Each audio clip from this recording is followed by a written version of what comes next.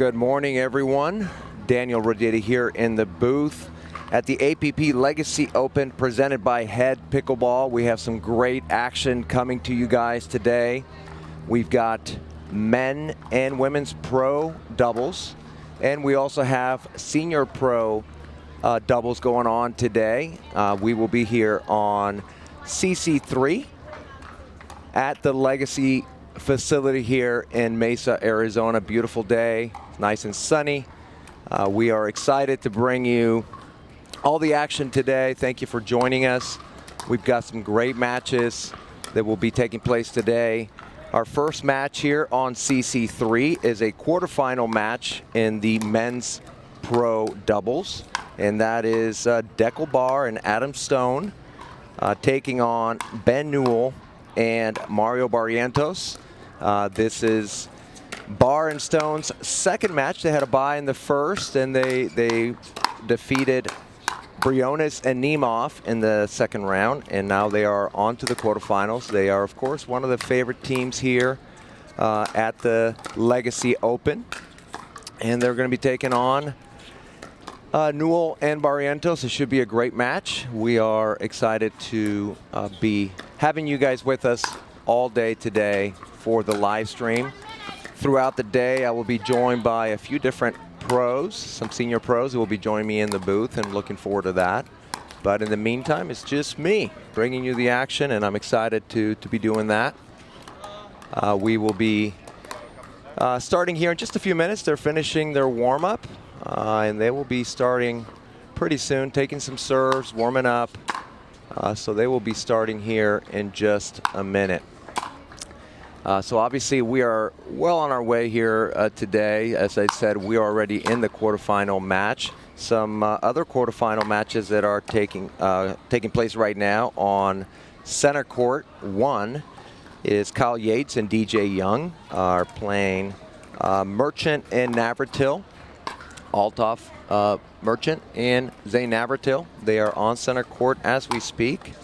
And the other quarterfinal matches are Austin Gridley and Rob Cassidy, and they're taking on John Sincola and Wesley Gabrielson. We had a chance to see John Sincola play some singles yesterday. He is teaming up with Wes today, and they are in one of our quarterfinal matches. And the last quarterfinal match is Jack Foster and Davidson taking on Dylan Frazier and J.W. Johnson. But action is starting. Ben Newell to serve first, 0-0-2.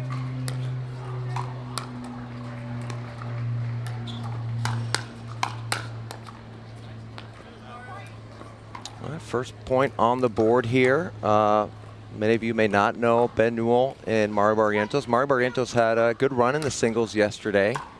We commented he does not come from a tennis or paddle background. So he's a little more unorthodox. I was chatting with him before, and but he's a great player, a little newer to the scene. Of course, Stone and Barr have been around for a while, been teaming up quite a bit. They play most tournaments together. Stone misses a relatively easy volley there. As I mentioned, this is their second match because they had a bye in the first. They get the side out here. Adam Stone to serve. They are down 0-4.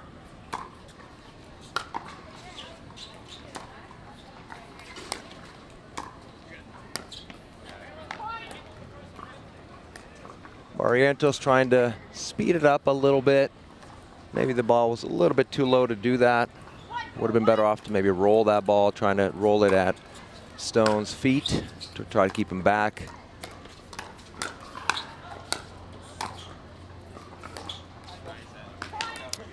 Speaking to Ben Newell prior to the match, and we were talking about as they were preparing to face Stone and Barr, they definitely felt like they wanted to try to play to Stone.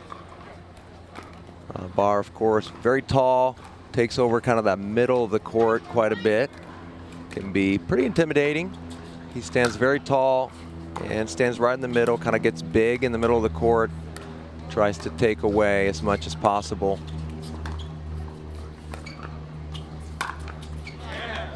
Stone looks for the ATP and gets it. That's a great shot. Ball is called in. And just like that, we're tied up.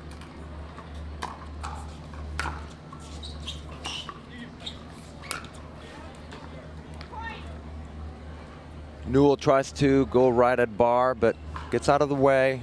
These guys are really, really, really great. It's one of those skills that not everyone has, just being able to realize and recognize when a ball is going to go out and getting out of the way. These guys, of course, have so much experience, but they're really good at recognizing out balls and getting out of the way of those. Me, not so much. I just hit them all.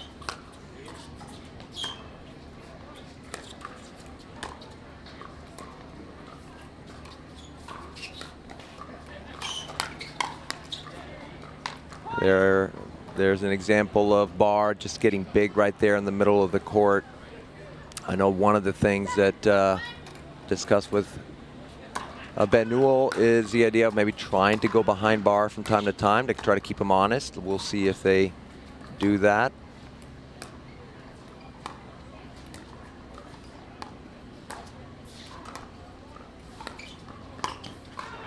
It's a great shot there by Adam Stone. Ben Newell anticipated the ball going to the middle, but Stone just sort of changes it, angles his paddle, and goes behind Newell.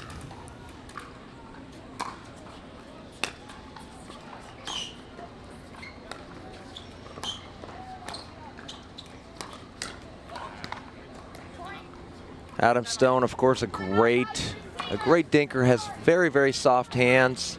We have our first time out here. Bar and Stone went on a 9-point run there. They were down 4-0, but you know, they don't panic when you are at the level that they are. A 4-0 lead isn't does not put that much pressure on them. They've obviously have played a ton of tournaments together, and so they don't worry. They know it's just a matter of stringing together a few points and getting right back in it, and they did just that. Now they are up 9-4, in control here in this first game of a 2 out of 3 games to 11 match.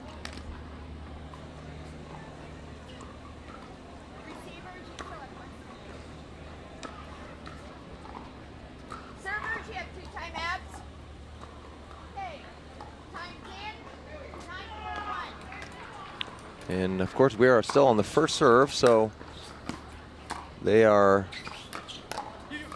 comfortable and in control. Let's see if Newell and Barrientos can make a little bit of a run here, see if they can manage to win the next 2 to get a side out. There's the often used Ernie by Dekel Bar. He's, of course, one of the best ones out that. It helps that he is, of course, so tall, can jump over that kitchen line very easily, but it's not just his ability to do that, but it's recognizing what ball he could take on an Ernie. You see the defense there. They finally managed to get onto a second serve there. We have game point.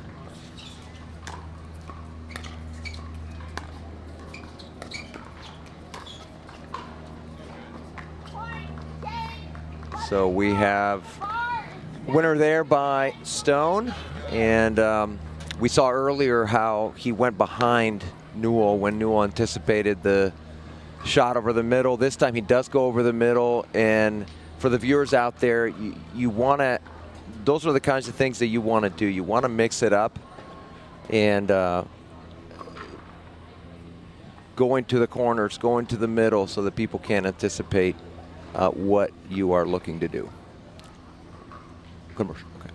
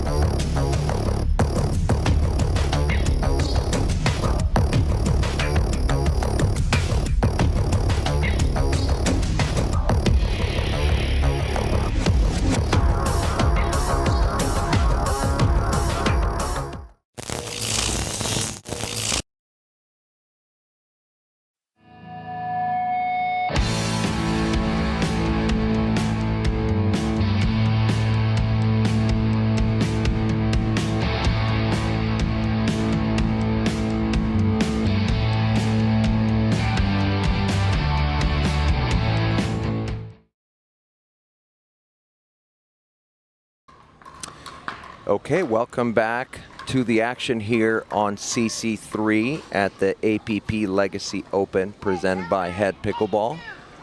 We are heading into game 2 between Deco Bar, Adam Stone, taking on Ben Newell and Mauro Barrientos. Bar and Stone took game 1, 11-4. They were down 4-0, but they quickly came back and took game 1. And they're off to a 1-point lead here on game 2.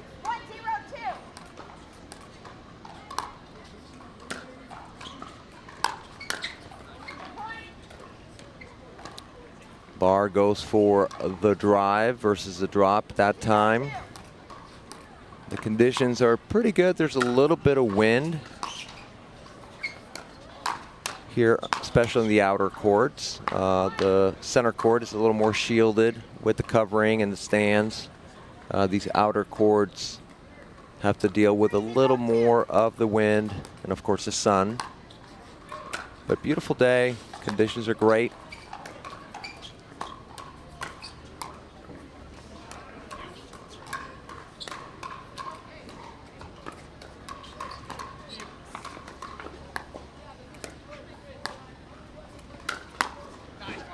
Barrientos goes for the speed up, puts it on the left hip of Stone. Normally a ball that he can handle, but caught him by surprise. They were able to get the side out. Ben Newell goes for the drive. Ball's probably a little too low to go for that drive. Maybe would have been better off to drop that. He does have a great drive though, so feels very confident in being able to take those balls and drive them. That ball just misses wide by Barrientos. Bar was already looking for the ATP. 3-0-1.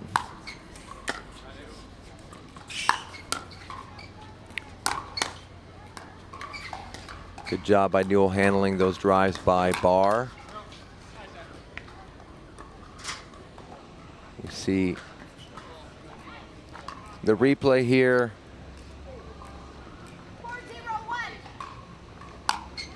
Notice Stone was backing up a little bit.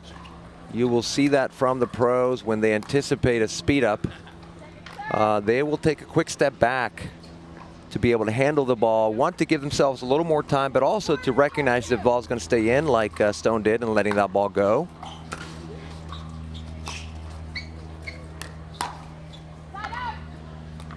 For the viewers out there, that is a time that it is okay and even a good idea to back up if you anticipate a speed up, or if you pop the ball up and you know your opponents are going to attack, you should try to retreat. Great shot by Bar, but kind of seemed like it maybe might have clipped the net and then was on Newell's chest. Bar, of course, has one of the biggest forehands in pickleball. That ball gets on you very quickly. Stone goes for the lob.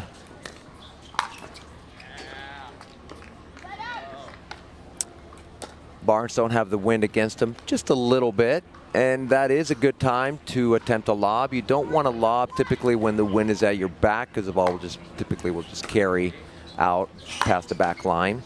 But when the wind's against you, it is actually a pretty good time to lob.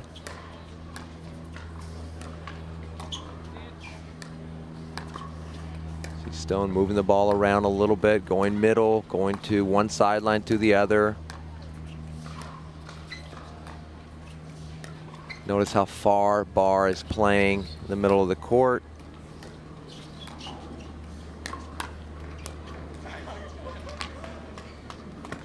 Ben Newell tries to put it on Stone as he looks for that Ernie. He tries to hit him, but Stone is ready to knock that ball down with his backhand.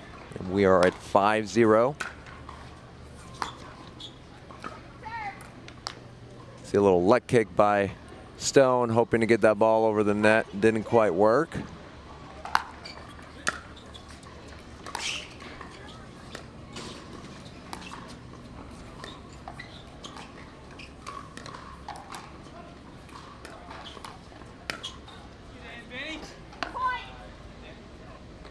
Barr lets that ball go.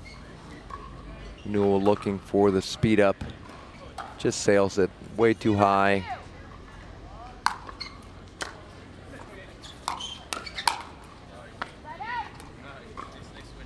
Get a side out here by Barrientos, and Newell down 0-6.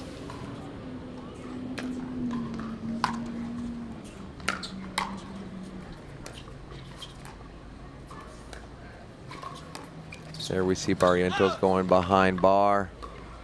Looks to speed it up. And as I mentioned, they're so good at recognizing that that ball was just, there's no way that thing was going to stay in. And they're so good at just letting those balls go. Again, another example of that. Barrientos goes for the drive. Stone just lets the ball go. You know, a good way to develop that skill of just letting balls go. You see some great hands battle there. We'll get back to that point in just a minute. So what you see a lot with the pros is, you know, they keep the paddle at about waist high, maybe belly button high, and any ball that has pace that is higher than their paddle, they just move. They just let it go. They don't bring their paddle up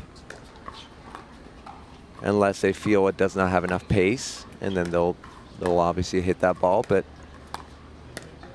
you see it a lot from Stone. He has this paddle low, gets out of the way. That's a great roll forehand there. Again, goes up the middle.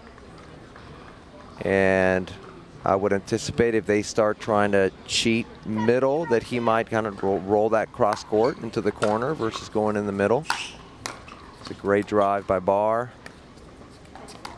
Has to use his left hand, great reach. Great job by Barr getting that ball. We see the replay right here. Has to use his left hand, but does an incredible job of dinking that ball across court. Newell tries to go up the line, and Stone is there to put that ball away in the middle. So we are at 8-0. Barr and Stone in control here in this match. Took the first game 11-4 and are up 8-0 here in the second game. This tournament, of course, is part of the Golden Ticket Championship Series. And we've got a lot of great pros here this weekend. We saw the men and women pro singles yesterday. Finals will be on Sunday. We have Championship Sunday going on. We will play through the bronze medal matches today. So on Sunday, it will only be the gold medal matches. And once again, thank you for joining us. We are on APP TV on YouTube, Facebook page for the APP Tour. So APP Facebook page is live streaming, and also USA Pickleball Facebook page is also streaming these matches, coming to you from Mesa, Arizona at the Legacy Open by Head Pickleball. See a lob there by Stone again.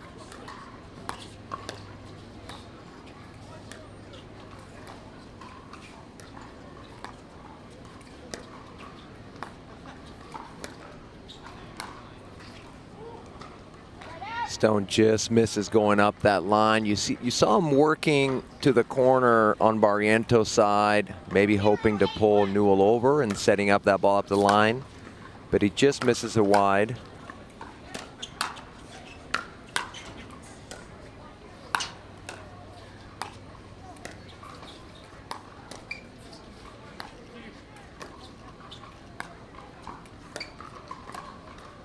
Newell and Barrientos not choosing to stack at this point. They began stacking. Of course, Ben Newell is lefty, so you'll see that a lot when you have a lefty and a righty. Typically, they will stack with the lefty on the right side to keep their forehands in the middle. But they are down a game and down a big lead here in the second game. So even though that is a more standard stacking setup, when you're losing, you got to change it up. You got to try something different. So that's what they're doing now. You see Barrientos is giving the poach sign. And so they're just trying to switch it up to give their opponents a different look to see if it works. Newell thought that ball was going to sail, but just stays in there. Volley by Adam Stone. Again, just such quick hands. Looking to poach once again for the viewers. If you're new to pickleball, if you see the returning team and the person at the kitchen line with their hand open, that typically means they're going to be switching, poaching to the other side. We see ATP attempt by Barr, leaves it short. Or they will give a closed fist sign, which means they're going to stay. They're not going to poach. That was adopted from tennis, very common in tennis, those signs. And it's great to use those to be able to change it up, give different looks, set yourself up on the side that maybe you're more comfortable on. Barr misses, takes a big swing at that ball, which when you're up 9-1, you can take some chances. You're still in a comfortable lead. Again, Ben tries to take that ball really low out of the air. Typically, if you're rushing to the net and the ball is that low, you probably want to let it bounce and just go for a reset or a dink. You don't want to speed, you don't want to sprint forward to try to lunge and take a ball out of the air. It's really difficult to control it and certainly to attack it. But I think for Ben Newell, I mean, they're trying to be aggressive, just trying to find something, right? When you're down this much, you're just trying to look for anything that will work, take some chances. See them attacking there. Great job by Barrientos setting that ball up. He attacks low to Barr, gets a pop-up out of it. They're able to capitalize. We are at 1-9-1. Barrientos serving. Barrientos goes right at Barr. And again, we're probably going to see that quite a bit here for the rest of this match. They're going to be taking some chances. They're going to be looking to speed it up.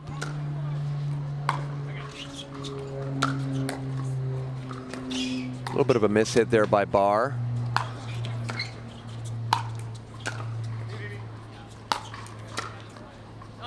The ball's going to go. Ball sailed just a little bit. 2-9-2.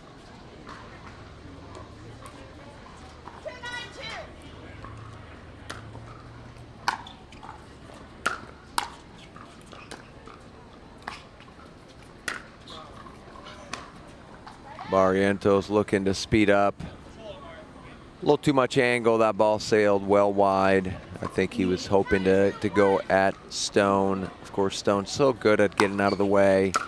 And it is tougher to attack cross court. Players have a lot more time to see that ball coming, get out of the way, or be able to counter it. Oh, we see Barr go behind the back there. Then he goes for the lefty shot. Yeah, great job by Barr to stay in that point. But in the end, not quite enough there to get Newell's attack. 9-2-2.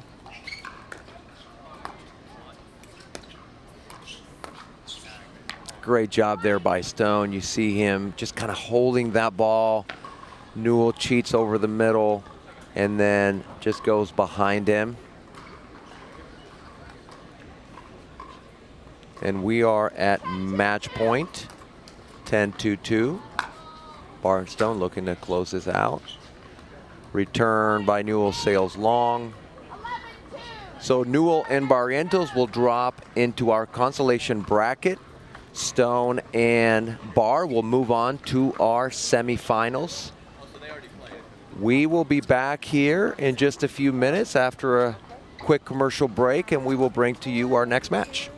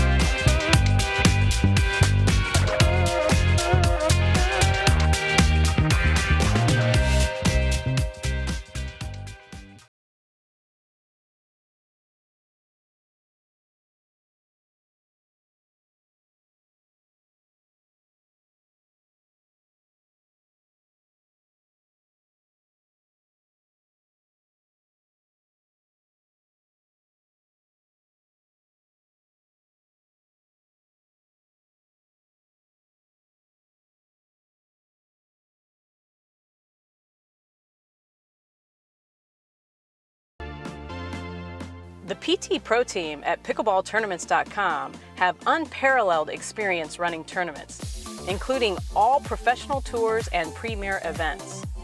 We provide professional services to develop, plan, and deliver tournaments that players and fans love.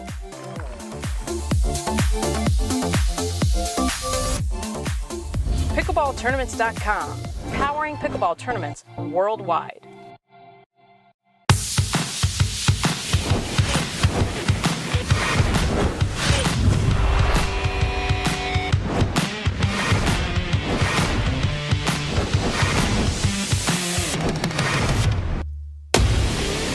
I'm so ready for next gen. This is Next Gen Pickleball. I'm so ready for the Next Gen Tour. Super excited about Next Gen. I can't wait for the APP Next Gen Tour. I'm super excited for next gen. Consumer Cellular has the best customer service. They care about the customer. The best price with the best quality. The prices, the coverage. The coverage is great. It was the same, if not better. Consumer Cellular provides the exact same premium coverage as the nation's leading carriers for half the cost. Switch to Consumer Cellular and get talk, text, and data starting at just $20 a month. It's like 4 scoops of ice cream for the price of 1. Switch today and get a 100% risk-free guarantee. Call or go online.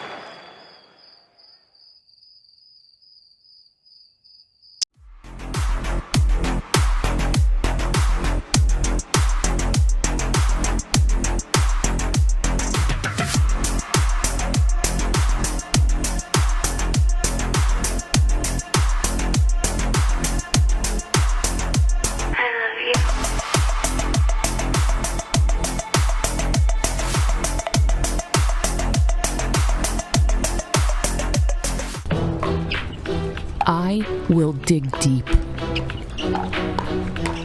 I will crush this game. Athletes know nutrition drives performance.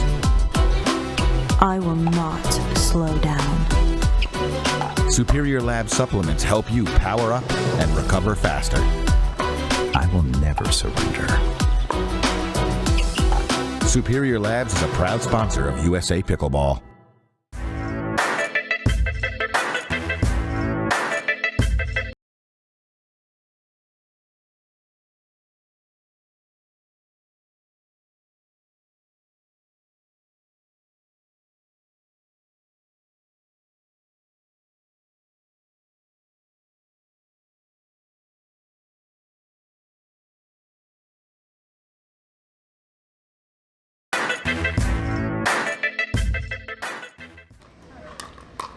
Welcome back to the action here at the APP Legacy Open presented by Head Pickleball. Daniel Roditi here in the booth at CC3 here at the Legacy Sports Complex in Mesa, Arizona. Beautiful facility. We are here to see a consolation bracket match between Altaf Merchant and Zane Navratil, taking on Chuck Taylor and Todd Fote. They are in the consolation bracket. Navratil and Merchant lost in the quarterfinal match against DJ Young and Kyle Yates. They are looking to try to make a run here in the consolation bracket. And this will be a 1-game to 15. They will be switching sides at 8. Todd Fote to serve first.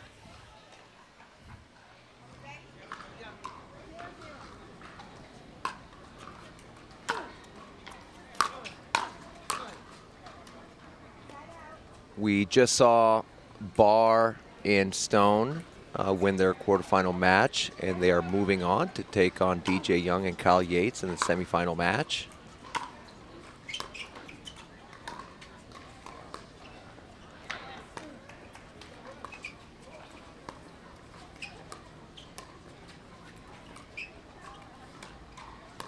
See the teams just patiently dinking. Chuck Taylor looks to speed it up, tries to go up the middle at the right shoulder of Navratil, but he lets it go.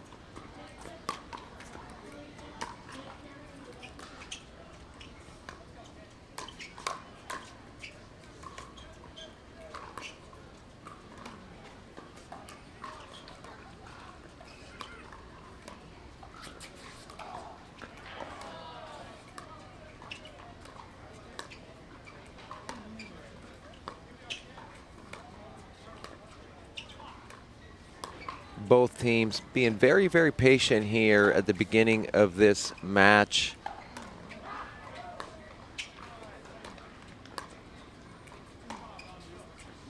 A lot of times when you haven't played somebody very many times, you're just kind of sort of feeling each other out, seeing what opportunities may present themselves. Chuck Taylor saw an opportunity there, looked to speed up. We see the replay here. Ball's in the middle. Chuck tries to attack. Navratil was ready. He was covering the middle very, very well, so the ball was sitting there on his forehand.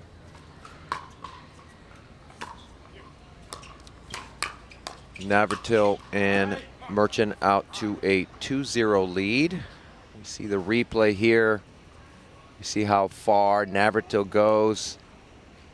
Of course, has to try to come back to cover. They did a good job going behind him. Not able to get back.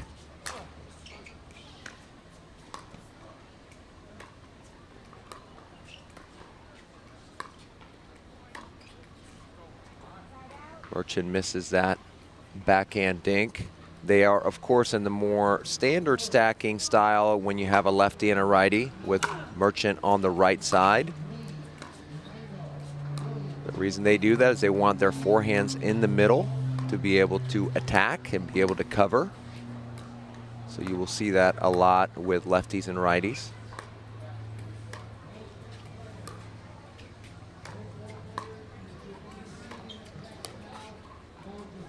Ball just dribbles over. That is the third, I think the second or third ball that Chuck Taylor has attempted to roll and attack up the middle, and Navratil has done a great job of letting those balls go. As we mentioned in the previous match, these pros are so good at identifying, recognizing when a ball is going to be out. Navratil anticipating an ATP. Fote chose to instead dink it back cross court. You notice he got pulled wide, and because he didn't do the ATP, he chose to reset to the middle of the court, which is what you want to do when you get pulled to the wide to the corners. If the ATP is not available, you want to reset that ball more in the middle of the kitchen versus trying to go up that line. Unless, of course, you see an opening, but you want to reset that ball so you can get back into a good position. Chuck Taylor misses that forehand volley dink there. He's just having a little bit of trouble there with that ball, that low forehand in the middle of the kitchen.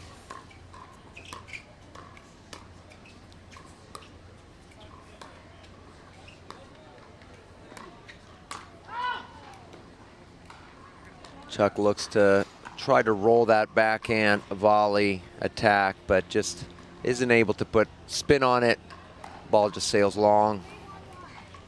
3-1-1. Merchant serving. Todd Fote there just misses the ball after it clips the net. He comes from Utah, as does Chuck Taylor, and I found out Todd Fote is a was a college tennis player, which of course we're starting to see more and more. And he just takes a ball right to the chest there by Navratil. Gives him the thumbs up. Certainly hurts a lot less than a tennis ball coming at your chest.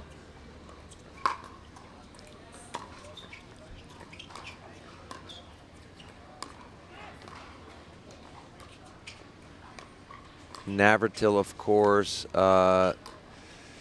played singles yesterday and secured his spot in our championship Sunday. He will be playing in the gold medal match against J.W. Johnson. I'm sure he would love to have other matches, some doubles matches, maybe men's or mixed, to go with that singles gold medal match. See the replay here. Navratil leaves the ball in the middle.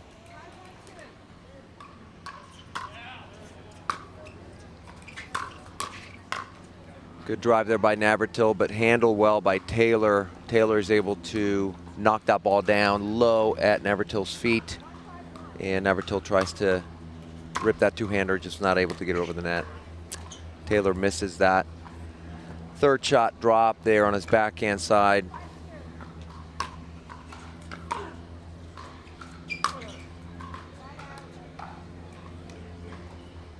Good side out here.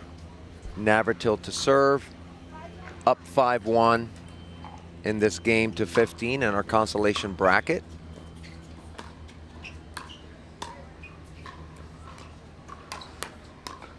Taylor ready for that attack by Navratil.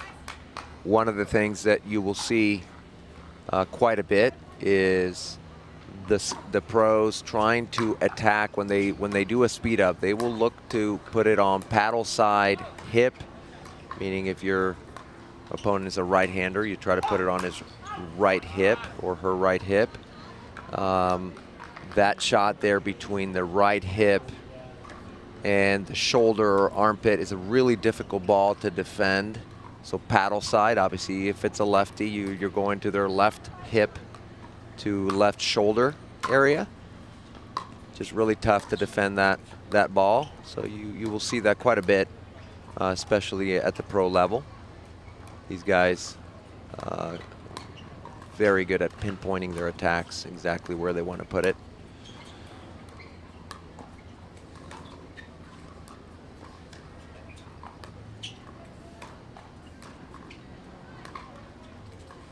You see that Taylor and Fote have made a change, at least in these few points here, with Fote on the left side. They started off with Taylor on that side. They're just playing what's called straight up, meaning they're not switching. Great overhead there by Navratil. Just way too fast to be able to defend it there by Taylor. We got 5-1-1. Of course, we got the spin serve there by Navratil, very effective for him.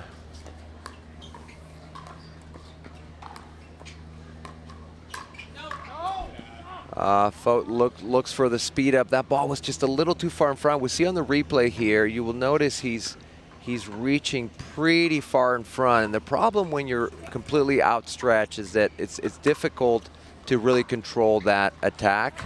That ball just misses long. Have a great angle here from our booth. I'm sitting right on the baseline here on the side of Navratil and Merchant.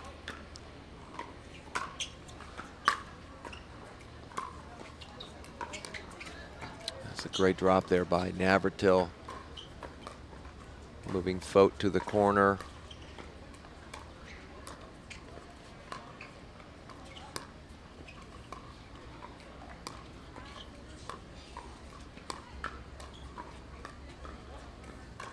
See the players moving the ball around quite a bit, going middle, going corners. Fote gets a ball that he was hoping to get, that forehand, which leads to our change sides here. Merchant Navratil comfortably ahead, 8-1. But it's pickleball. Anything can happen. Certainly not out of reach for Taylor and Faut. If they can just reduce the unforced errors a little bit to be able to get back into this match, they're going to look to do that, switching sides.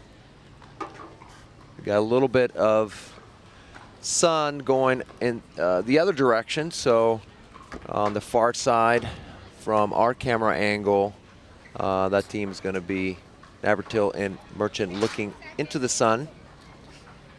We'll see if that makes any difference at all here in this second half of this game to 15.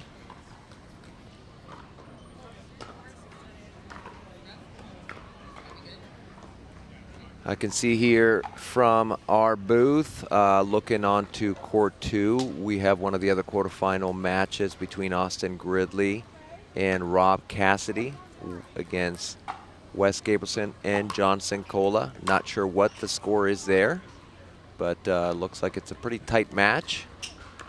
Both teams looking to move on to the semifinals. Back here on CC3, we have 8-1, or 9-1, excuse me, by Navratil and Merchant. 9-1-2.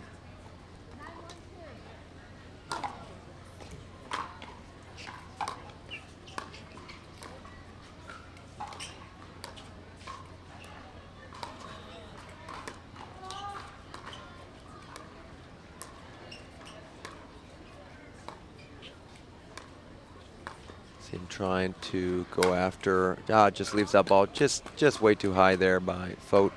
Was working on Merchant's backhand, but then just lifted a ball up the middle, and Navratil was able to put that ball away. Of course, with both those forehands there, it's really, really tough to win. Going in the middle there of the two forehands. Ball misses by Merchant. He thought it was going to drop, but it just sails long. We'll see here on the replay. He had the opening in the middle, but went for that kind of that right hip area that I mentioned earlier, but just sails it too long. Misses the dink. Got a 110-1 here. Let's see if Taylor and Faut can put something together. Great hands there by Navratil. We're on to the second serve. We see here the replay. Second attack. You ready, La? I'm ready, Ben. Let's do this. It would have been easily ATP there by Faut, but it just it clips the net and goes wide. So it's 2-10.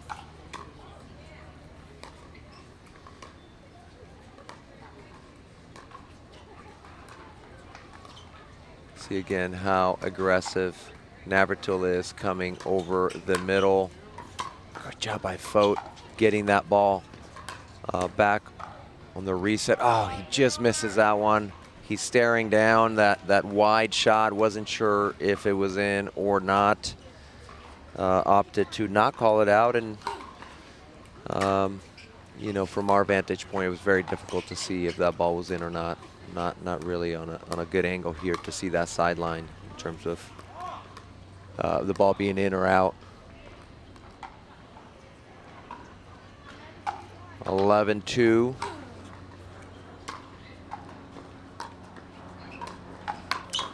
See Navratil jump on that ball. He anticipated so well.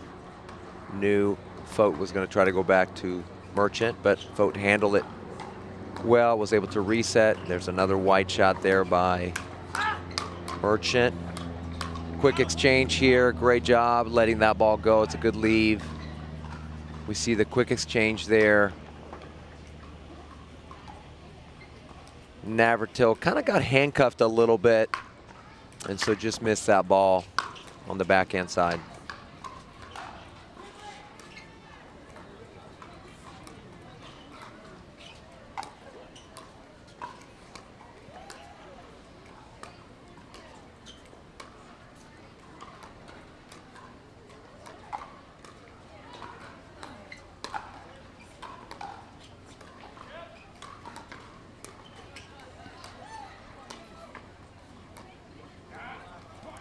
Althoff misses that dink. Was trying to go straight ahead or up the line to Chuck Taylor, but he leaves it in the net. We're at 2-11. Good shot by Navratil. Helped a little bit by clipping the net.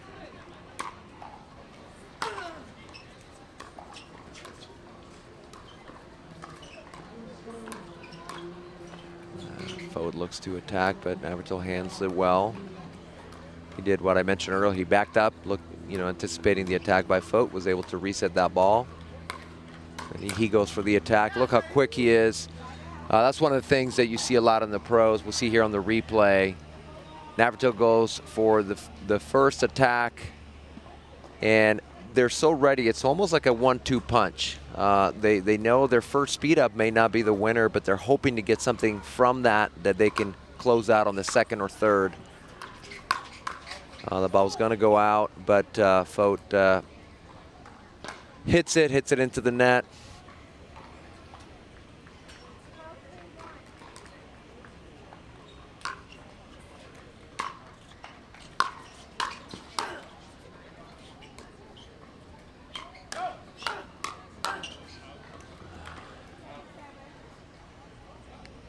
Ball sails long.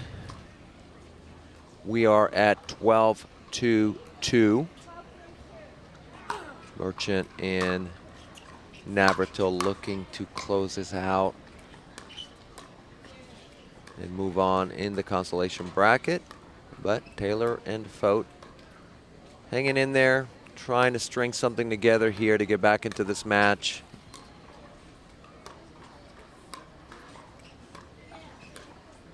Navratil comes over, tries to dink that ball to Taylor's backhand, but leaves it short in the net.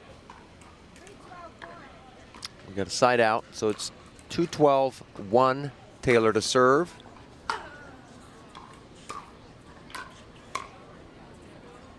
Foat not able to reset that ball into the kitchen.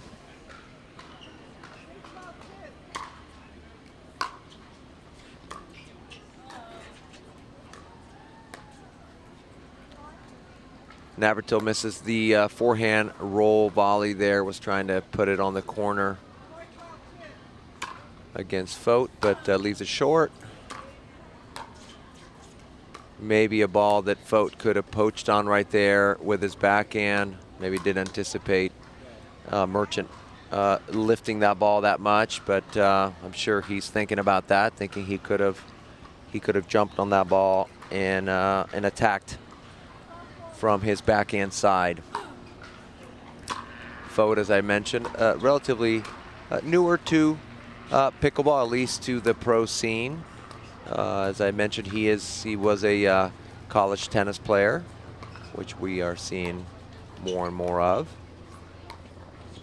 And there's an adjustment period for tennis players. They certainly have a great advantage coming from tennis, but there's several adjustments that need to be made as they come into pickleball, especially playing at this level.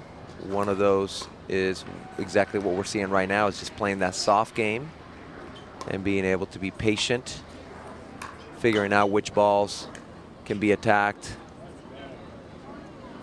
We saw that an attack there by Foat. Thought he had an opening.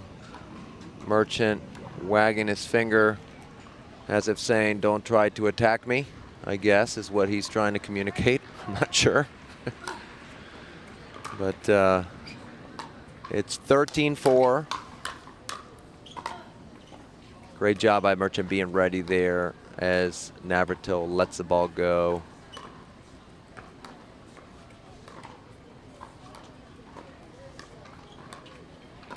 Looking for the ATP. Was open, but Navratil did such a great job recognizing that and getting back into position. You will see that a lot from the pros.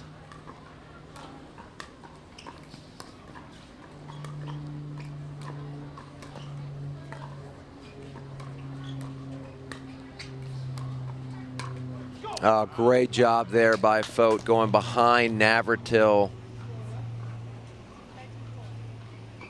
Anticipating Fote attacking middle. You see Navratil leaning to his right.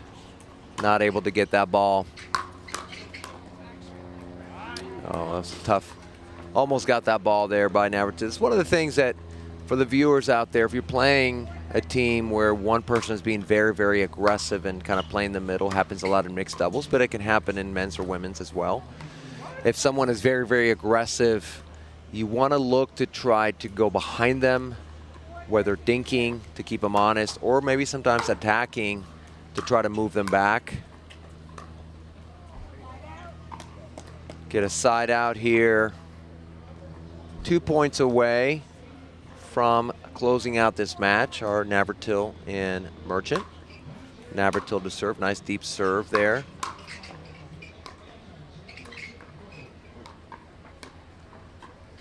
Clips the net, looks for the ATP.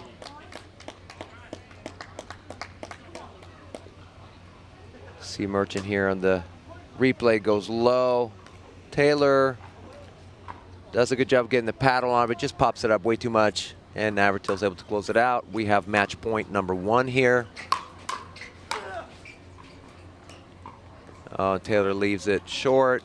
And Navratil and Merchant move on in the consolation bracket. And that will be the end of the day for Taylor and Fote for today. I think we will see them tomorrow in the mixed doubles, but we will bring more action to you after this commercial break. Don't go anywhere.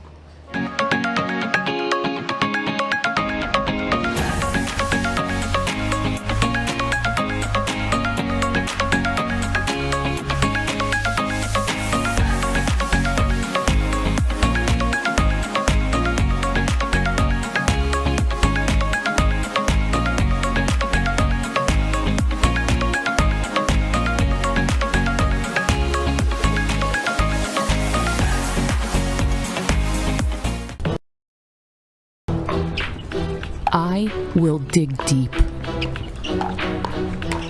I will crush this game. Athletes know nutrition drives performance. I will not slow down. Superior Lab supplements help you power up and recover faster. I will never surrender. Superior Labs is a proud sponsor of USA Pickleball.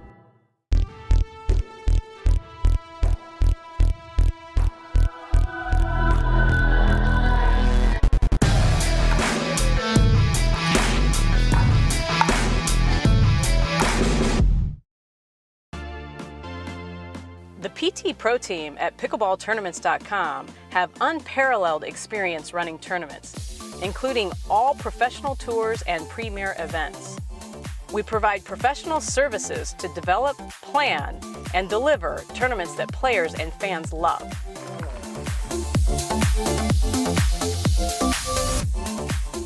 Pickleballtournaments.com, powering pickleball tournaments worldwide. Hey, I'm Ben Johns, and I'm here to tell you why the pros prefer the Franklin X40 pickleball. I really like the durability. It's pretty rare that I crack one of these. I really like the balance in the ball. I really love this ball because of the color. The visibility at any time during the day is always extremely easy to see. So I think it's not just for the players, it's also a great spectator ball.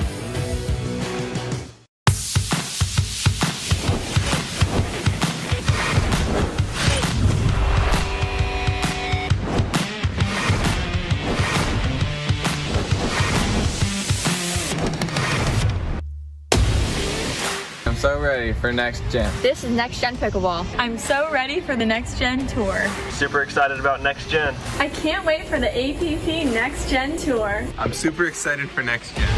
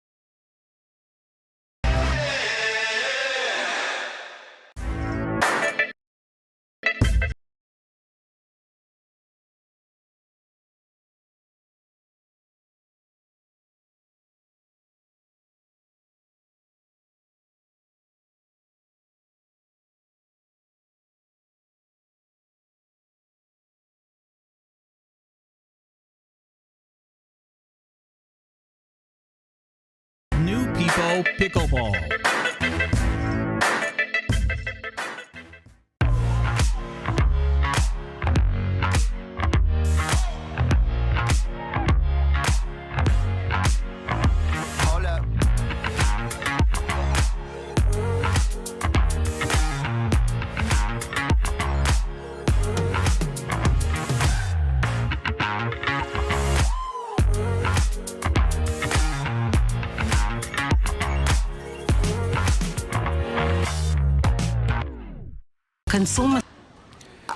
Welcome back to the APP Legacy Open presented by Head Pickleball. Daniel Roditi here in the booth on CC3, bringing you the action all day. We have a mixed pro doubles match here on CC3. On the far court, Beth Bellamy there in the white and Rick Witzkin in the green, taking on Lila Rawlings and Kevin Booth on the near court here in the black. This is a quarterfinal match in our senior pro bracket. They will be playing 2 out of 3 games to 11. As we've been bringing you the action today, we have so the pros, pro men and women's doubles is going on today, but for the senior pros, we are actually doing the mixed doubles today. That's why you're seeing some mixed doubles action from the senior pros. Lila Rawlings to serve.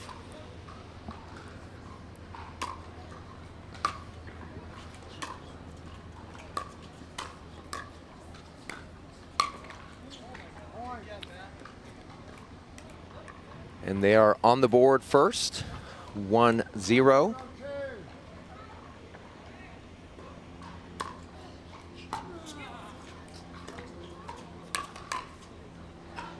Good attack by Bellamy on Rawlings. Rawlings not able to handle that attack. And as is common in mixed doubles, you will see the men being very aggressive, taking over the middle. Women seeing a lot of the shots coming at them. That is very typical in tournament play at all levels, really. Bellamy doing a great job of knocking that ball down at Booth's feet. Not able to handle it. See a high loopy return there by Rawlings. And that type of return can be very effective, especially in just being able to get to that kitchen line. The key is just to get that ball high and deep. It allows you plenty of time to get to that kitchen line. Opponents, of course, have to let it bounce, so it just forces them to sort of wait. And it can be also very effective with people who like to drive their thirds, because by hitting that high loopy return, you're not really giving them anything to hit, versus hitting a low hard ball that they could then generate even more pace off of with their drive. So we're all tied up here at 1. 1-1-2, Rawlings to serve to Bellamy. Great job by Bellamy there, sort of with the half Ernie in a sense. Knew that ball was sort of going to hang as Rawlings was trying to put the ball back to her. Bellamy does a great job of sort of straddling that kitchen and putting the ball away with her forehand.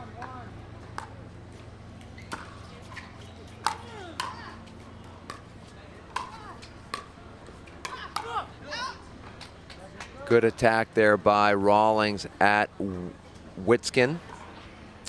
She kind of did that sort of backhanded forehand attack, which can be effective, especially if the ball is high. But once that ball is a little lower, you definitely don't want to try to do a backhanded forehand. Typically, that ball is going to end up in the net. We see another loopy return by Rawlings. The other reason that you will see, oh, great job there. Oh, it was short. The ball was called out. Excuse me.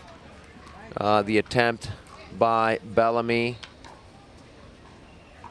was called out by Rawlings and Booth.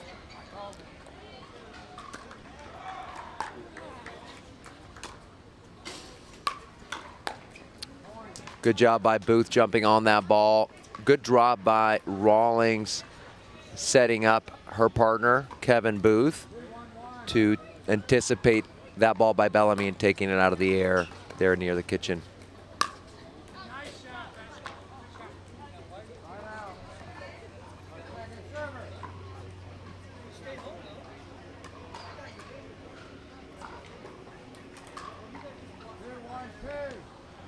Two, 1-2.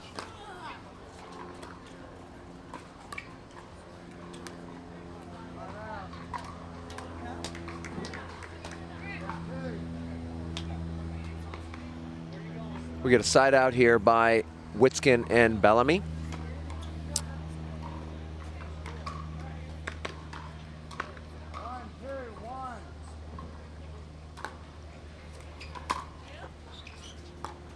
Nice deep return there by Rawlings. Ball was called in by Booth. And great job there by Bellamy hitting that ball behind Booth. As we talked about in the previous match, when someone's very aggressive, which we'll see a lot in mixed doubles, most of the men are going to be aggressive. It's good strategy to go behind them, keep them honest. Like in that case right there, Witskin is looking for anything over the middle. He anticipated it well and attacked it. They are up 1.32. Oh, that ball clips the net. Rawlings not able to handle it. We have a timeout called.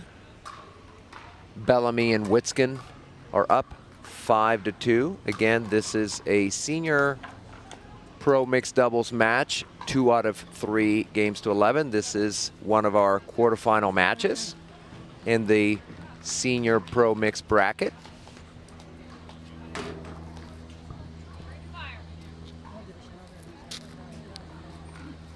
So I mentioned earlier Rawlings choosing to use that high loopy return. It's also very effective, especially in mixed doubles or in men's and women's, if you're trying to switch with your partner. So you will see her doing this, especially when she is on the left side of the court, because she's trying to get to that far right corner of the kitchen because Booth is going to be switching with her. And so that high loopy return allows her plenty of time to get to that spot and not risk being beaten by a drive. Right here, she doesn't have to do that as much because she's just going straight ahead. Tries to do what I mentioned earlier, tries to go behind Witskin, but Witskin was just kind of sitting there. He wasn't really cheating over too far anyway, so it didn't really give her a whole lot of court to work with.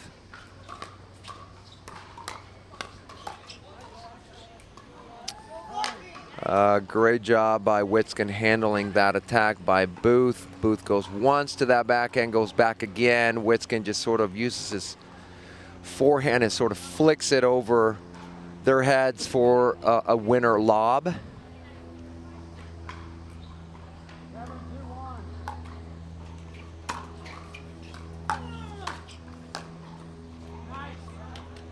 Second time we've seen that. Booth comes over the middle, tries to attack Bellamy. Bellamy does a great job going behind Booth and beating him up that line.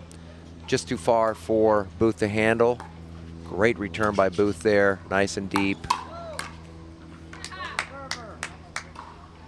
Saw the attack there by Witskin. Probably was going to go out. I think Booth yelled no, but Rawlings still did a good job handling that ball.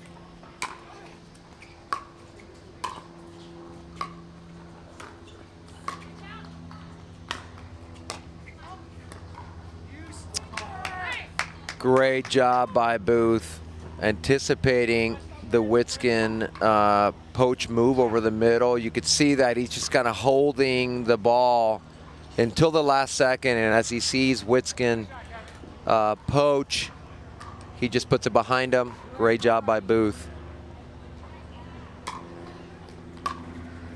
They're down 2-8. Bellamy again very comfortable going up that line with her forehand. Obviously, the ball was hanging a little bit. Difficult for Booth to be able to defend that.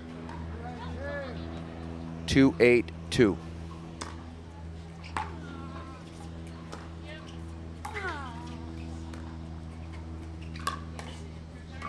Great attack there by Bellamy, putting that ball right, kind of handcuffing Rawlings. Not able to handle it.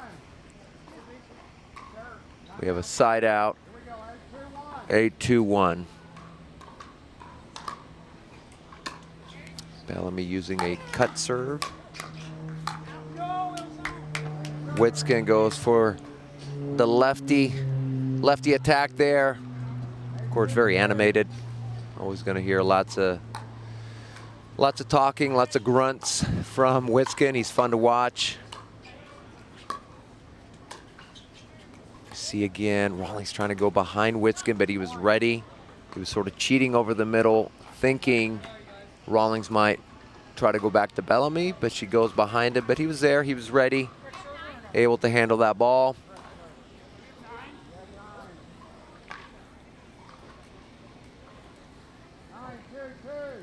We're a 9-2-2. Booth able to handle that ball easily,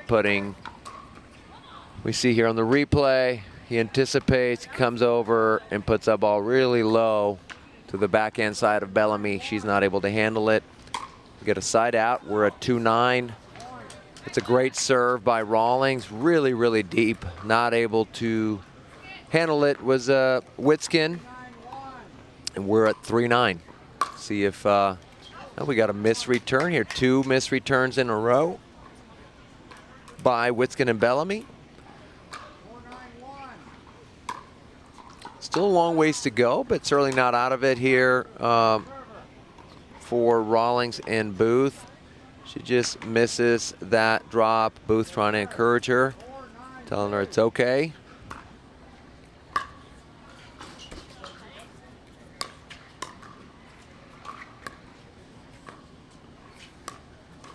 See Bellamy going behind Booth.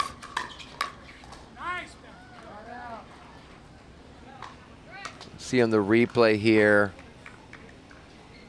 Bellamy going right back at Rawlings. She handled the first attack, not able to quite handle the second. It looked like she thought it might go out and was maybe trying to get out of the way, not able to get out of the way. We're at 9-4-1. Rawlings misses that dink cross court. She was kind of leaning back on that right foot. Left foot was off the ground. And anytime you're leaning back like that, it's just going to be tough to be effective and consistent with your shots. She leaves it short, leads to game point number 1 for Bellamy and Witskin. See if they can close this first game out.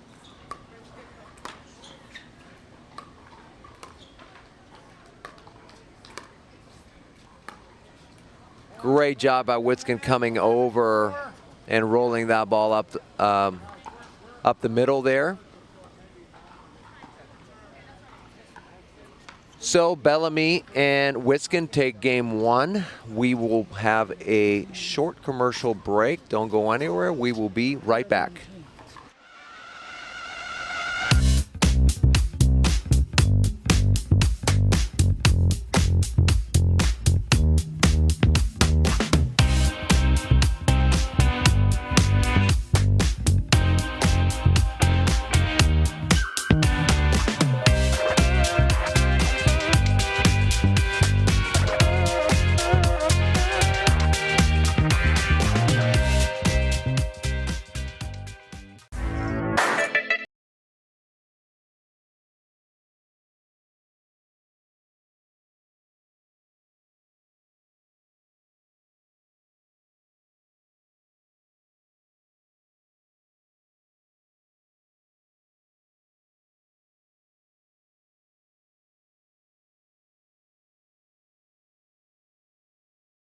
New People Pickleball.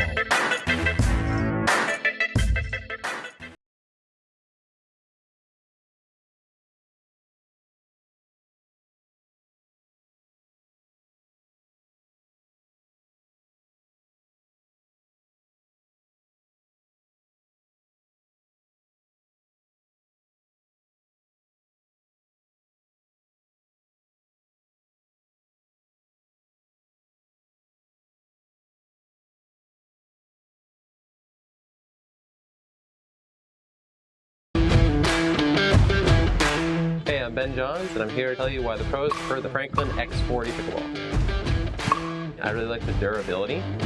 It's pretty rare that I crack one of these. I really like the balance in the ball. I really love this ball because of the color.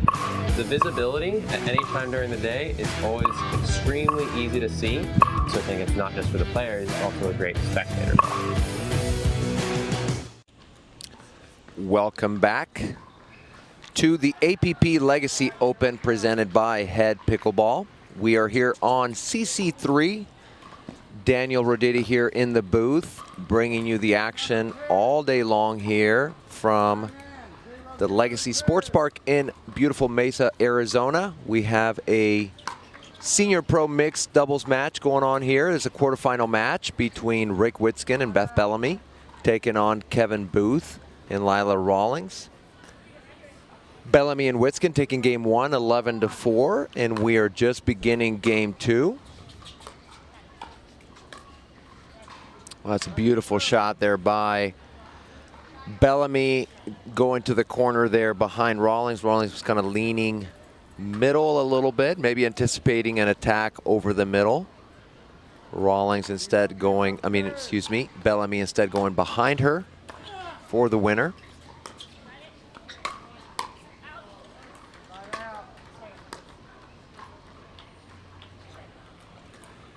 We get a side out here. Bellamy to serve.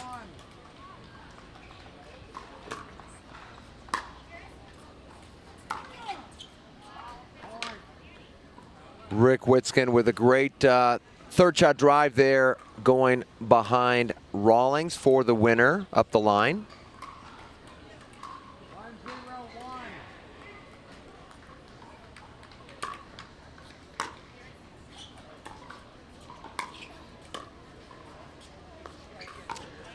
Ball's right in the sun. We mentioned earlier, the far court has the sun in their face. You can see here on the replay, Kevin Booth he just can't see the ball. He says, I can't see it. So that's actually a great strategy when you're playing and your opponents are looking into the sun. Even if you don't tend to lob very much, that's a great time to lob because it becomes a weapon. They're not able to take advantage of an overhead.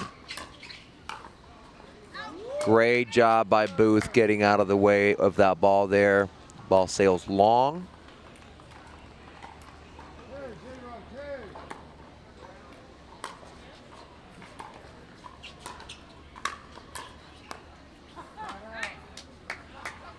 Rick Witskin there has a high backhand after the Bellamy attack. We see here the counter, and he's got that backhand, misses it, and just all he can do is laugh. Ball that he normally would make, but he just misses it. We see that roll again by Bellamy. She likes to hit that forehand roll to the corner of the kitchen there.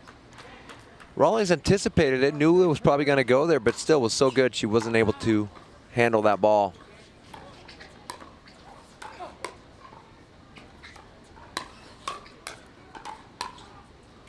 Great job by Rawlings countering those attacks, and then Witskin comes over, ball a little too low to try to attack. Witskin, of course, he's definitely more of an aggressive player. He looks to speed the ball up. That time was just maybe a little ambitious with the ball that was a little too low.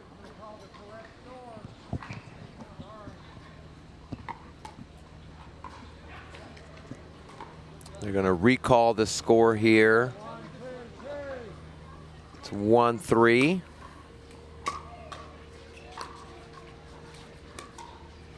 Great job by Bellamy going behind Booth there. Again, anticipating Booth trying to jump on that middle ball. Bellamy does a great job holding that ball. And for the viewers out there, when we say holding it, it just means you kind of almost pause on your backswing and wait to be able to hit that ball. So when you hear that comment of kind of holding the ball on your paddle, obviously you can't literally hold it on your paddle, but it's just waiting before kind of aiming and being able to change directions at the last second if you see your opponent move. Which, of course, all the pros, both the pros and the senior pros, very good at that. Good attack by Rawlings there, low at Bellamy's feet. Witskin kind of hung that third just a little too much.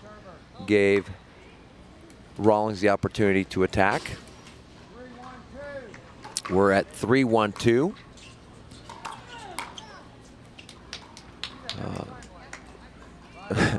Kevin Booth tells Lila Rawlings to do that every time, meaning to hit that lead court that can't be reached. It'd be nice if we could do that at will, but obviously we can't.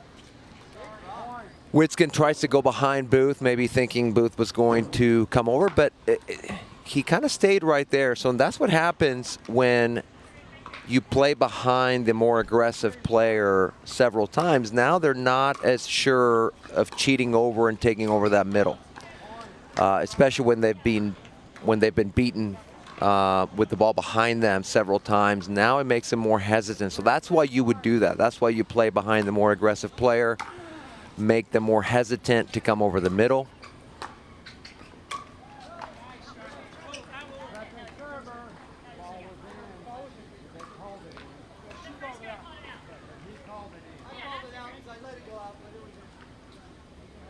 So the ball is called in. Rawlings a little unsure at first. Booth said out, meaning let the ball go.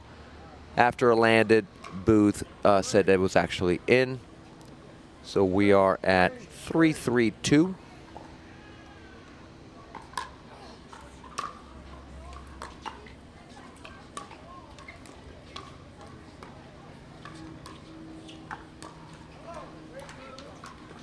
Rawlings looking for the Ernie there after going to the Bellamy backhand. Bellamy choosing to lob.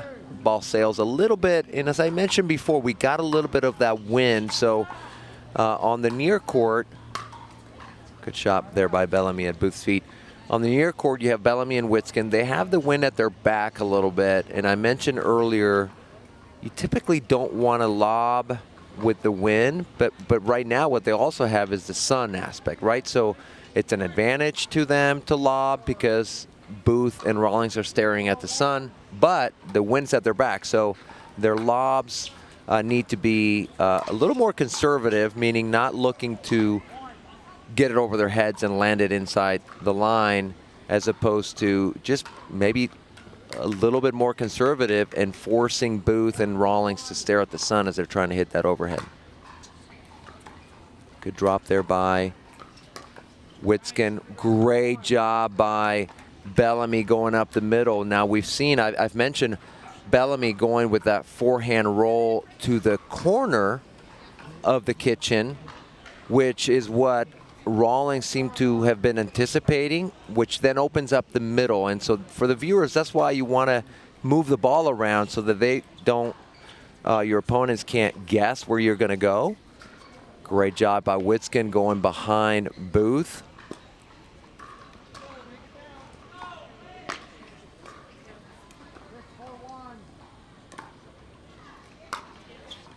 We're at 6-4.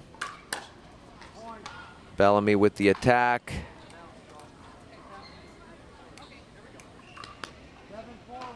We're at 7-4-1. Good deep return there by Rawlings.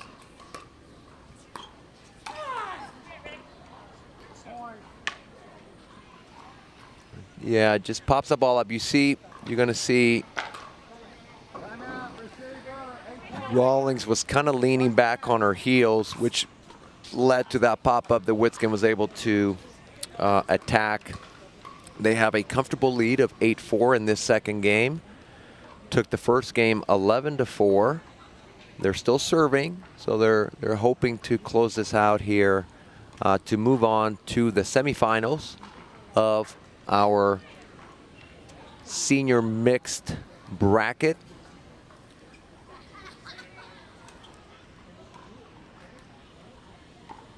As they come back, they're going to look to just continue what they're doing. They're doing a great job of mixing up their shots, meaning going to the corners, going to the middle, going behind Booth, going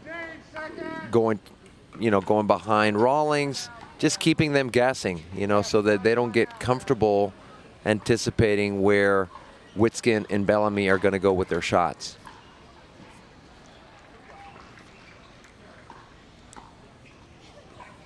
So Witskin to serve.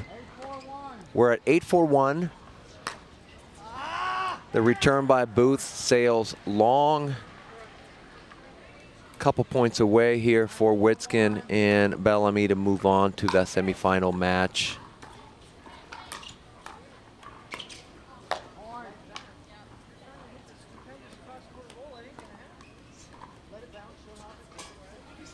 We've got a match point here for Bellamy and Witskin.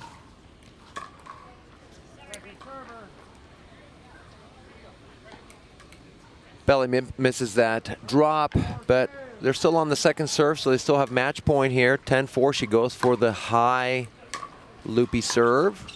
Witskin looking to poach, but Rawlings did a good job keeping that ball low. We see the lob.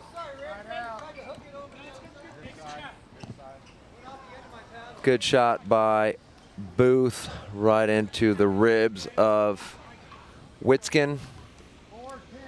4-10-1.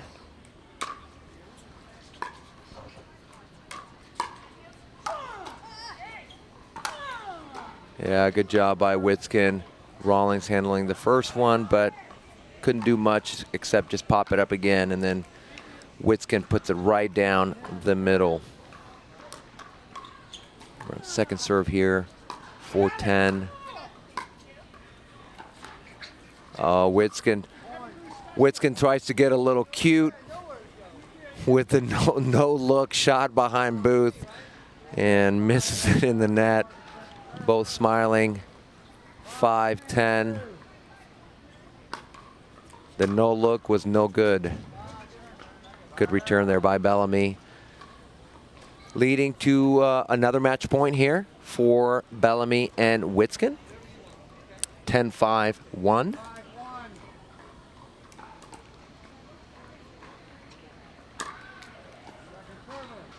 Bellamy missing that serve in the net. So we're on second serve here. 10-5-2. Nice deep return there by Rawlings. Great job by Rawlings to push them back with her return, leading to the side out. Booth to serve now at 5-10. They're choosing to, as you notice, they're choosing to not stack. They're just changing it up. And as I mentioned earlier, sometimes you have to just change it up for the sake of giving your opponents a different look and just giving yourself just a different setup that maybe will work better.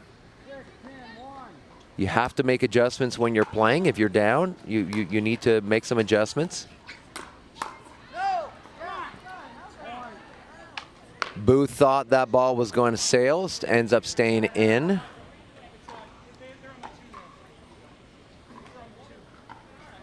We're at,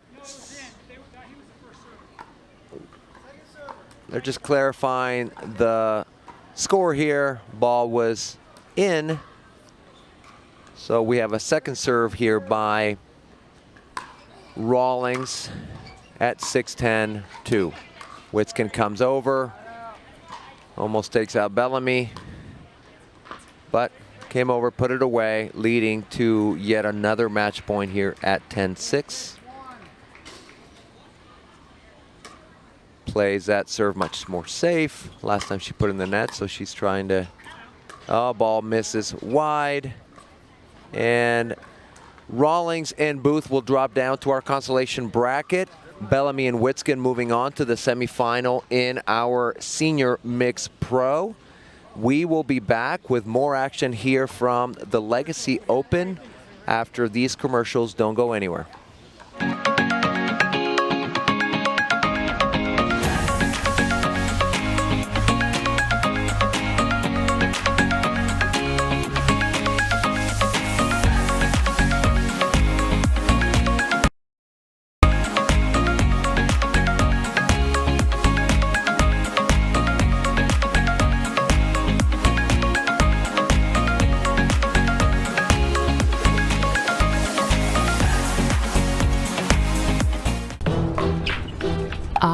will dig deep. I will crush this game. Athletes know nutrition drives performance. I will not slow down. Superior Lab supplements help you power up and recover faster. I will never surrender. Superior Labs is a proud sponsor of USA Pickleball.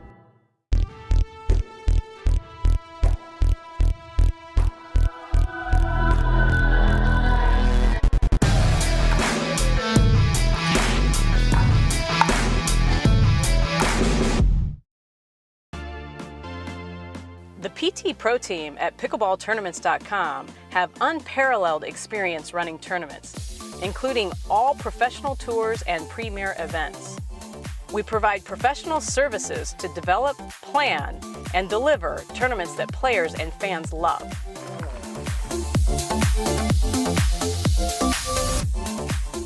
Pickleballtournaments.com, powering pickleball tournaments worldwide. Hey, I'm Ben Johns, and I'm here to tell you why the pros prefer the Franklin X40 pickleball. I really like the durability. It's pretty rare that I crack one of these. I really like the balance in the ball. I really love this ball because of the color. The visibility at any time during the day is always extremely easy to see, so I think it's not just for the players, it's also a great spectator ball.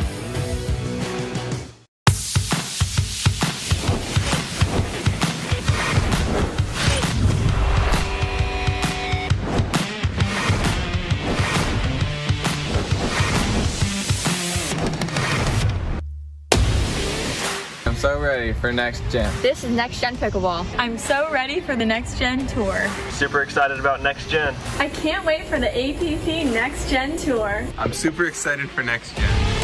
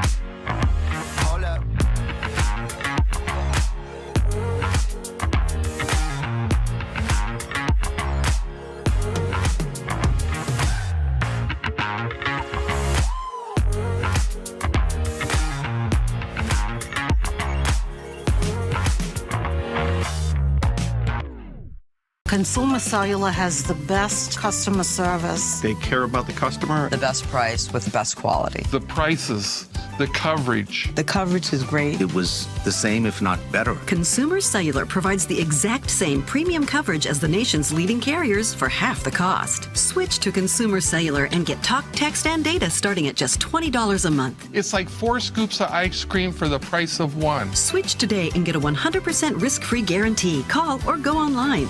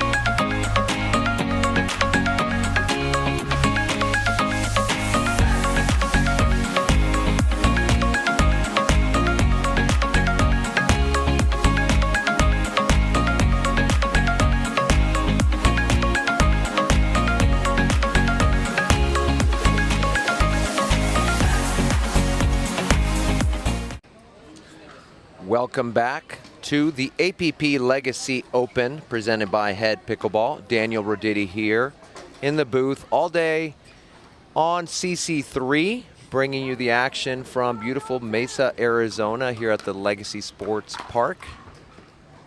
We have a men's pro consolation bracket match with, on the near court, Mesa serving with his partner Lucas Crippen.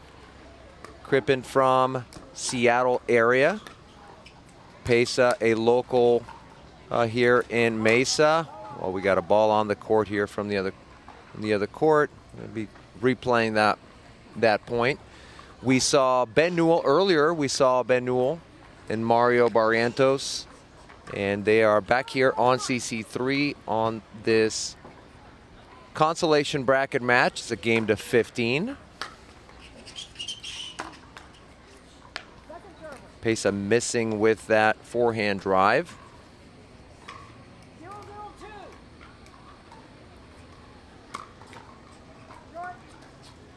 Lucas Crippen leaving that serve short, leading to the side out. Ben Newell to serve.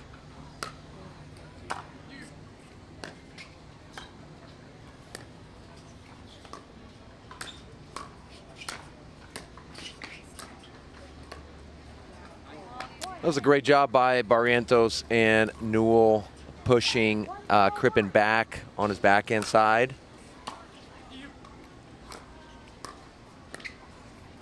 Just missing with that dink volley there by Barrientos. Barrientos originally from Chile. He's got his wife and baby boy here watching, cheering him on. We saw him play singles yesterday.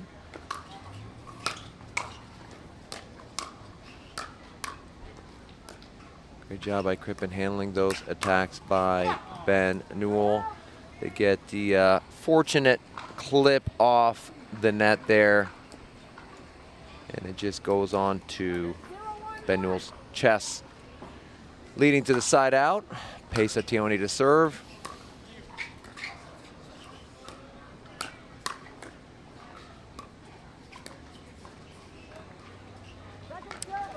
Tioni missing with that forehand dink. trying to go to the Newell backhand.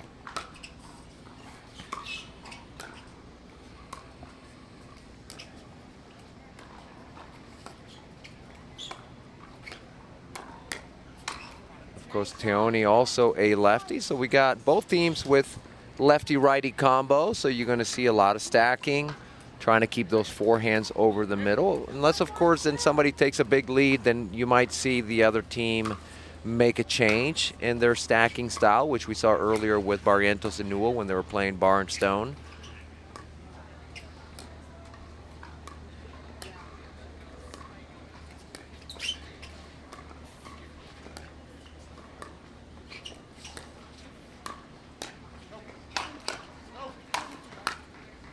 Great job by Barrientos to stay in the point there.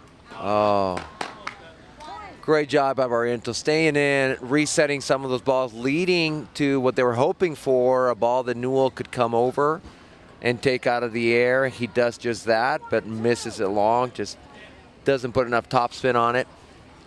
And we are at 2-1.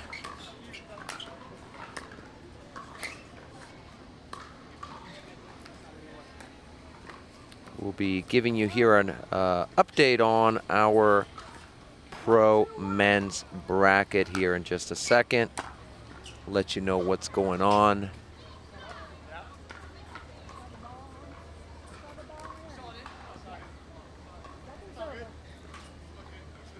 Call overruled by our referee. Was called out originally, but overruled. Side out, 2-1.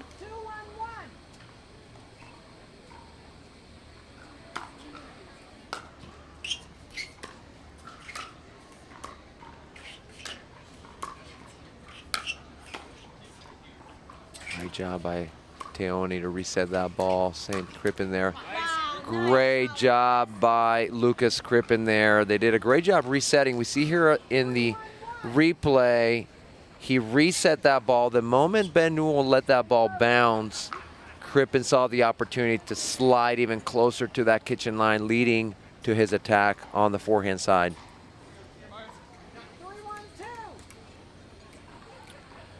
We are at 3-1. Ball called out by Teone. Newell frustrated with himself. And we see that ball, you know, missing wide, and that's one of the things that for our viewers out there, I'll mention here in just a second after this point.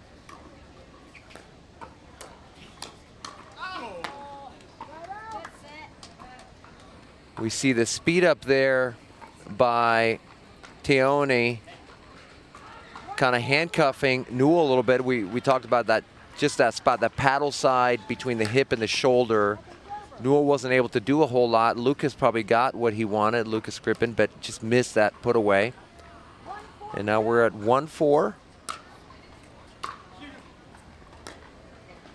Barrientos with the drop. Great job by Crippen handling that tough ball.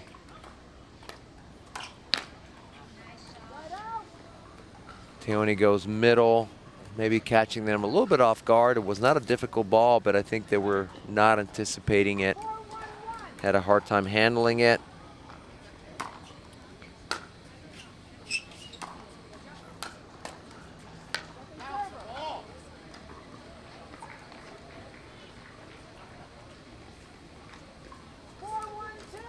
The winner of this match will be taking on Zane Navratil and Altaf Merchant, which we had a chance to see their match here previously.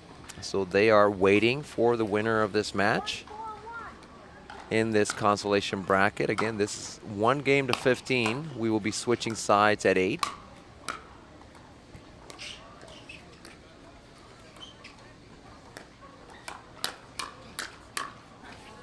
We see Barrientos and Newell have switched, trying to stack the other way just to see if they're getting maybe an advantage. Again, they're down 4-1, so they're trying different things to see what works. And it's really all about matchups. You're trying to see what matchup works when you're stacking. And that is why you see them switching. Sometimes you switch simply because you are down and you're just trying to see something. You're trying something new. But what you're also, the reasons why people would switch as well is they like the matchup of who they have straight ahead in front of them, or maybe they like the matchup of who they have cross court if they're going to be dinking cross court. So those are a couple reasons why someone might switch. Nice try there by Newell, trying to get that ball and lob it over their heads, but he goes pretty far there. Kind of dangerous there in that area. It's pretty slippery once you get off the court surface. Fortunate not to get injured there. I probably would have been injured. Would have pulled something.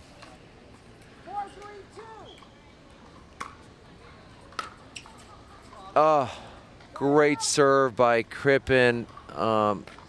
Newell just tries to slice that ball back and is fortunate to clip the net.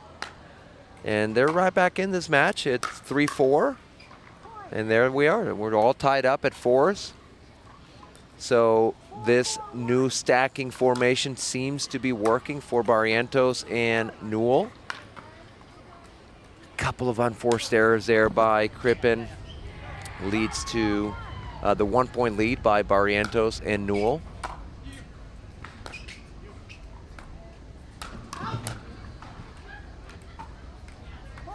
Barrientos goes for that attack on Crippen. Teone tries to call him off of it, saying out, but that ball gets on you so quick. You're just trying to get a paddle on it, and Crippen hits that ball but misses it, and now we are at 6-4. Newell and Barrientos, they were down 4-1. They have managed to come back and take the lead 6-4 in this game to 15 in our consolation bracket of this senior, not senior, our men's pro doubles. These guys aren't seniors, not yet. Yeah.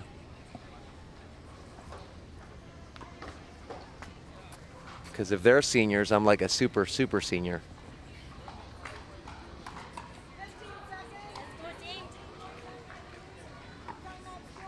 We will have some senior mixed doubles action here on CC3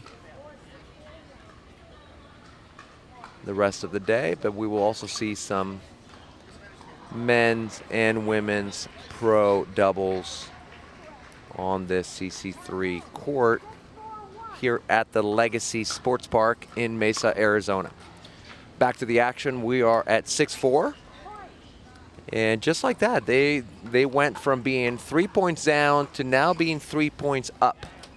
Barrientos and Newell with this new stacking formation seems to be working. They will probably be sticking with that.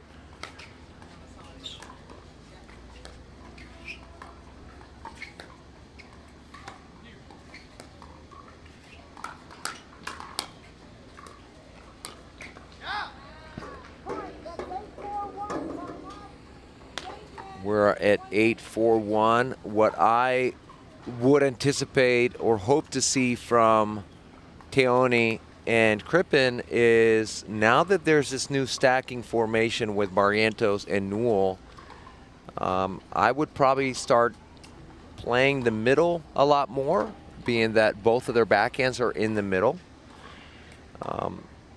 Their preferred stacking formation is clearly the other way, with Newell on the right and Barrientos on the left with their forehands in the middle. But as we've been talking about, they were down, and so they made the switch to the new stacking formation, which is clearly working for them. Now up 8-4 on this changeover. And so I would anticipate, or if I was giving any advice to Teone and Crippen, is to try to go after that middle, try to dink middle, try to attack middle where their backhands are. We'll see if they make that adjustment or not.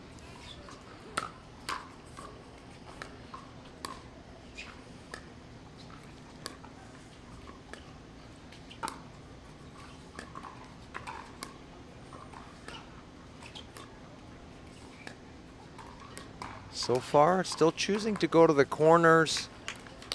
Teone missing that dink. I'm not sure why they're not playing the middle.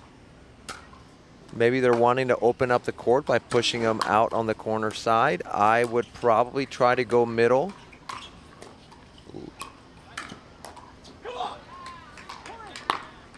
Great job there by Newell jumping on that ball. He's got a great backhand attack.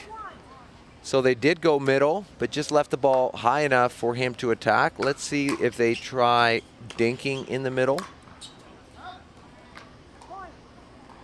We are at 11-4. Wow, Barrientos and Newell are on this run here from being down 4-1. Now they're up 11-4.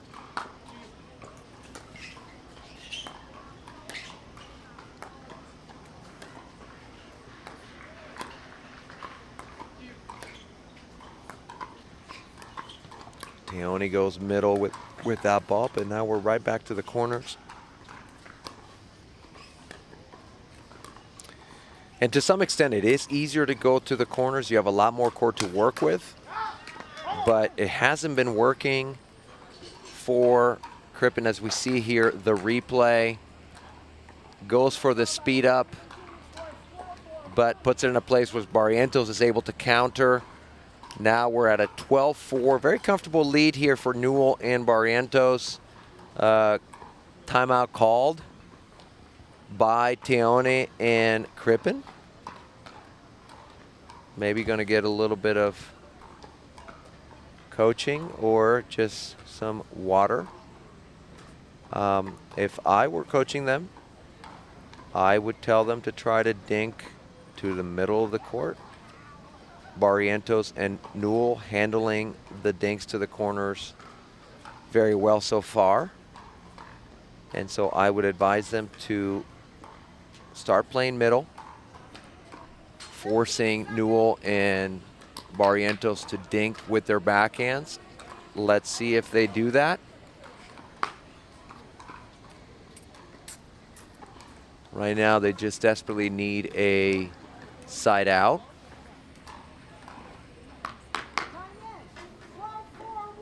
And we are at 12-4-1.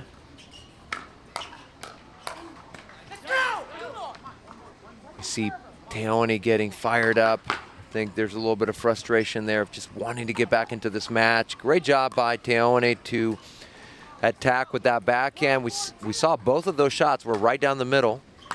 See if they continue to try to do that. Now they get the side out. That was a good timeout called by them.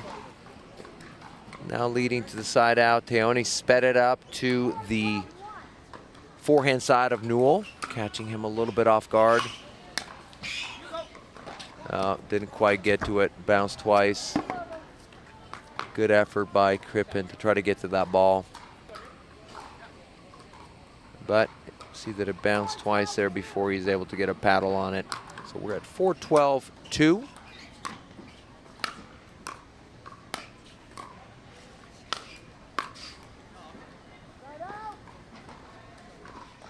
Quick side out, no damage done.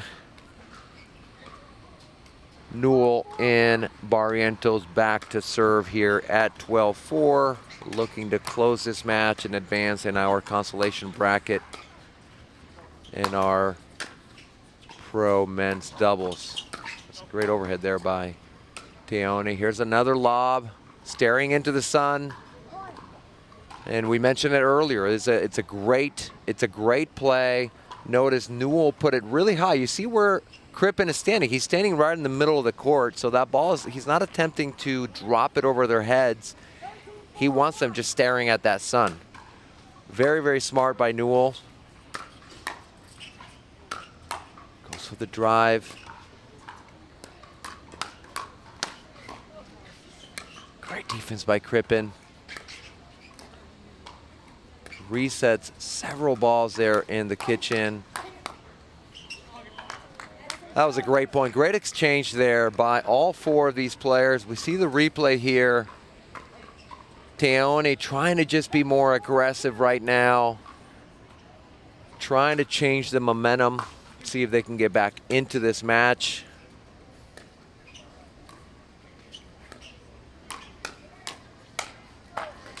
Great defense by Barrientos.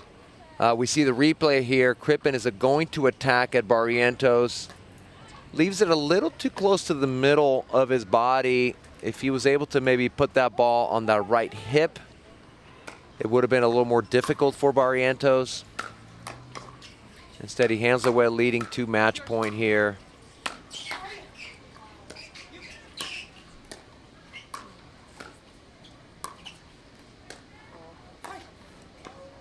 And Teoni misses with that. So that will be the end of the run for Teoni and Crippen, whereas Barrientos and Newell will move on in our consolation bracket. We will bring you more action here at the APP Legacy Open presented by Head Pickleball. We will go to some commercials. We'll be back in just a few minutes. Don't go anywhere.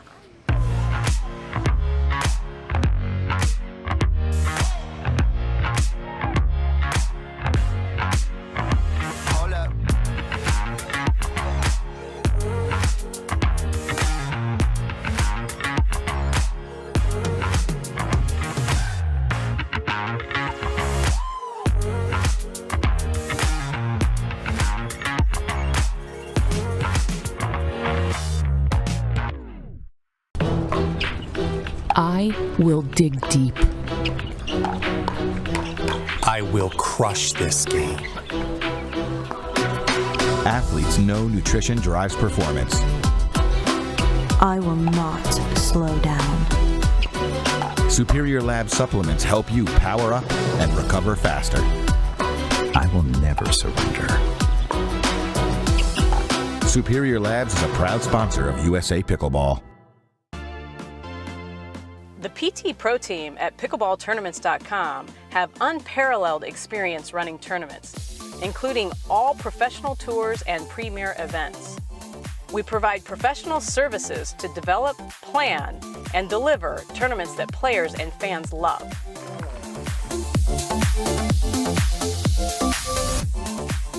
Pickleballtournaments.com, powering pickleball tournaments worldwide.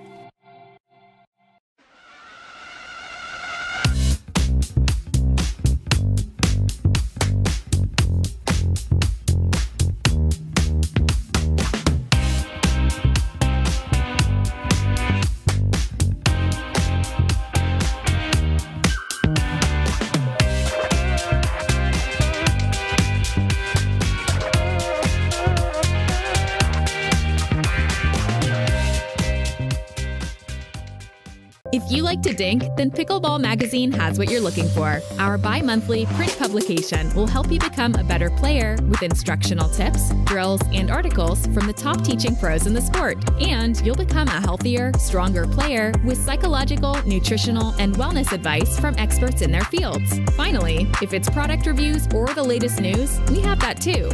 To learn more or to subscribe today, go to pickleballmagazine.com. Hey, I'm Ben Johns, and I'm here to tell you why the pros prefer the Franklin X40 pickleball. I really like the durability.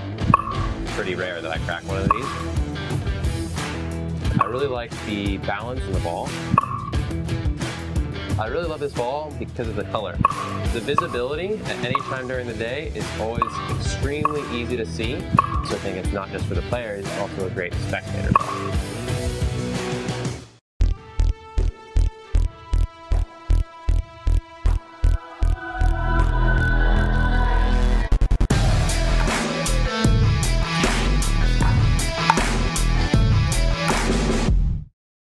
Consumer Cellular has the best customer service. They care about the customer. The best price with the best quality. The prices, the coverage. The coverage is great. It was the same, if not better. Consumer Cellular provides the exact same premium coverage as the nation's leading carriers for half the cost. Switch to Consumer Cellular and get talk, text, and data starting at just $20 a month. It's like 4 scoops of ice cream for the price of 1. Switch today and get a 100% risk-free guarantee. Call or go online.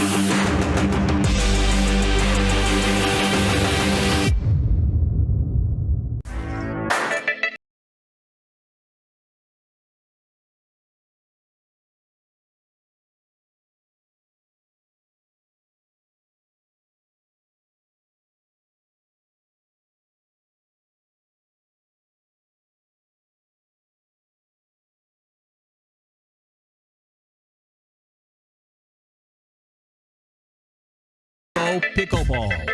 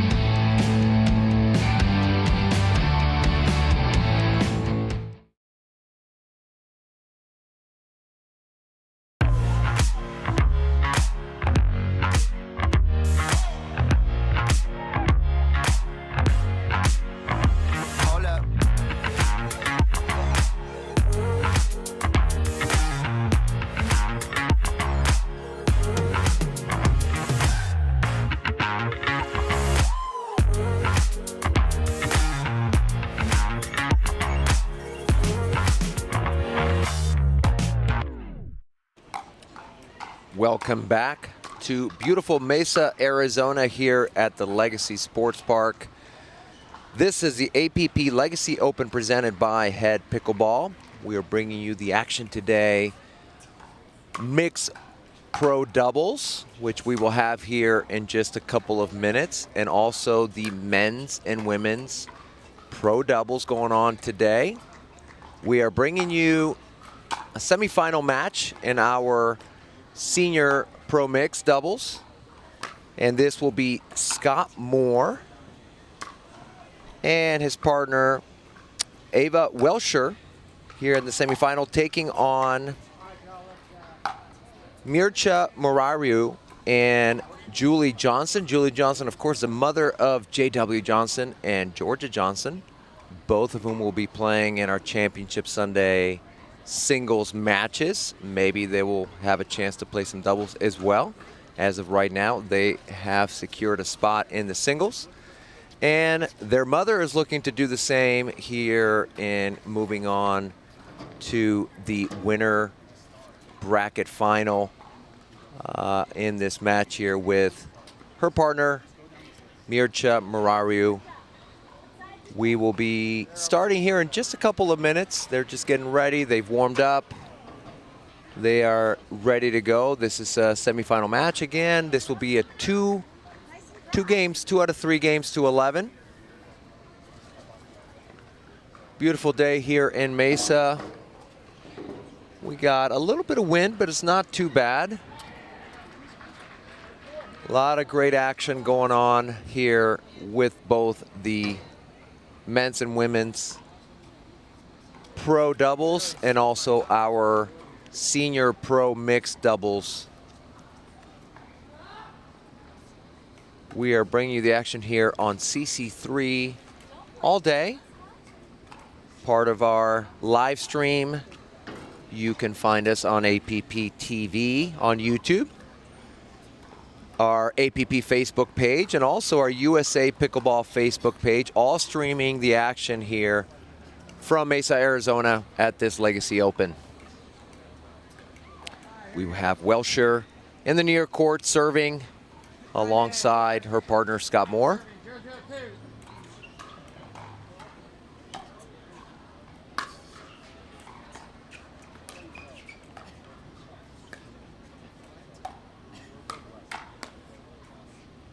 Good attack there by Moore at the Johnson forehand.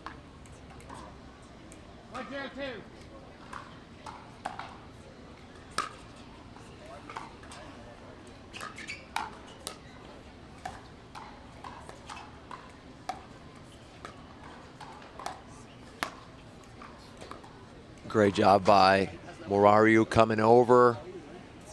You see him anticipating. He starts to come over a little bit. He's looking for anything that hangs. He does a great job staying out of the kitchen and being able to put that ball away up the middle, leading to the point for them, 1-0.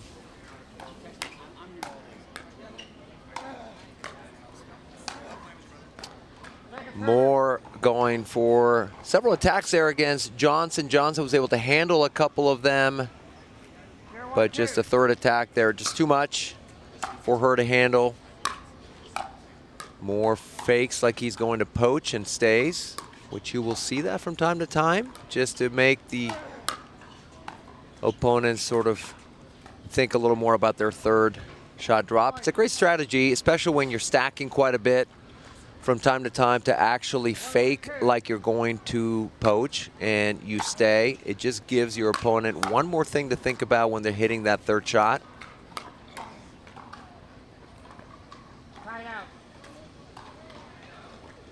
Get a side out here.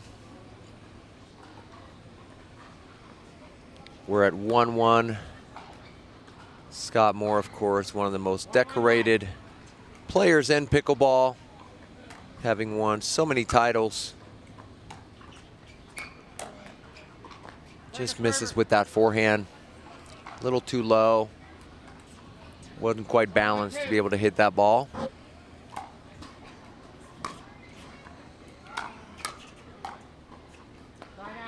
Good job by Johnson handling the drive by Moore.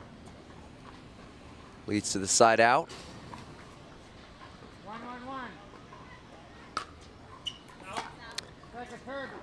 Johnson misses with her serve, just wide.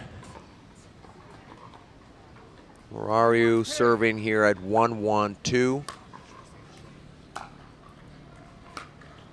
Welsher and Moore choosing to remain in this formation and not switching.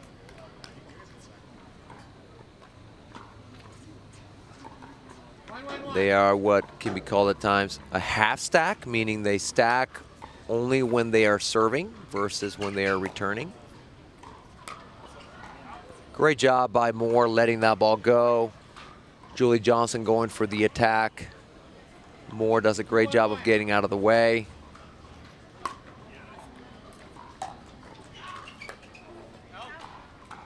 Just a little too much angle there by Johnson.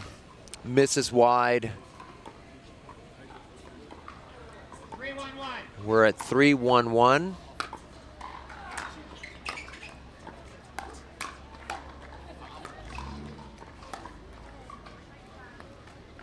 Welsher leaving that ball in the net. Going to second serve, 3-1-2.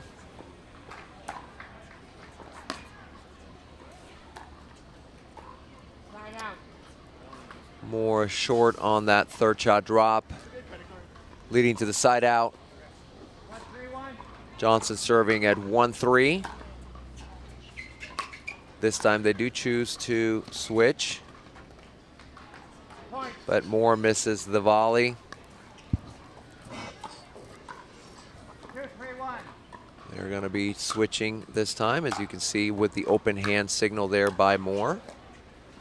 Johnson does a good job stretching Moore out, but Moore manages to knock that volley down to Johnson's feet.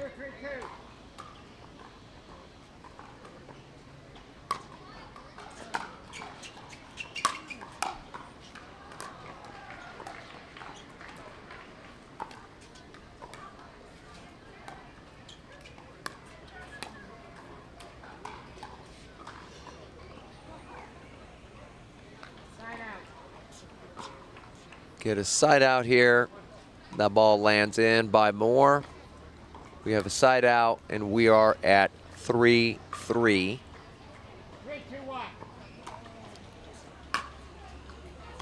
Or 3-2-1, excuse me.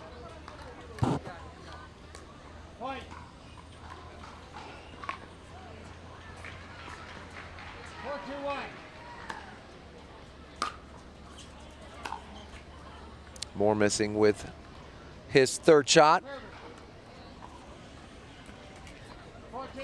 4-2-2, Welsher to serve. Goes for that high loopy serve. Nice job by Johnson handling that high ball, knocking it down away from Welsher. Ball probably just a little too high there on that third. Lead to the side out.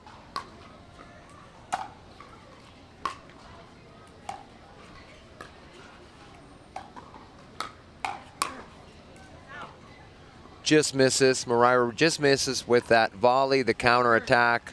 See Welsher going to Johnson. She counters right at Mariah. Mariah just misses with his backhand just outside the line.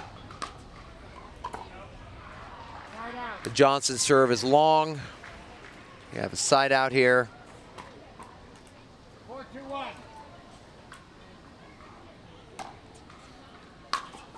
Point.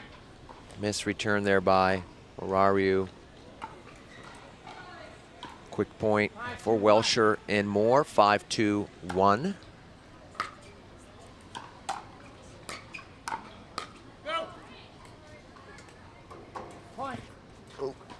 Got a ball back here in the booth. Retrieve it for them. 6-2-1.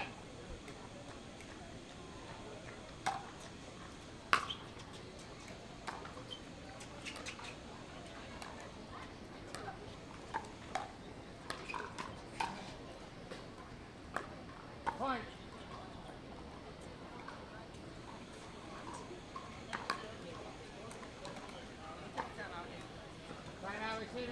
Timeout called by Morariu and Johnson. We have a 7-2 lead here by Welsher and Moore in this first game of a 2 out of 3. This is our semifinal match in our senior pro mixed doubles. Again, as we mentioned, the men and pro women's doubles is going on today, but the senior bracket, the senior pro bracket, is playing mixed doubles today. They will be playing men's and women's doubles tomorrow. And I believe the senior singles will be on Sunday. Thank you for joining us here. We're on court 3, but on the live stream, it's actually CC2. If you are watching, whether you're on Facebook or the APP YouTube channel, APP TV, bringing you the action here from Mesa, Arizona. 7-2-1, back to the match. Coming out of this timeout. See if it pays off for Johnson and Morariu. Morariu looking for that lob. Does a great job dropping it just inside the line. And as we've been talking about, the sun is really tough on that far side. Looking up right into the sun. Let's see if Welsher and Moore choose to use the lob more. Of course, they're up 8-2, so maybe they're not wanting to change their game plan, but if maybe they recognize that that was a difficult ball for Morariu. So let's see if they try to use the lob a little bit more. Good attack there by Morariu on the left hip of Moore. Moore not able to handle it, leading to the second serve here.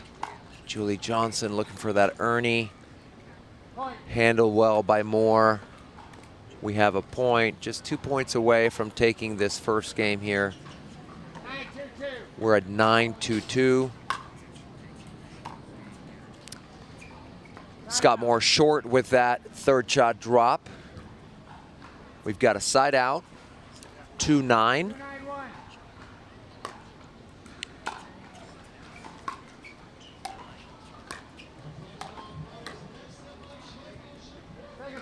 Johnson trying to go behind Moore, but it was really tough because she was trying to use her forehand when the ball was at her right leg. Of course, her being a lefty, kind of went too far with the forehand, missed it wide. leads to a second serve. Marario missing with that backhand volley dink attempt, trying to cut the ball. See the replay here, just trying to cut it back cross court to Welsher, not able to do it. And so we are at 9-1. Good shot by Johnson.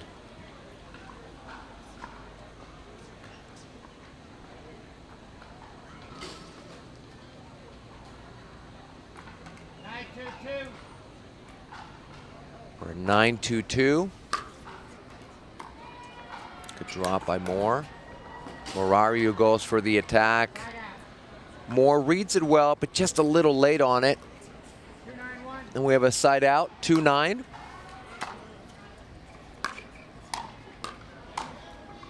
Yeah, good job by Moore trying to pin that ball on the backhand side of Julie Johnson, led to the pop-up and the put away. And we are on second serve here, 2-9. Drop there by Moore. Leads to the attack by, oh, we got to retrieve the ball here in the booth again.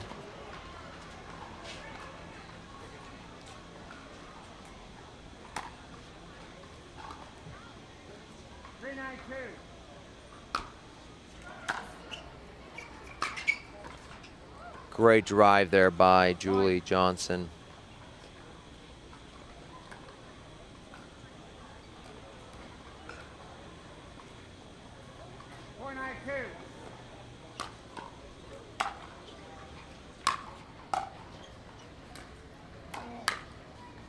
Oh, good job by Johnson, attacking right at Moore.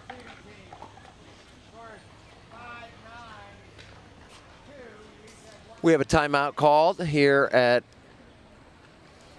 9-5 in this first game of a 2 out of 3 match in our Senior Pro Mixed Doubles bracket. This is a semifinal match. Both teams looking to move into our senior bracket final.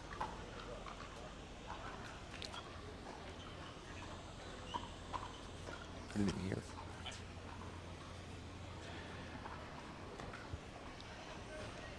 Moore and Welsher ready to go. Marario and Johnson still discussing strategy, trying to figure out a way to maybe come back and narrow this gap of a 4-point lead right now. They have managed to get a couple points, bringing it from 2-9, I believe it was the score, to now a 5-9 score. Back in 5-9-2.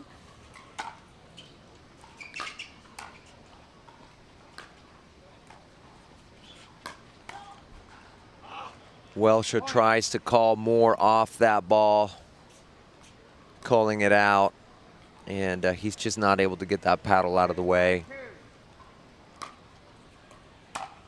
6-9.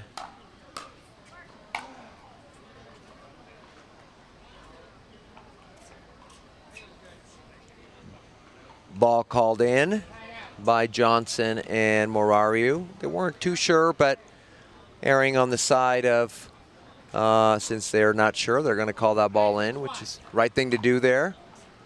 Leads to the side out. We're 9-6-1.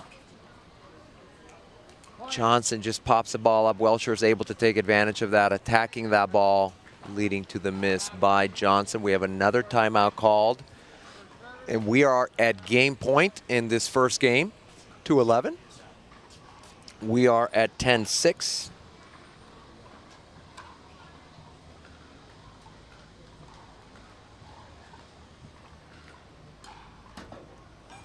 Beautiful day out here in Mesa, Arizona. Great matches going on today. We are going to be bringing you the action both from center court and CC3, but technically on the live stream is CC2. Even though this is court 3, this is where our live stream is set up.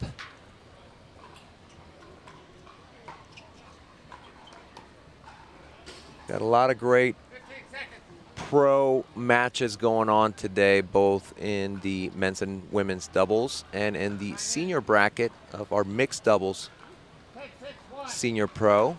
We're back to the action here. 10-6, game point for Moore and Welsher. Johnson being able to handle those attacks by Moore, leading to a second serve here, opportunity. Still a game point. Welsher to serve to Johnson.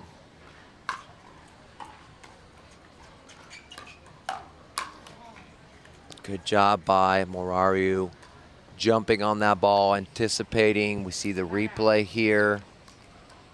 Welsher trying to go back to Johnson. Morariu anticipates it well and poaches on that ball, attacks with his forehand, leading to the side out. Not able to take advantage of it here in this first opportunity. Johnson missing. Still have one more here on second serve, 6-10-2. Hoping to narrow the gap a little bit and put some pressure. Great shot by Morariu. Just really well played there. We see the replay. Hits a great lob over Welsher. Moore does a good job of retrieving that ball. And they both anticipate that Morariu is going to go to that open court. Instead, he chooses to go behind Welsher for the winner. Great job. And Moore and Welsher get called. They were standing on the wrong side. They are at 10.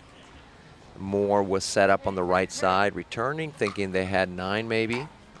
So they lose that point, and we're at 8-10. So for the viewers out there, when you feel bad that you stand on the wrong side, it happens to the best of them. Side out here, we have another game point opportunity. Welsher to serve at 10-8-1. The return just misses long. So game one goes to Moore and Welsher over Johnson and Morariu. We will be back with game 2 in the semifinal match after this commercial break.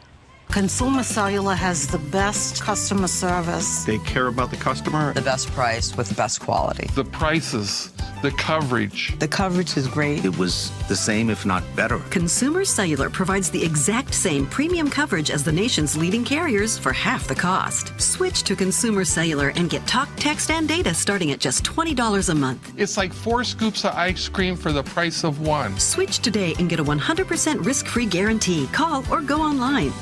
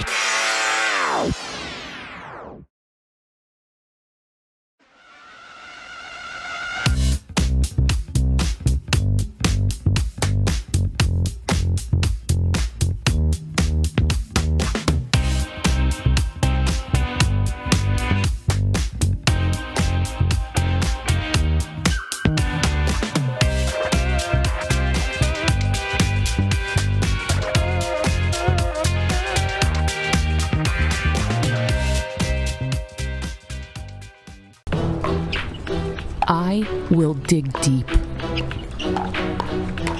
I will crush this game. Athletes know nutrition drives performance.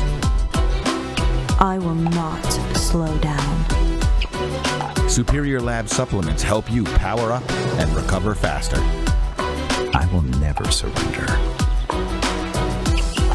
Superior Labs is a proud sponsor of USA Pickleball. Welcome back, everyone, to the APP Legacy Open presented by Head Pickleball. Daniel Rodita here in the booth on CC2.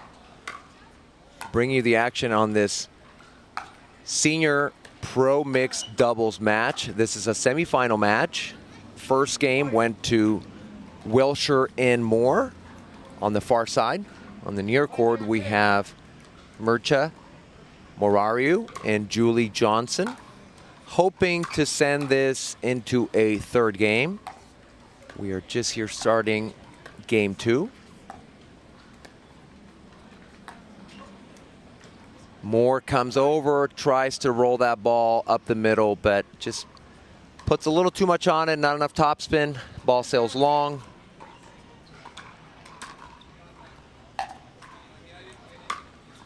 Johnson and Morariu out to a 2-0 lead.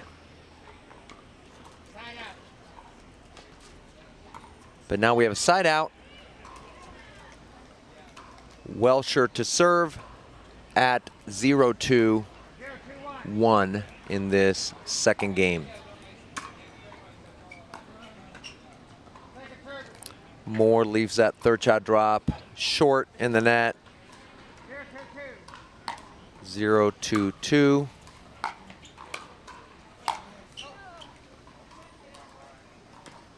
Good job by Moore going right at Johnson. She's trying to get out of the way, knowing the ball's going out, but just a good placement by Moore. We're at 1-2-2.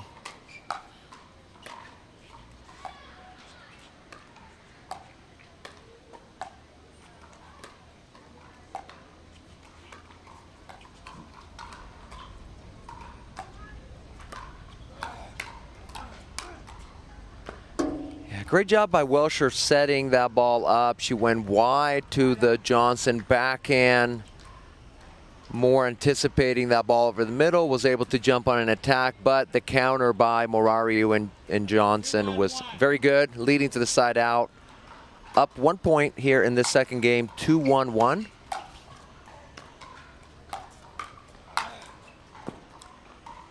Ball a little too high. Moore able to put that ball away. And we are at 2-1-2. Nice deep return by Wilshire.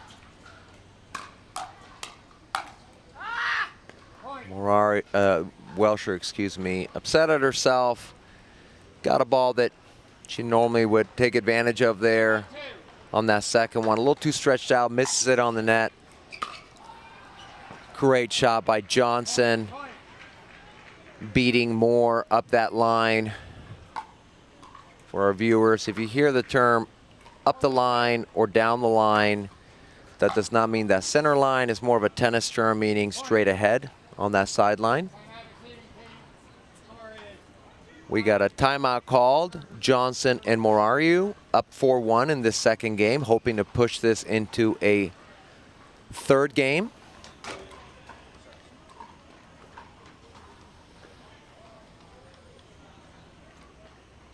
We'll see what happens here in this remaining part of our second game. Morariu and Johnson, a little bit of an edge right now at 4-1. Let's see what Wilshire and Moore do to try to adjust. Oh, it's 5-1. Excuse me. 5-1.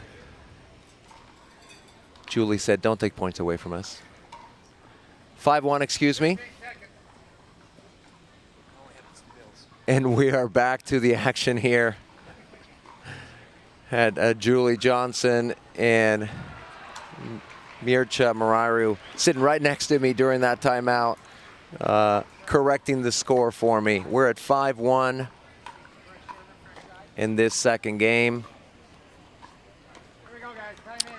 Morariu making sure with the referee that they are standing in the right place, right side, right server. For the viewers out there, you are allowed to ask the referee if you are the correct server, if you're standing in the correct side, or returner, to prevent you from making a mistake, especially when you stack quite a bit. Great job by Moore coming over that center line and hitting that forehand up the middle, leading to a side out. It is 1-6.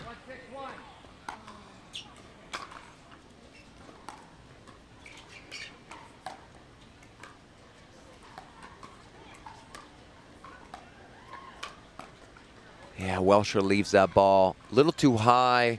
Johnson does a great job attacking with that backhand, sending this into a second serve at 1-6-2.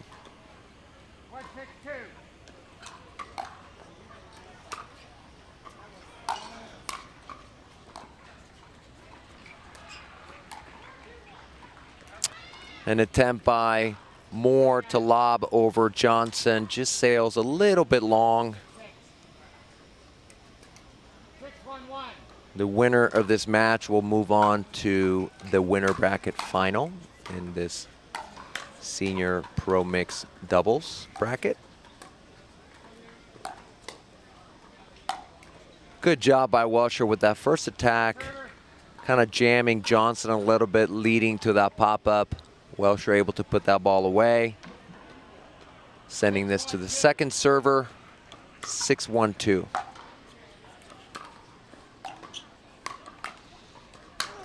Yeah, good job by Mariah with that backhand attack leading to a pop-up we see here on the replay. Welsher maybe trying to go behind Morariu, but just didn't really put enough angle, left it a little too high. Morariu with the 1-2 attack, attacking with the backhand leading to the forehand overhead. And we are at 6-1, sorry. 7-1, that's correct. Great job by Johnson handling that ball.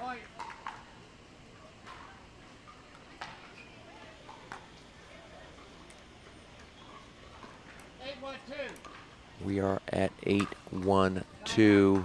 Johnson missing in the net with that serve leading to the side out.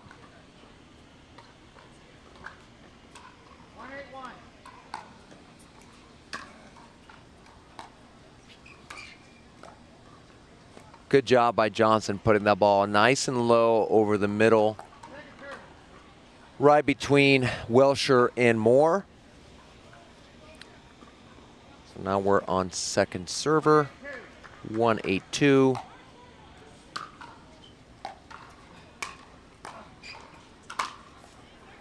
Yeah, Morariu very powerful with his forehand side. Puts that ball away easily. We have a timeout called by Welsher and Moore, and we are at 8-1.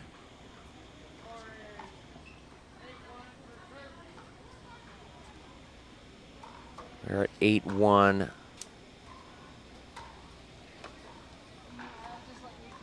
Eight, 1-1. Johnson and Morariu are looking to close out this second game, push this into a third game for the opportunity to move into the winners final in this senior pro mixed doubles bracket. Give you a little update here on the men's pro doubles. In the winner final, we have Dylan Frazier and J.W. Johnson will be taking on Deckel Barr and Adam Stone. Might be going on here on center court. Not sure if that is on yet, but that is where the men's pro doubles bracket is. Back to the action here for this senior pro mixed semifinal match. Morariu trying to run down that drop shot, attempting to push a lob, but just sails it long. We're at 8-1-2. Great job by Welsher going behind Morariu.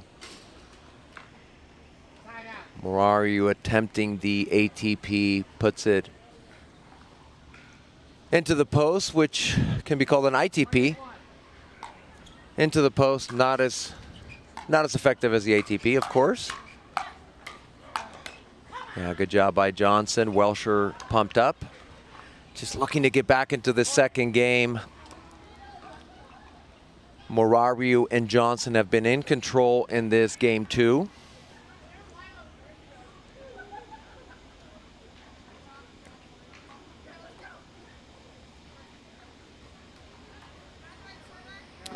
Just been told that the men's winners final that I just mentioned, with Frazier and Johnson taking on Barnstone, will be on center court, ESPN, approximately around 3 p.m. So they are working their way through the consolation bracket right now before they get to that match.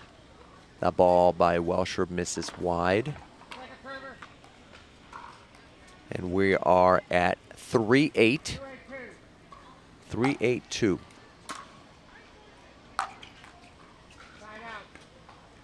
Welsher misses with that ball, leading to the side out. 8-2-1.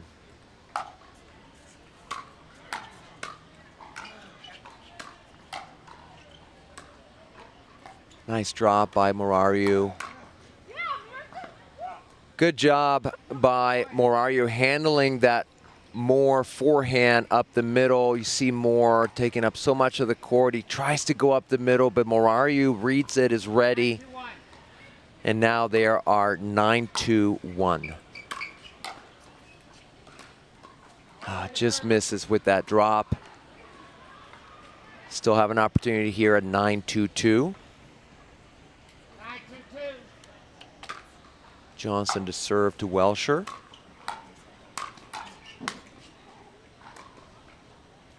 Morariu tried a repeat of what we saw previously of handling that Moore forehand up the middle, trying to go behind Moore, not as successful this time. Side out, we're at 2-9-1. Welsher misses wide, trying to dink wide to that Johnson backhand, maybe pushing it a little too close to that corner, which is one of the things that you will see. There's mistakes made to that corner because she doesn't want to leave anything where Morariu could come over and take it. So that's part of the strategy, is putting that pressure in, especially in mixed doubles. The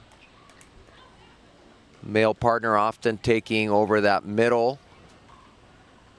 Morariu trying to save this spider or bee or whatever it is on the court, being the good humanitarian. Now he just pushes it outside. Was trying not to kill it, but he probably did anyway. Misses with that reset drop there from the transition zone. 9-2-2. Just misses with that serve, leading to a side out, going for a little too much with that serve. Upset at himself for not giving themselves even a chance.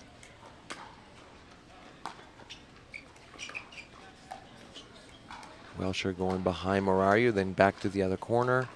There she goes. She's working, trying to work those corners right now.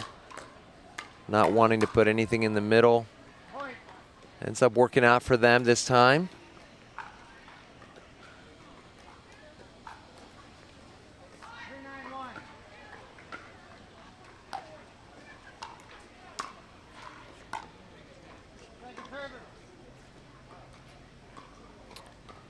And I believe coming up after this match, we will have a men's pro doubles match in the consolation bracket. Good job by Welsher. Coming up after this, we will have Kyle Yates and DJ Young taking on Joshua Nellyville, hope I pronounced that right, and Rafa Hewitt in the consolation bracket, 1-15. So that will be coming up after this senior pro mixed doubles match. But right now, we're right back to the action here at 9-4-1.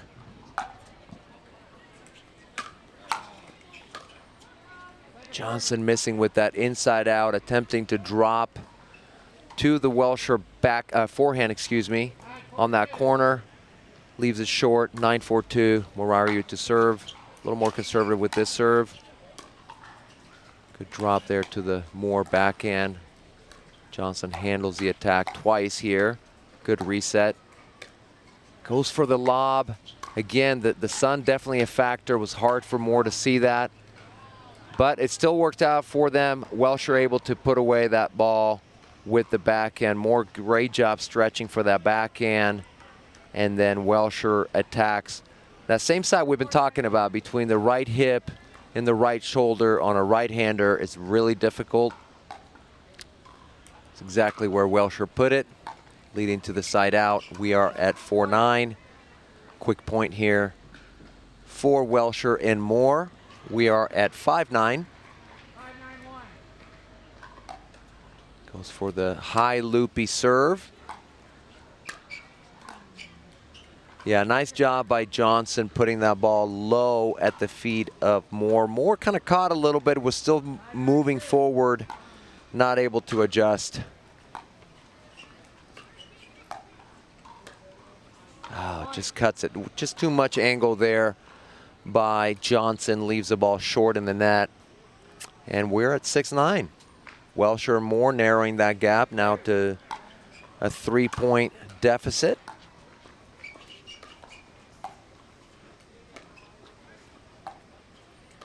Welsher in Johnson.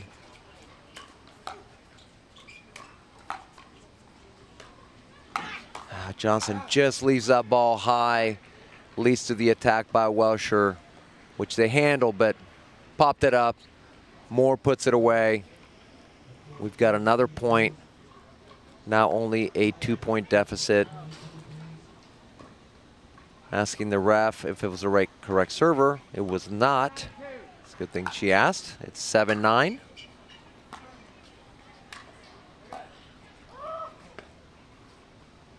Welsher just not able to handle that Morariu backhand volley.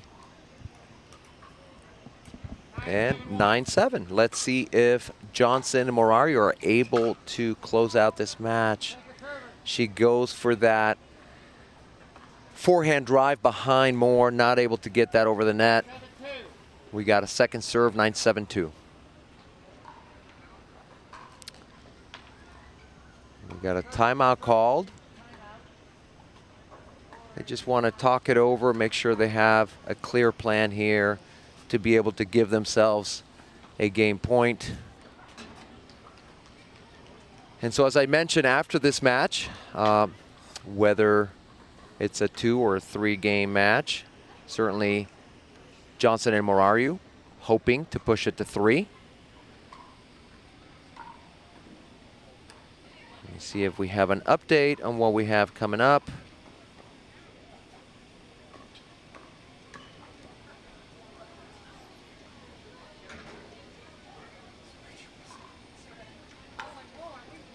Nope, we're still, we're still expecting DJ Young and Kyle Yates taking on Joshua Nellyville and Rafa Hewitt in the men's pro doubles consolation bracket. Both teams hoping to work their way back up to the bronze medal match. But for now, we are back at 9-7-2. Let's see if this timeout pays off. There's no call by Moore and Welsher. If there's no call, that means the ball is in. Both of them unsure. Maybe they weren't able to turn around in time. But now we have a game point by Morariu and Johnson. Oh, get a fortunate clip of the net there for Morariu. And so we have Morariu and Johnson taking game 2, 11-7. We will push this to a game 3. We will have a quick commercial break, and we will be back bringing you game 3 of this mixed pro senior match on CC2. We'll be right back.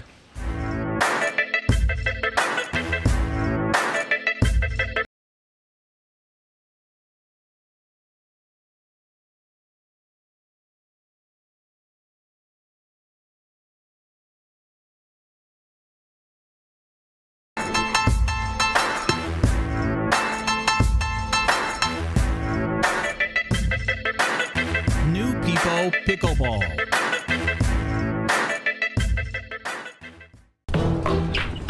I will dig deep. I will crush this game. Athletes know nutrition drives performance. I will not slow down. Superior Lab supplements help you power up and recover faster. I will never surrender. Superior Labs is a proud sponsor of USA Pickleball. Hey, I'm Ben Johns, and I'm here to tell you why the pros prefer the Franklin X40 pickleball. I really like the durability. It's pretty rare that I crack one of these. I really like the balance in the ball. I really love this ball because of the color. The visibility at any time during the day is always extremely easy to see. So I think it's not just for the players, it's also a great spectator ball. Consumer Cellular has the best customer service. They care about the customer. The best price with the best quality. The prices, the coverage. The coverage is great. It was the same, if not better. Consumer Cellular provides the exact same premium coverage as the nation's leading carriers for half the cost. Switch to Consumer Cellular and get talk, text, and data starting at just $20 a month. It's like 4 scoops of ice cream for the price of 1. Switch today and get a 100% risk-free guarantee. Call or go online.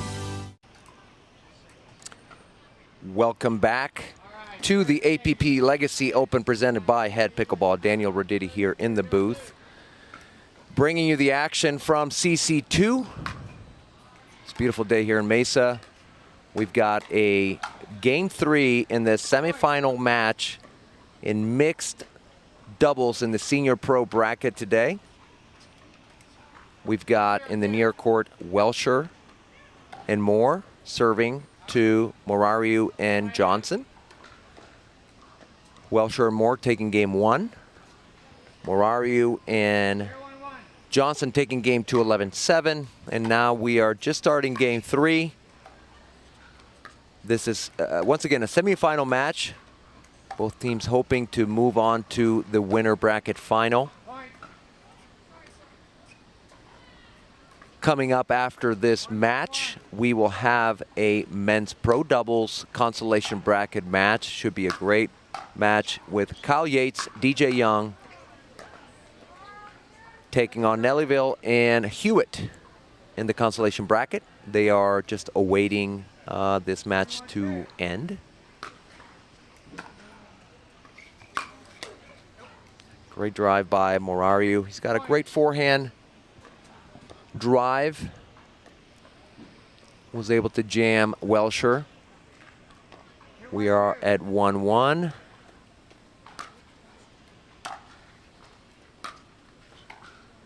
Drop shot by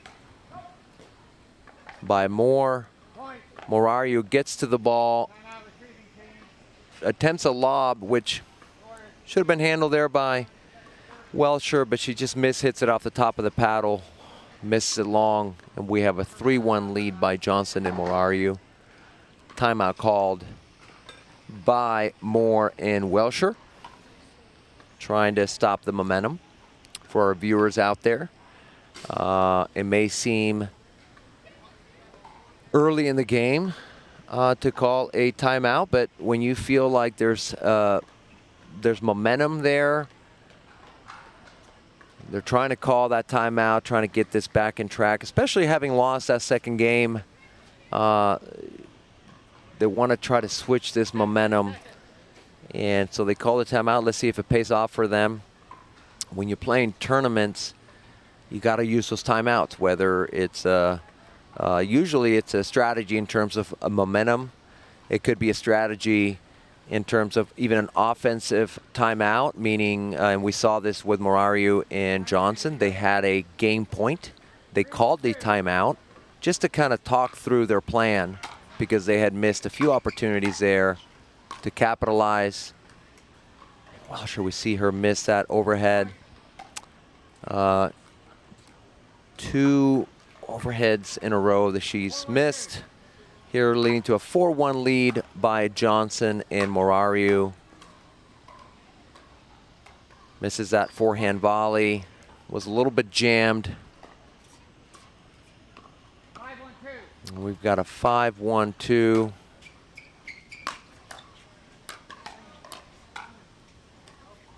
Just misses.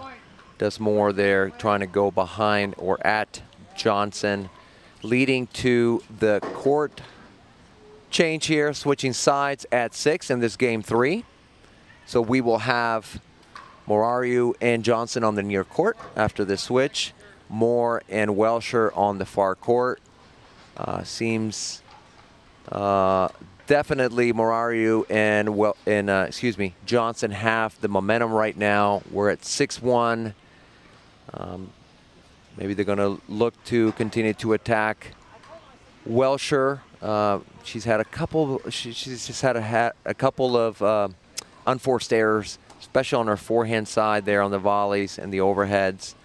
And we'll see if she can pull it back together here and maybe try to get a side out and try to narrow this gap a little bit on this deficit of 5 points. They're down 6-1 right now. Morariu and Johnson to serve on this near side. Checking with the ref, make sure they have the correct server, correct side. Again, you can ask that as many times as you want in a match. Anytime you're unsure of whether you or your partner are on the correct side. That drop by Johnson just barely makes it over, clipping that net. Welsher not able to handle it, trying to roll across court. 7-1.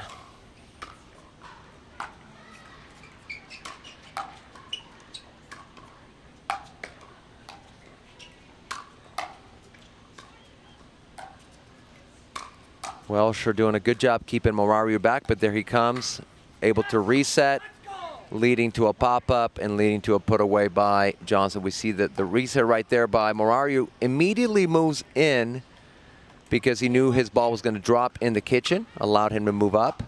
And now we're at 8-1. Good job by Moore coming over. I anticipate he's going to be very, very aggressive right now and trying to take over. Welsher's had a few unforced errors. And so they're trying to kind of change the momentum here. But that ball just too high by Moore. Handle wall by Johnson, putting it at the feet of Welsher. 1-8-2. Nice deep serve by Welsher. Moore trying to go up that line. Great lob by Johnson. Incredible get by Moore. But just too good there on that ball up the middle by Morariu. Great job by Moore running down that lob and actually making a very good drop. I did. I'm just commenting on it. It's so good. Morariu making sure that I'm giving props to Moore on that get. And of course I did. It was a great get. Here's a drop by Moore, forcing the switch on Morariu and Johnson. Johnson trying to go up high at Moore. He handles it easily, going behind Morariu. And we are at 8-1-2.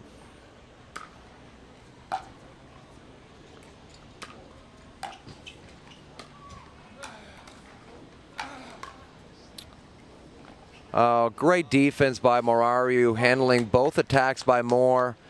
He gets a hand clap there from Moore. 9-1-2.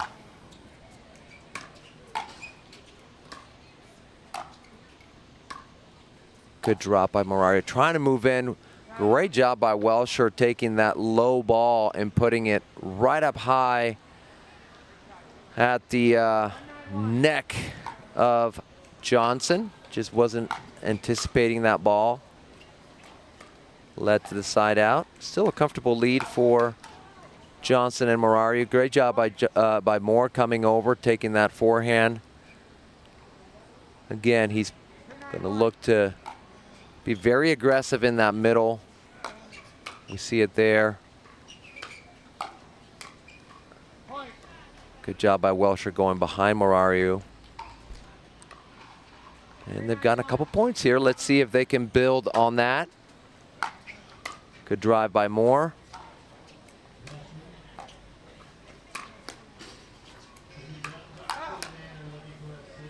Just leaves that ball way too high. I'd like to see if Morariu and Johnson, especially Johnson being in front of Moore, tries to maybe go behind him a little bit, keep him honest, and keep him out of the middle. Morariu trying to call Johnson off that ball because he thought it was going out. But still worked out for them. Leading to the second server. Now it's 4-9.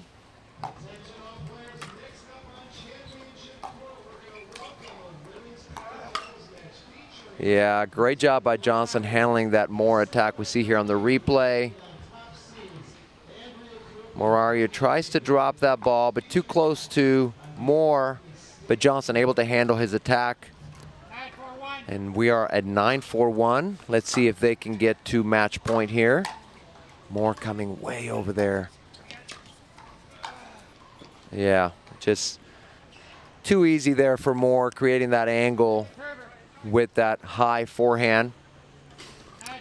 We're 9-4-2. Nice deep serve by Morariu. Goes for the drop and tries to go behind Morariu. Good lob by Morariu.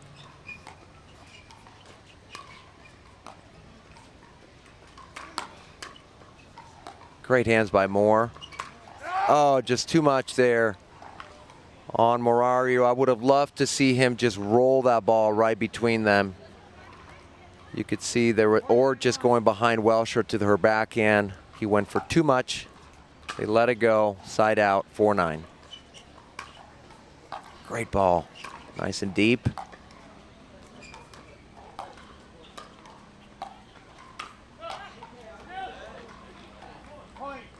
Johnson leaves that ball too high. Welsher able to use her two-handed backhand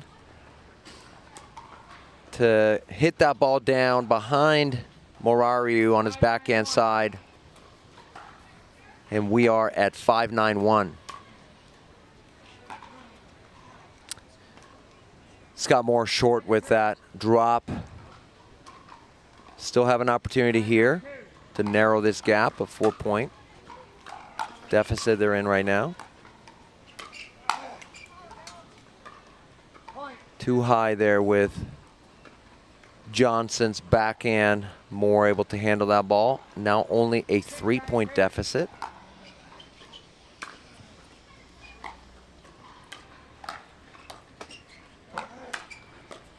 Oh, great job by Johnson.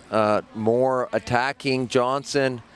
She's able to handle that ball and counter it, keep nice and low to Welsher. Timeout called. So I was just talking about this. So this is more of an offensive timeout, meaning Johnson and Morariu just got the side out. They're about to serve. They choose to call a timeout. They did the same thing in game 2 when they were stuck at 9 for a few side outs. Now they're choosing to take that timeout. They're going to talk it over. So one of the things they're going to discuss here is where do we want to drop or drive on our third shot. They're going to talk through just making sure they don't just rush into the serve here after the side out. So they just want to take their time, make sure they have a clear plan so that they can capitalize on this opportunity and not allow Moore and Welsher to get a side out and have another opportunity at tying this match. Right now, it's a 3-point lead by Johnson for Johnson and Morariu. And so they're going to try to get match point here, hoping to capitalize on this opportunity here after the side out. So they are right back here. Referee calls time in. 9-6-1. Well, good timeout. They're able to get off 9, and now they are at match point. This is their first opportunity to close out this match at 10-6-1.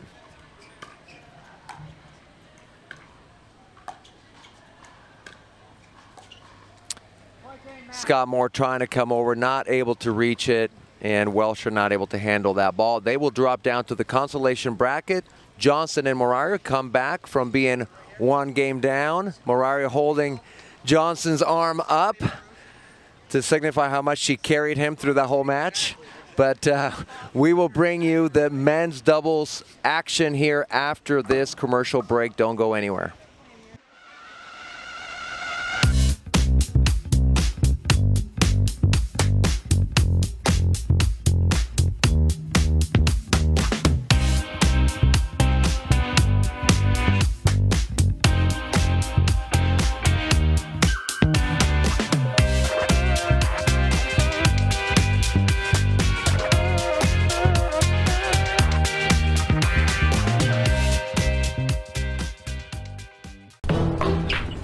I will dig deep. I will crush this game. Athletes know nutrition drives performance. I will not slow down. Superior Lab supplements help you power up and recover faster. I will never surrender. Superior Labs is a proud sponsor of USA Pickleball. You ready, La? I'm ready, Ben. Let's do this.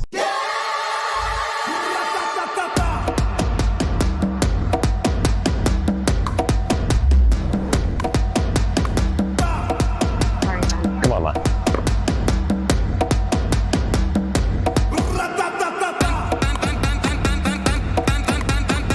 What's going on, Lala? I don't know what's happening today, Ben.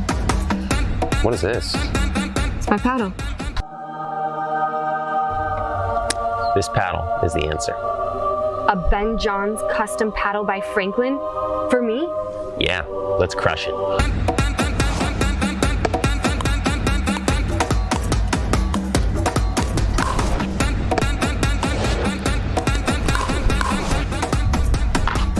game. Good game. Thank you, Ben Johns. Way to go, Lala.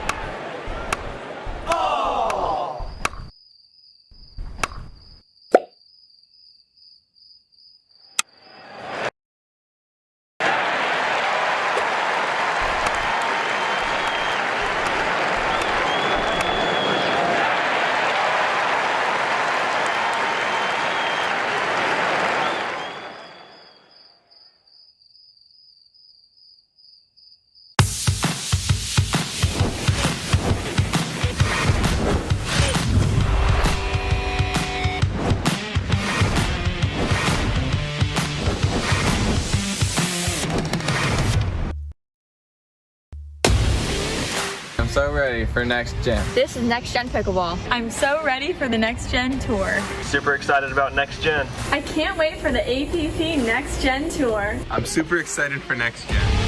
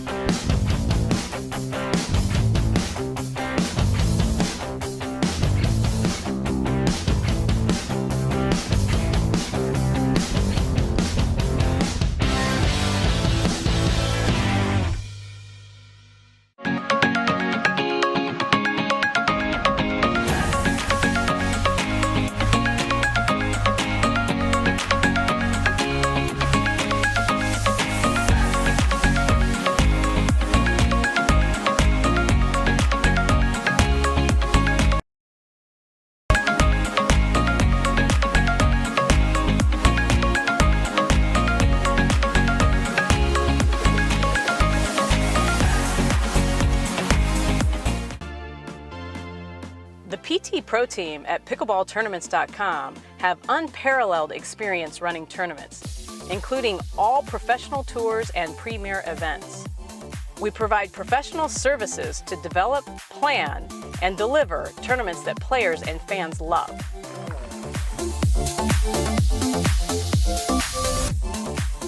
Pickleballtournaments.com, powering pickleball tournaments worldwide.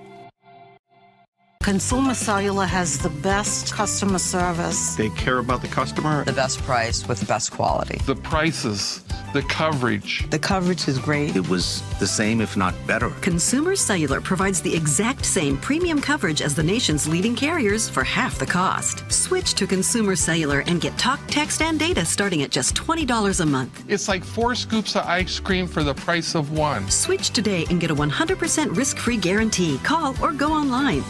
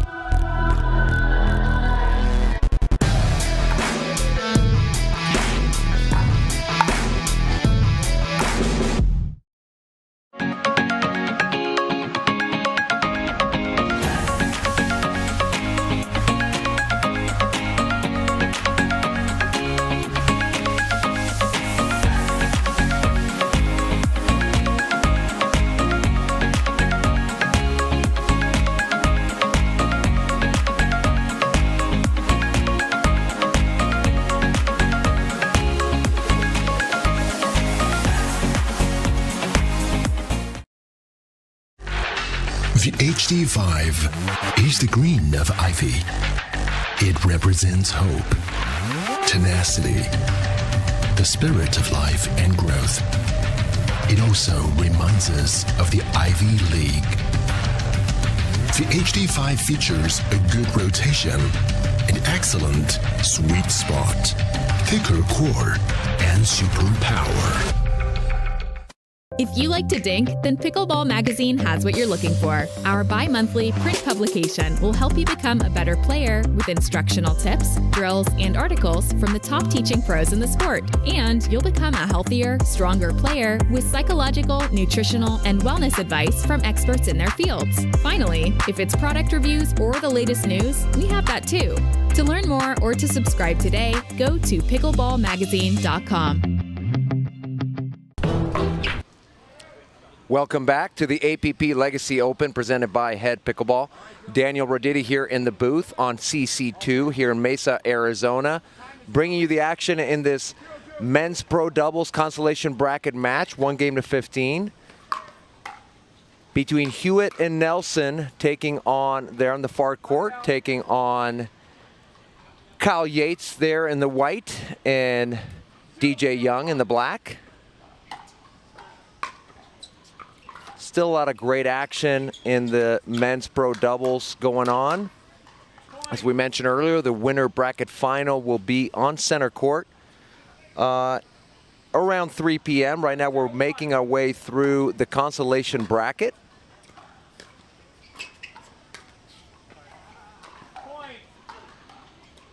Young there going behind Nelson, gets a fortunate clip off the net there for a winner.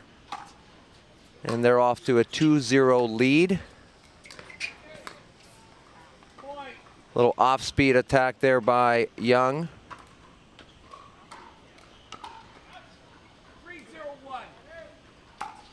Kyle Yates, of course, former #1 player in pickleball.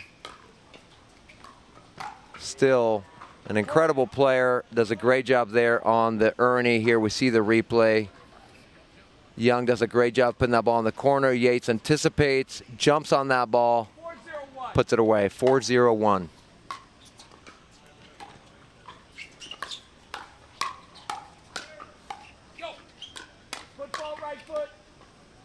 Football called on Nelson there by the referee. See here on the replay, we have a great angle. Yeah, just on that line with his right foot. We're at 5-0-1, up to a quick lead here by Young and Yates.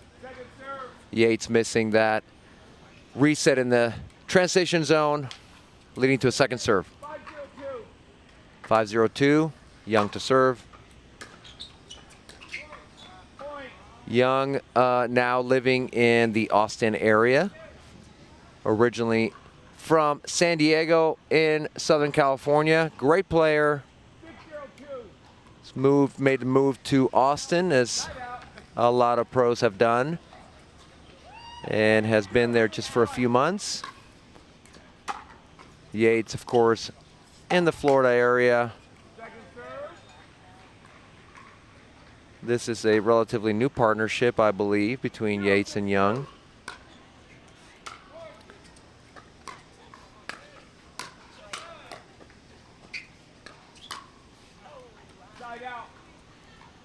Hewitt just upset himself there for not letting that first ball go, feeling like that attack by Young was going to go out. He chooses to hit it, hits it out. Yates missing that third, and we are at 6-0-2. Good serve by Young, pushing Nelson back.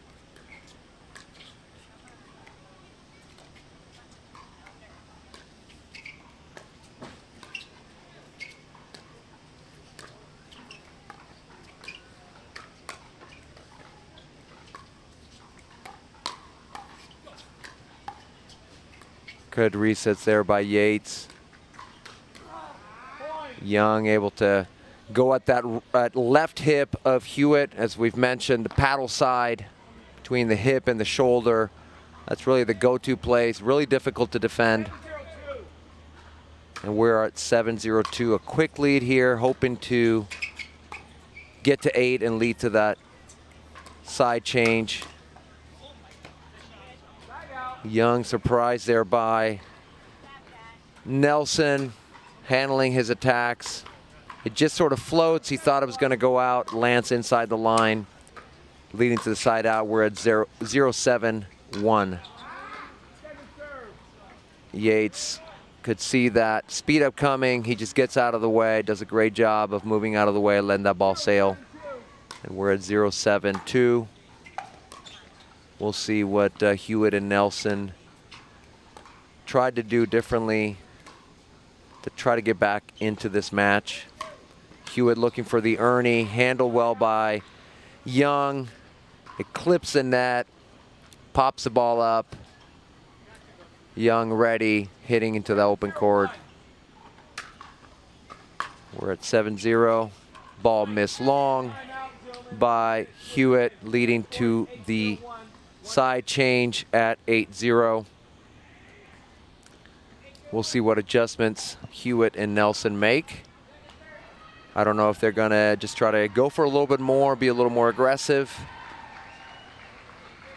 or they feel they just need to execute their game plan a little bit better. We can see here from our booth, looking onto court 2, a great battle going on in the Consolation bracket between Navratil and Merchant versus Gridley and Rob Cassidy. That match is going on just left of this court here.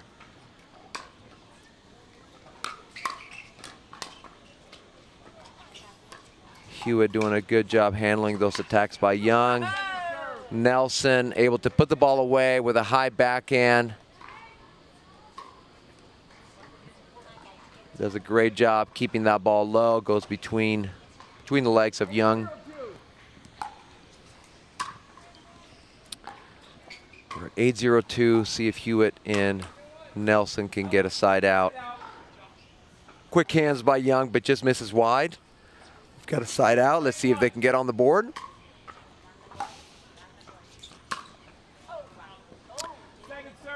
Misses long with that forehand. Young letting it go. Good leave by Young.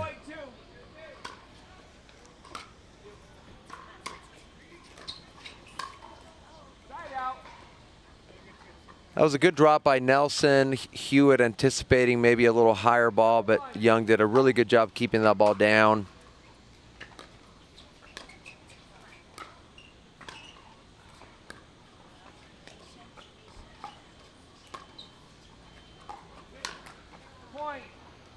Nelson gets a high forehand ball there and jumps on it, but just knocks it down into the net. And we are at 9-0.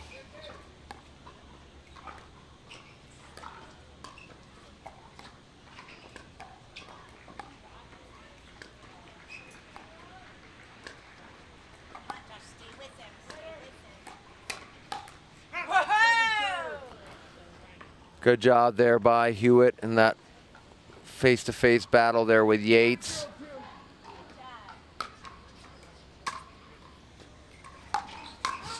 That's a great drive by Yates, keeping the ball so low. Hewitt not able to handle it. And we are, great 1-2 punch there by Young with that drive leading to the pop-up. We are at 11-0-2. Oh, great Ernie there by Yates. Oh, he really wanted that. Yes, the crowd going crazy over here. 0-11. That's a really great drop by Hewitt. Tough ball to handle for Young, leaves it in the net, and they are on the board. A lot of work still to do, but see if they can narrow this gap. We're at second server. Nelson serving at 1-11. A little high with that ball, but Yates leaves it in the net.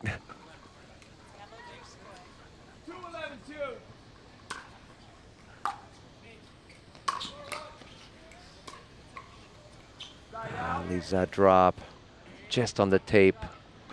We got a side out, 11-2.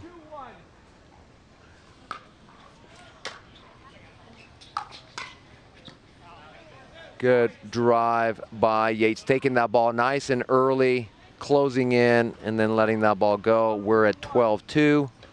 Comfortable lead for Yates and Young.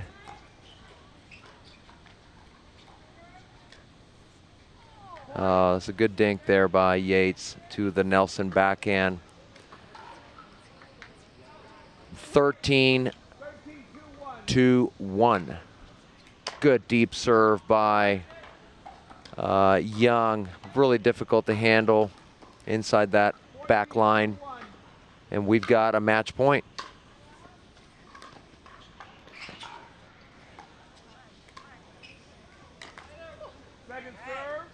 Young going for an ambitious shot, but I guess at 14-2 you can try those.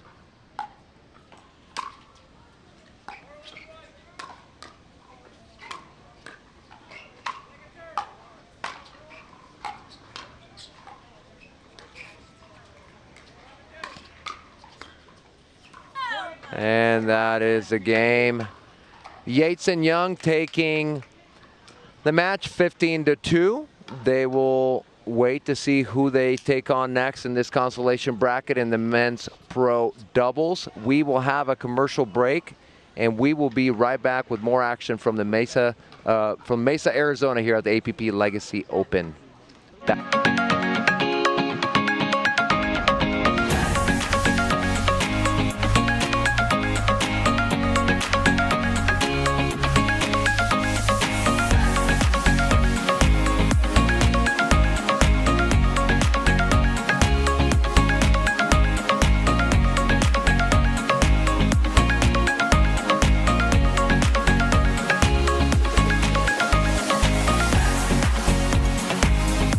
Consumer Cellular has the best customer service. They care about the customer. The best price with the best quality. The prices, the coverage. The coverage is great. It was the same, if not better. Consumer Cellular provides the exact same premium coverage as the nation's leading carriers for half the cost. Switch to Consumer Cellular and get talk, text, and data starting at just $20 a month. It's like 4 scoops of ice cream for the price of 1. Switch today and get a 100% risk-free guarantee. Call or go online.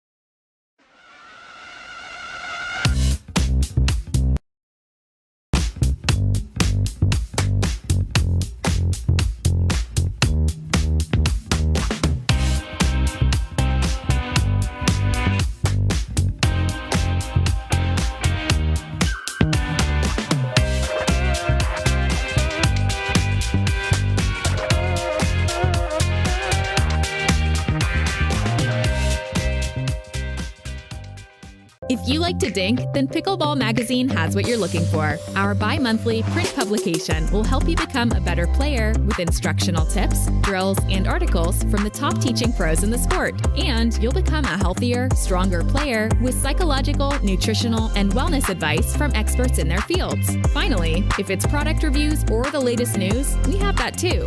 To learn more or to subscribe today, go to pickleballmagazine.com.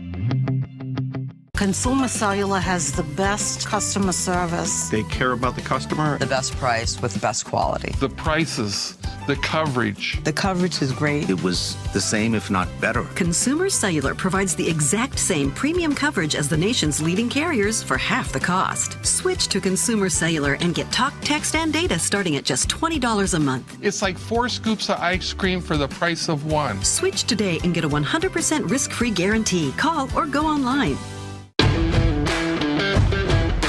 Hey, I'm Ben Johns, and I'm here to tell you why the pros prefer the Franklin X40 pickleball. I really like the durability. It's pretty rare that I crack one of these. I really like the balance in the ball. I really love this ball because of the color. The visibility at any time during the day is always extremely easy to see, so I think it's not just for the players, it's also a great spectator ball.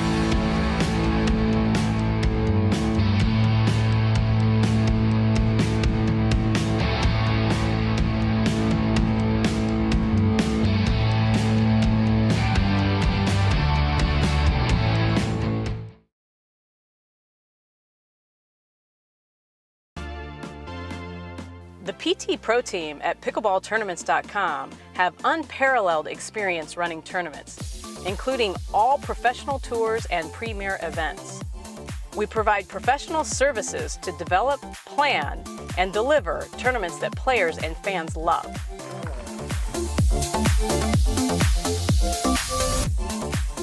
Pickleballtournaments.com, powering pickleball tournaments worldwide.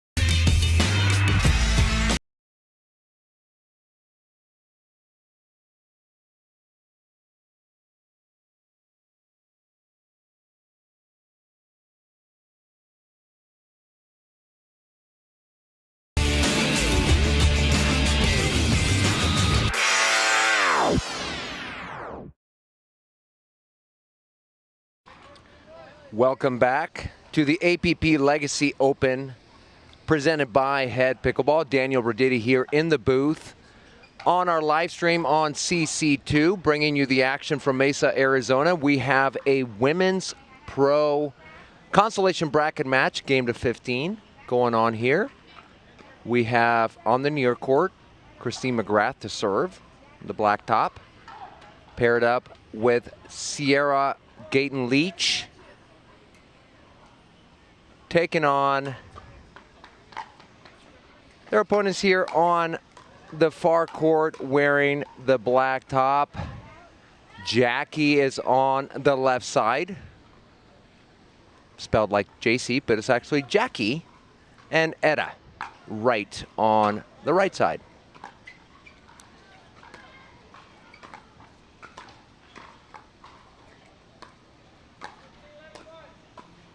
McGrath missing that forehand volley dink attempt.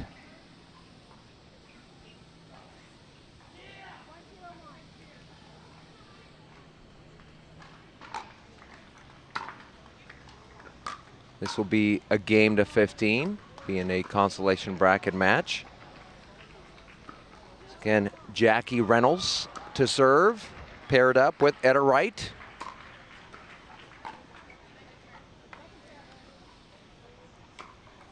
Both teams trying to work their way through the consolation bracket in this women's pro doubles bracket here today.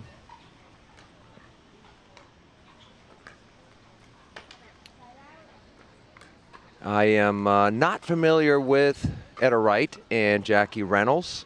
Just really met them a few minutes ago.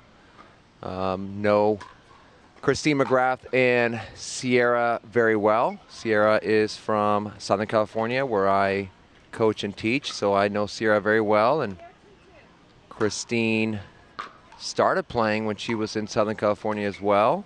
Of course, Christine was in the top 5 in the women's pro division just a couple years ago. Still plays at a very, very high level. They are teaming up here to try to make a run in this pro women's bracket.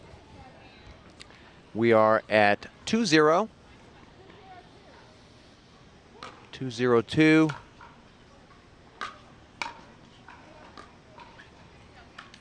Sierra Gaten Leach was a very high-level tennis player, played for University of Texas and University of Missouri. Christine McGrath, tennis player as well. Gets a fortunate clip from the net there, does Gaten Leach. Able to get on the board here at 1-2.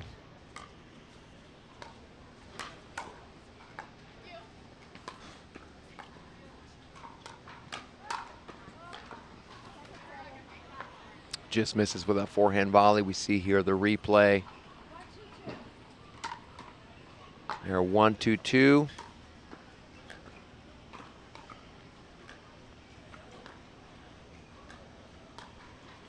Sierra has great power, has really focused on her soft game. And she comes over, takes that forehand, kind of puts her a little bit out of position, was hoping to put that ball away. Ball comes back behind her on her backhand side, not able to reach it. And we are at 2-1.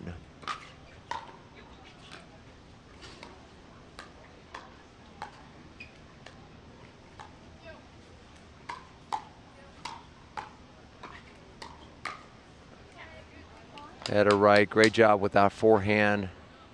Got a little help from the net as the ball clipped the net, popped up a little bit.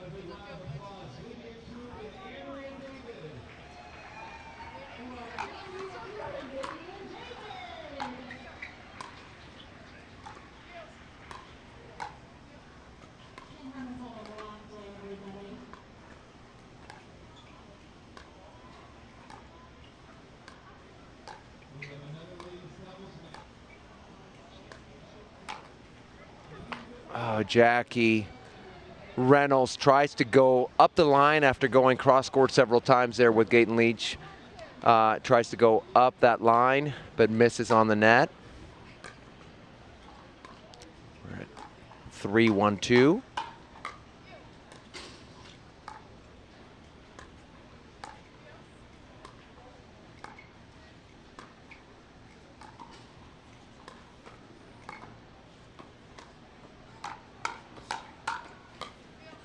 Great job by Gaten Leach handling those attacks and then being able to get back on the offensive. We see the replay here. You see her back up a little bit. And I mentioned earlier, that's what you want to do when you anticipate a speed up or an attack. You try to drop a little bit on that court to give you a little more time to react.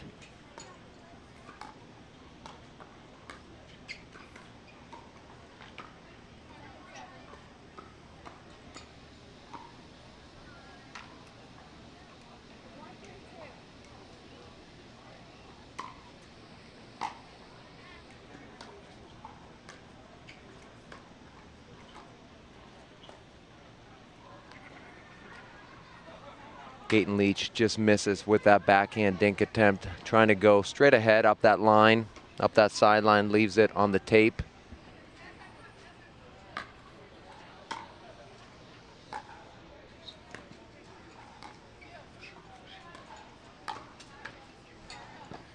A little bit of a miss hit, but fortunate to keep that ball in play. And that hand signal that you see from Gaten Leach is actually a fake. When you see them kind of opening and closing the hand, it's kind of a tennis thing. which means she's kind of going to fake like she's going to poach, but she's going to end up staying on her side, trying to throw off their opponents. For the viewers out there, the fake can be very effective in trying to just throw off your opponents, give them something else to think about. It's even more effective if the returner can also fake, pretending to go behind their partner and then coming back to the same side. Oh, that ball is going long by right. Attempts that backhand, two-handed backhand attack, overhits it.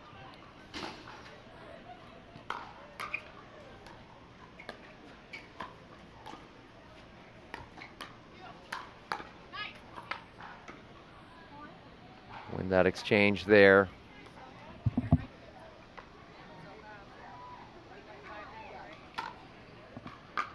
We're at 3-3. Yeah. We're all tied up at threes here. Sierra on that, but just leaves the paddle face a little bit open, not able to keep that ball down.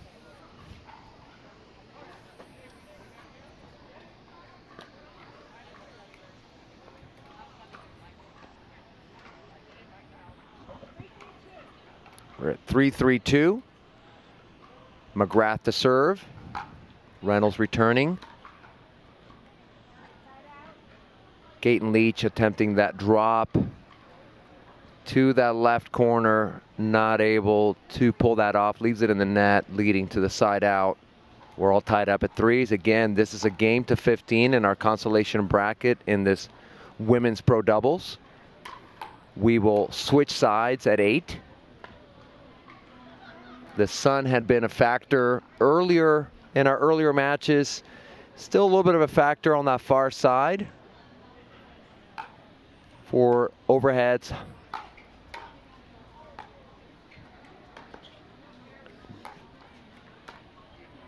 Nice reset by Gaten Leach.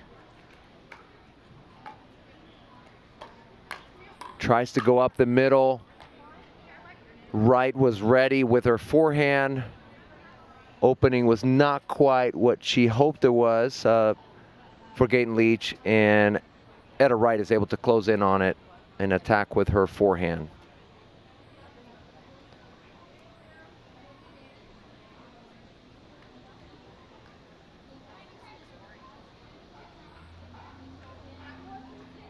We still have a lot of great action ahead, both the men and the women's pro doubles still going on as we speak. And of course, as we've been mentioning, and we've brought you some of the action from the senior pro mixed doubles going on as well today.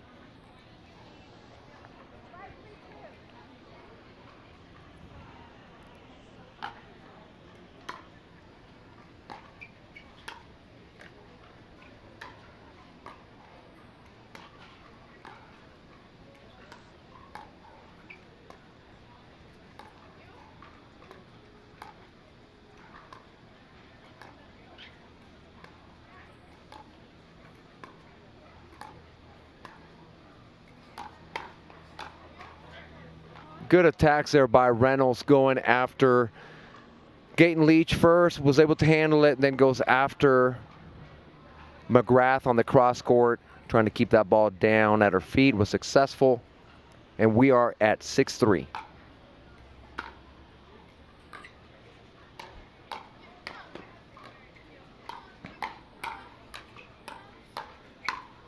Nice rip by McGrath there with a two-handed backhand winner. I want to see Gaten Leach be a little more aggressive with her backhand. She actually has a huge backhand, a two-handed backhand that seems a little hesitant right now. I've not seen it yet. Let's see if she gets comfortable and chooses to attack a little bit more on her backhand side when the ball is high enough. We're at 3-6-2.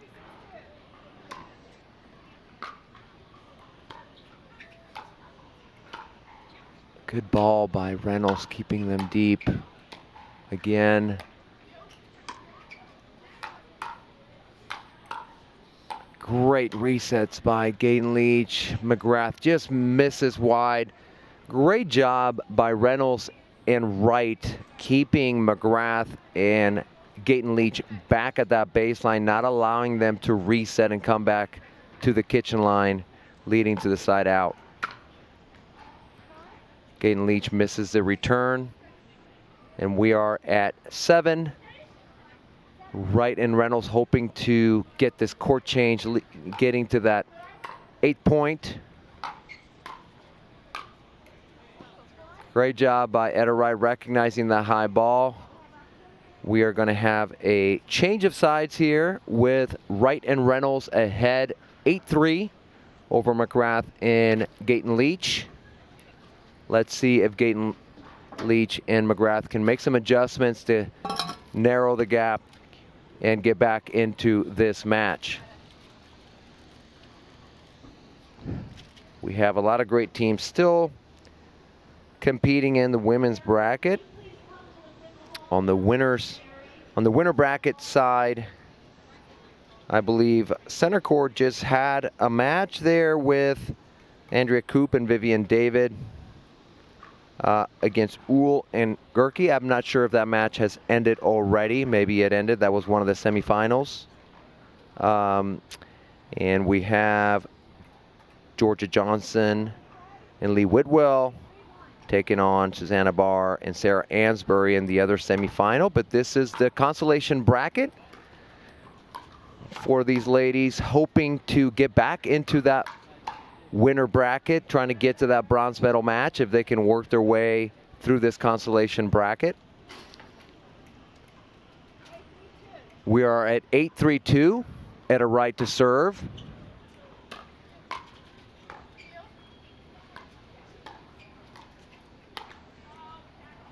Good try by Jackie Reynolds attacking that backhand, leaves it on the tape, leading to the side out. Let's see if Gayton Leach and McGrath can capitalize on this side out opportunity to narrow this gap. They get the first point. They are at 4-8 now.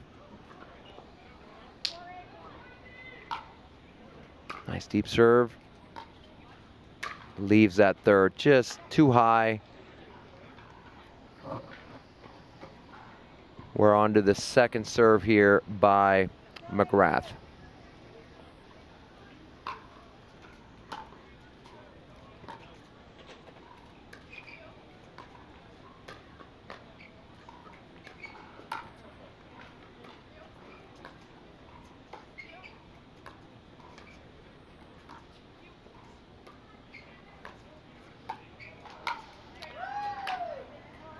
Jackie Reynolds pops the ball up. We see here on the replay, good dink by McGrath, setting up that pop-up. Gayton Leach putting that ball away, and we are at 5-8. Getting a little bit closer there. Only a 3-point deficit now.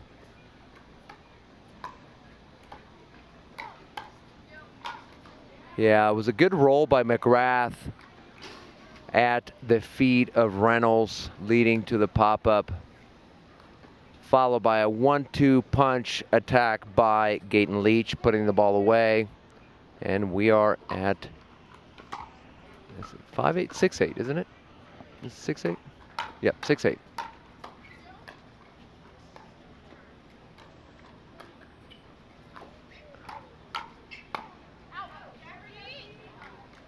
You see Gayton Leach getting aggressive, taking that middle ball.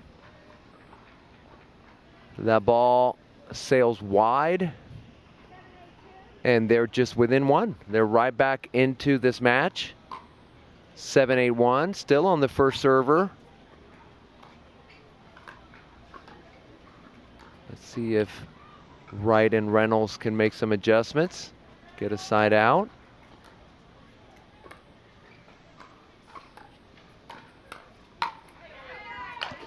Right now, McGrath and Gayton Leach are on a roll. Just heard Reynolds. I was wondering if they were going to call a timeout. She said one more. And if not, we call a timeout.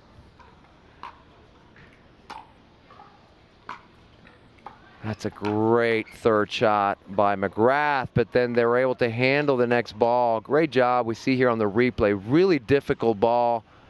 Reynolds able to handle it, and then just some miscommunication between Gaten Leach and McGrath. That ball just dribbling past them in the middle, leading to the side out, all tied up at 8 apiece.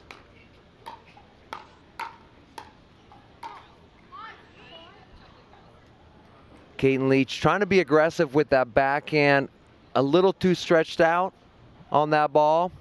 Maybe should have been a little more patient. Either let that ball get a little closer to her or just dink it and wait for a better opportunity to attack. Got a little bit impatient.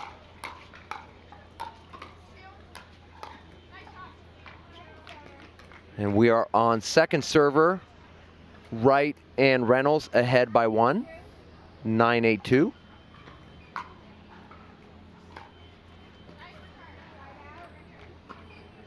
All right, Gaten Leach trying to encourage McGrath there. And we got a side out. We're at 8-9-1.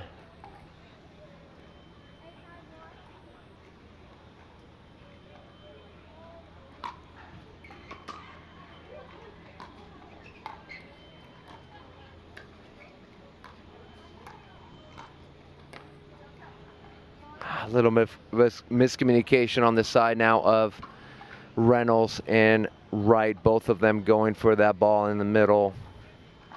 Kind of touching paddles, missing the ball, all tied up at 9s. McGrath missing with that backhand drive into the net. Second serve, 9-9-2. Nice deep serve by Gaten Leach. Really good ball by Etta Wright, handled well by McGrath. Seems like Gaten Leach is trying to be a little more aggressive. We see the speed up coming up right here on her backhand side. Was just out of position there, Wright was. Nice, gets the pop up. Able to use her two-handed backhand to kind of poke that ball down. And we got a timeout called by Reynolds and Wright. Still a very tight match. I believe it's 10-9. I think that's the correct score.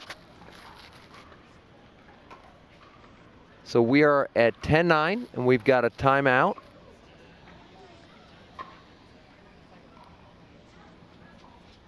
Wright and Reynolds trying to regroup here after having a comfortable lead. Now down by 1. Gaten Leach and McGrath have done a great job of coming back in this match, taking the lead, up by 1 now, hoping to close out this match.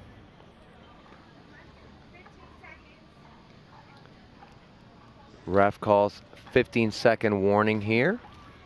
Players will be making their way back on the court.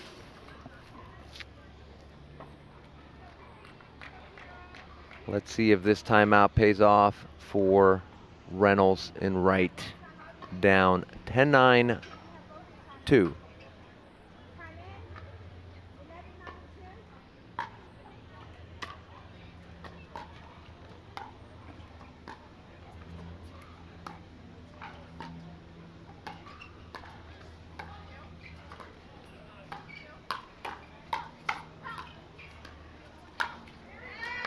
Good put away by Gaten Leach. Reynolds choosing to go to McGrath while she still had Gaten Leach back. I probably would have preferred if she went back to Gaten Leach, trying to keep her back. Instead, she goes to McGrath, allows Gaten Leach to come up, and they're able to capitalize on that. Now they have a 12-9 lead.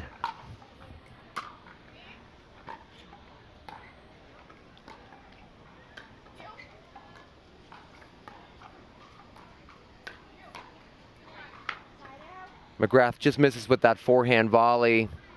Seemed that she got kind of caught off guard, maybe anticipating a ball over the middle.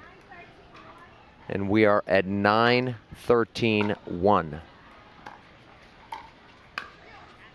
Great job by Wright closing in on that backhand, kind of a classic tennis volley there. Is able to cut that ball down to the middle. And we're at 10-13-1. Great shot by Reynolds. Handled by Gayton Leach, but couldn't get to the next one. 2 quick points for Wright and Reynolds, and they are at 11-3.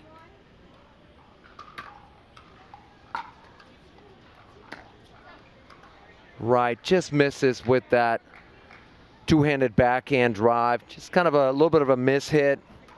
Misses wide. Still on second serve, within 2 points. Hoping to tie this match up here and maybe take the lead. Reynolds misses with that backhand dink attempt. Leads to the side out. Gayton Leach to serve at 13-11-1.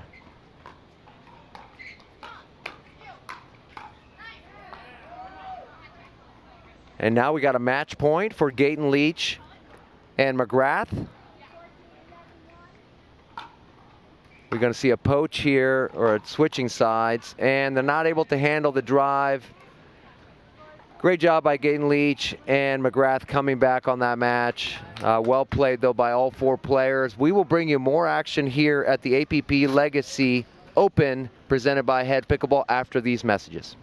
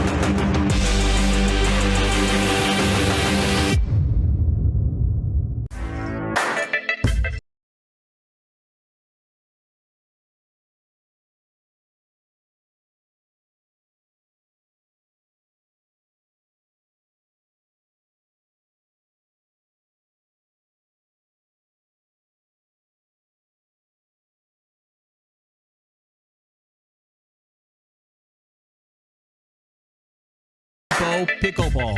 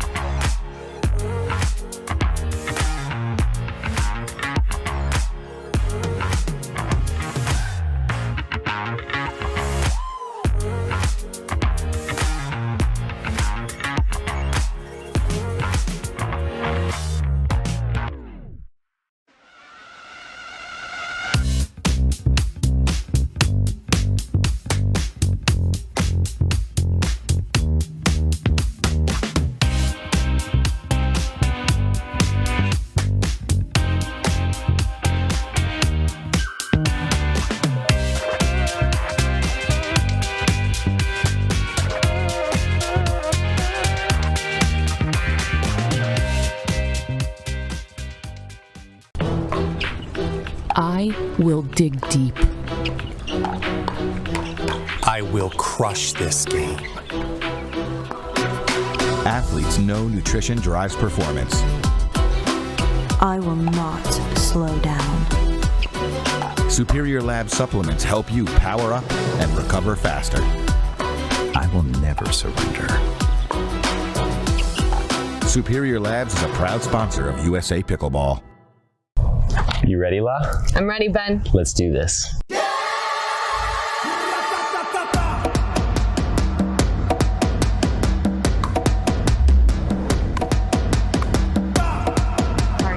on, La.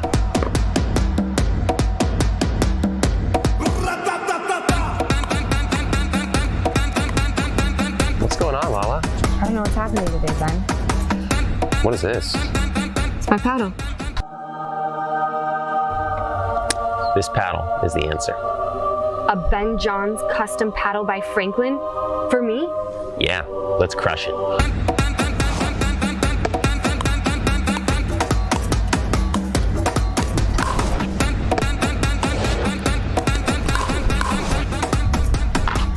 game. Good game.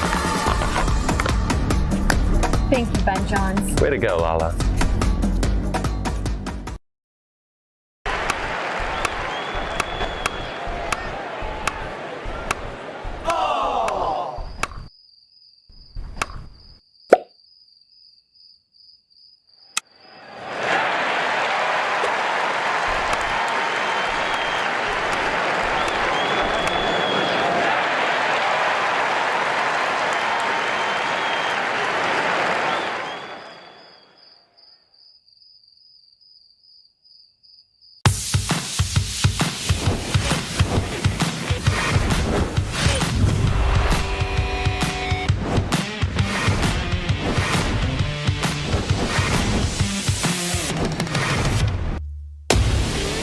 I'm so ready for next gen. This is Next Gen Pickleball. I'm so ready for the Next Gen Tour. Super excited about next gen. I can't wait for the APP Next Gen Tour. I'm super excited for next gen.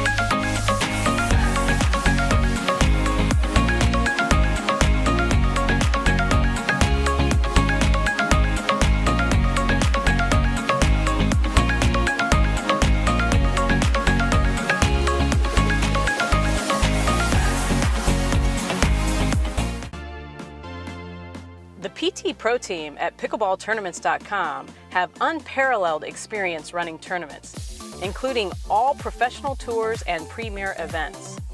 We provide professional services to develop, plan, and deliver tournaments that players and fans love.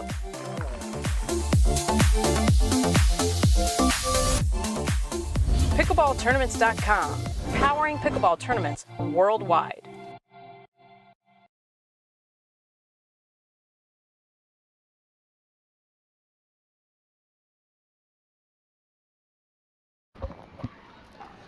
Welcome back to the APP Legacy Open presented by Head Pickleball. Daniel Roditi here in the booth on CC2 on our live stream, bringing you the action from Mesa, Arizona. We have a pro women's doubles match here in the Consolation bracket. These ladies trying to make their way back to the bronze medal match.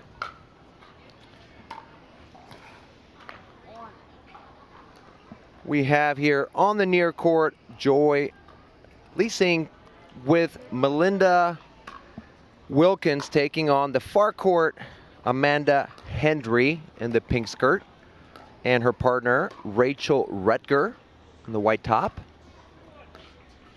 This is a game to 15. We will be switching sides at 8. A lot of action still going on in the other courts, on center court, of course, and some of the outer courts.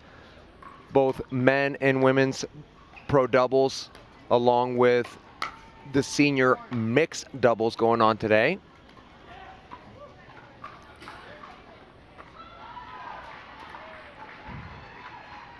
Quick lead here by Leasing and Wilkins, up to a 3-0 lead.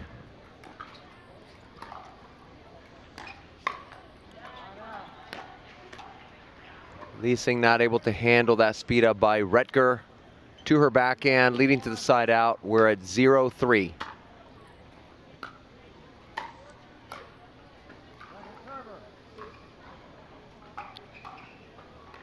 Amanda Henry trying to reset that ball. Leaves it in the net, leading to second server.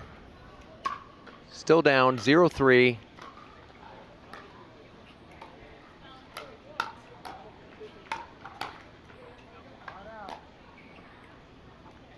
Retker missing. See here on the replay. Misses with that backhand attack attempt, leading to the side out. Leasing trying to reset that ball, drop it into the kitchen, leaves it short. Second server, 3-0-2. Nice drive by Wilkins.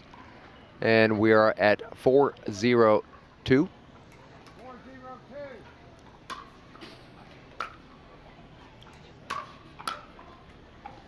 Great inside out forehand by Amanda Henry. Going inside out behind Joy Leasing. We got a side out here, 0-4-1.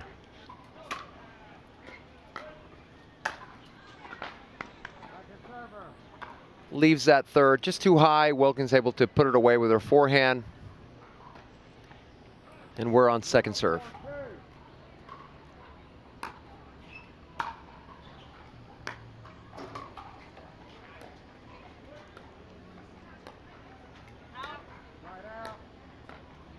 Just misses wide. We've got a side out, 4-0-1.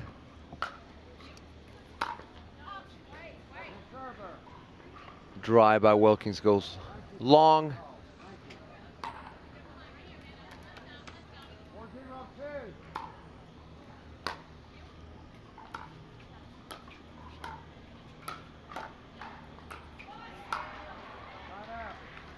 All right, side out. Let's see if Hendry and Retker can get on the board here.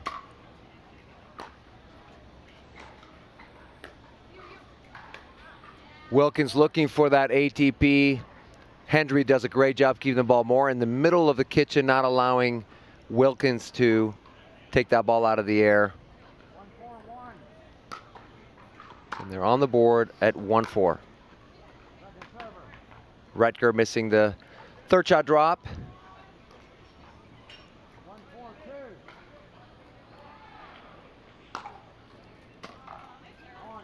Good serve by Retker, deep to the Leasing forehand, misses in the net, and we're at 2-4.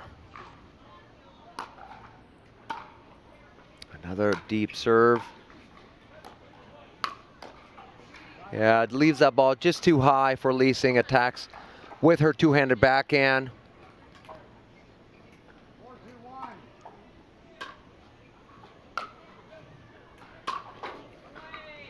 Leasing goes for the drive, just misses on the tape.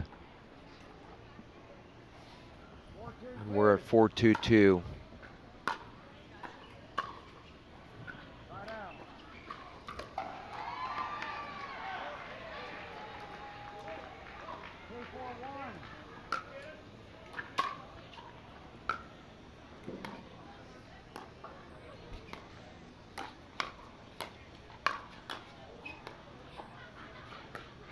Good reset by Wilkins.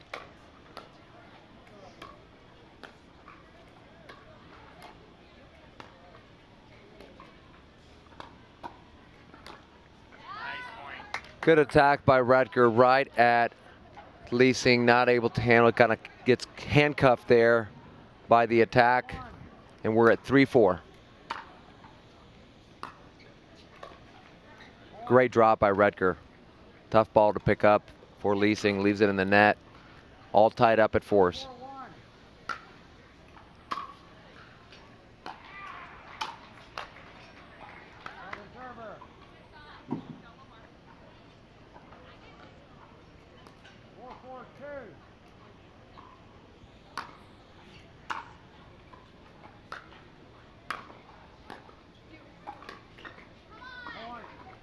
Another good ball by Rutger, keeping it nice and low. Leasing, speeding it up. Maybe would have been better off trying to roll that ball deep, giving a little more margin over the net. Rutger misses with that third. And now we got a side out, but they did take the lead. So now it's 4-5.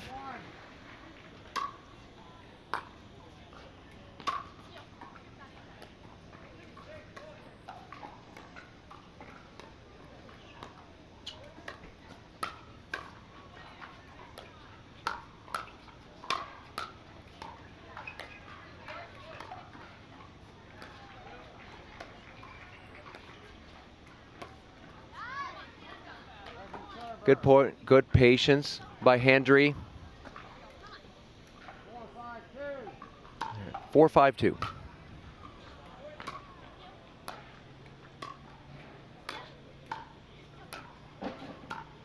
Good defense by Wilkins. Yeah,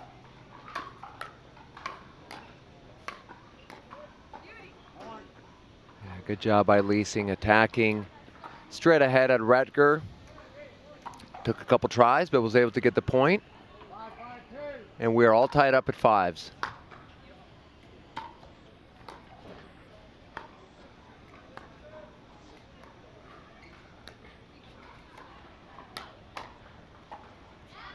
That ball almost crawls over, but stays on the tape, leading to the side out.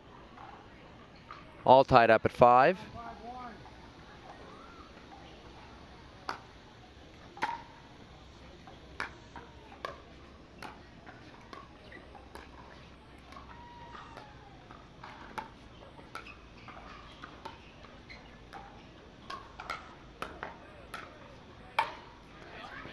Good exchange. Good put away by Wilkins. We see the replay. Really great job keeping that ball in play from such a low position, leading to the pop-up.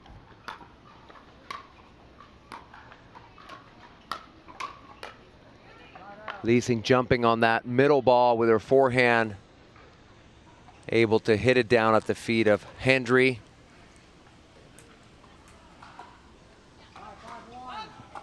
Side out, 5-5-1.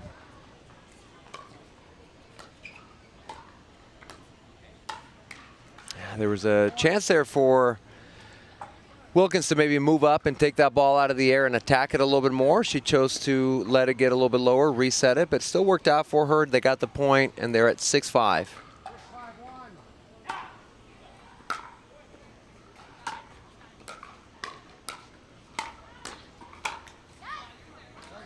Just misses with that forehand attack.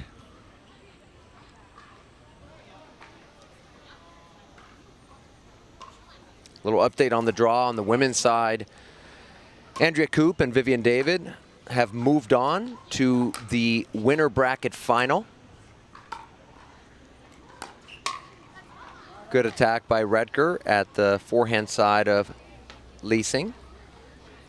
So Koop and David will be waiting the winner of Susanna Barr and Sarah Ansbury, and Georgia Johnson and Lee Whitwell.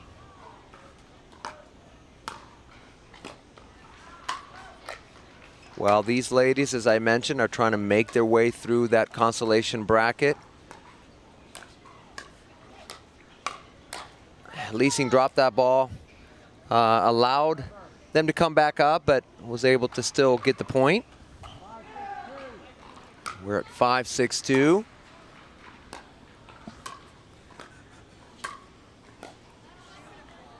And just off the frame here to the left for the viewers on court 2, we have a men's pro consolation bracket match between Young and Yates taking on Cassidy and Gridley.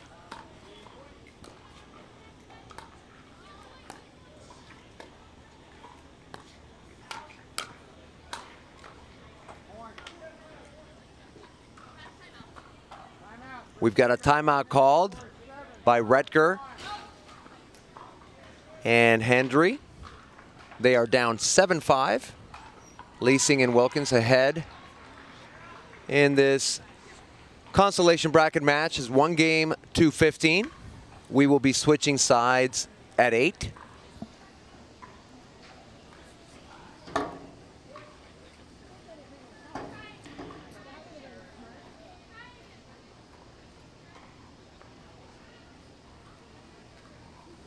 The winner of this match will move on to take on Uhl and Gerke in the consolation bracket.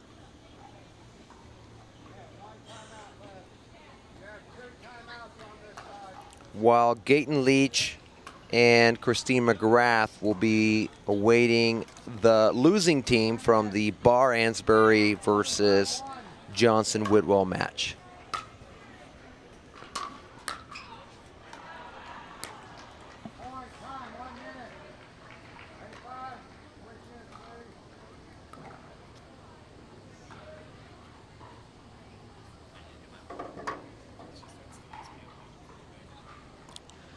Okay, for our ESPN lineup for today, we will have our women's winner final, meaning winner bracket final, followed by our men's winner bracket final, followed by our women's bronze medal match, and our men's bronze medal match after that, and that will be on ESPN.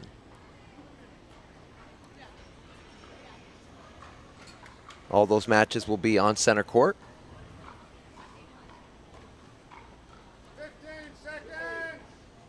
15-second warning called by our referee here. We're at 8-5.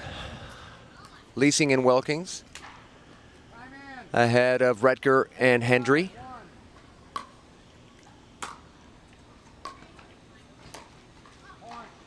Retker missing with that forehand roll volley. Was trying to keep Leasing back, but leaves it on the tape.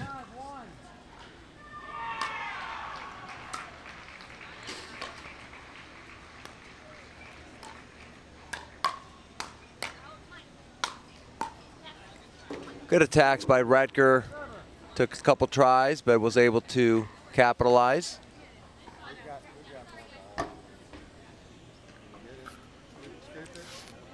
We are at 9-5-2.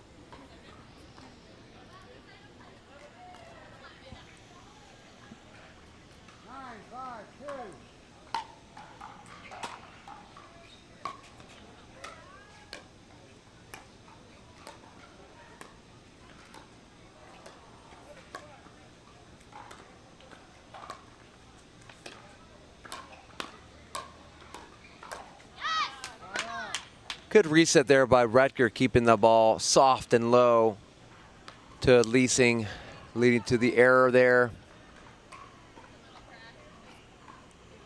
Looks like we've got a little bit of a crack on the ball. We're going to be replacing that.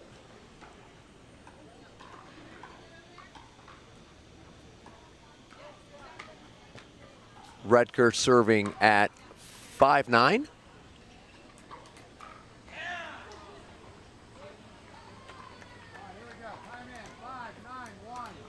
5-9-1.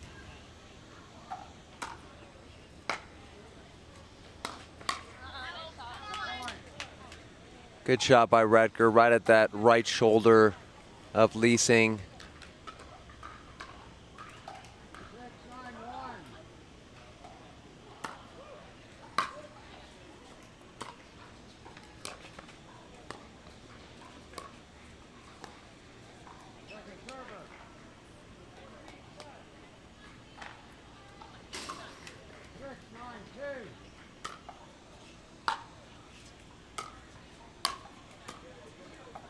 Good job by Leasing, hitting that ball low at Hendry's feet there on the backhand side, getting the side out. We're at 9-6-1.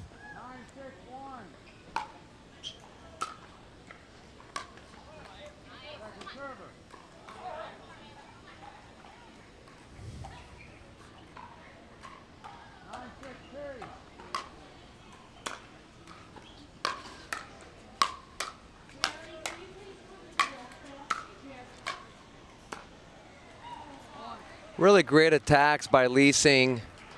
And good job by Hendry and Redger to try to stay in that point, but at the end, Leasing was able to put that ball away. She came in very aggressive on that point with a drive followed by some volley attacks. Get the next point as well.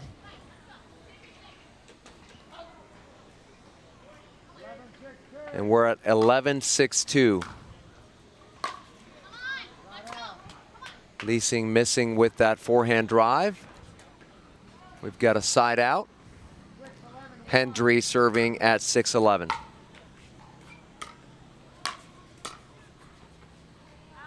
That's a good leave by Leasing, letting that ball sail long. She did a good job of putting that ball right at the feet of Hendry. She did her best to try to get that ball back, but it just sailed long.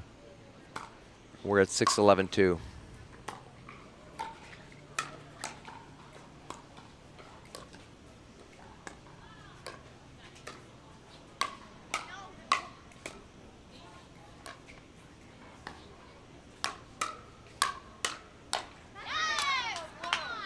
Good counterattacks there by Hendry with her backhand side.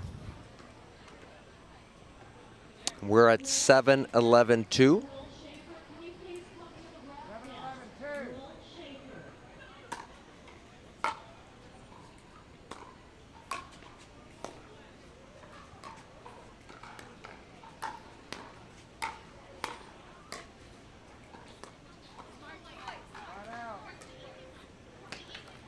Rutger frustrated herself. She got the hard ones back, missed a relatively easy dink backhand, leading to the side out, 11-7.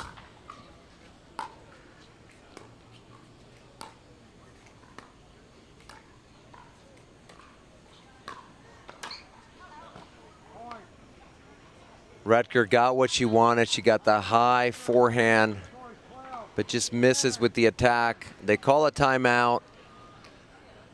Leasing and Wilkins ahead 12-7 in this game to 15. See what adjustments Rutger and Hendry make in this timeout.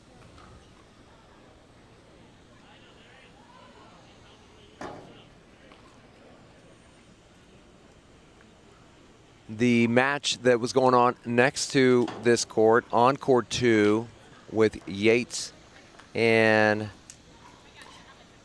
Young versus Cassidy and Gridley ended. I'll have to check the results to see who came out on top. I think Yates and Young did, but I'm not 100% sure. We will give you an update here in just a minute. In the meantime, let's come back to this women's pro match. We're on second server here at 12-7.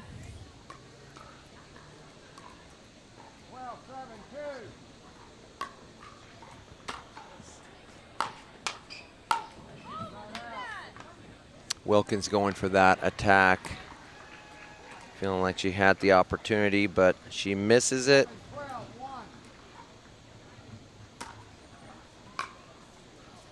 Yeah, looks like Gridley and Cassidy took that match, 1-15. Gridley and Cassidy came out on top. I'm sorry, that was a previous match. No results posted yet between the Gridley, Cassidy versus Yates Young match. It has ended, it just hasn't been posted.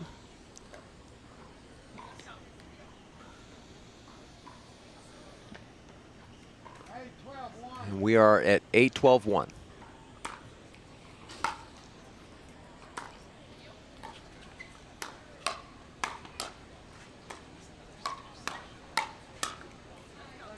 It was a really good drop by Retker. I felt like she could have moved up a little quicker and might have had an easier ball to hit on that pop-up.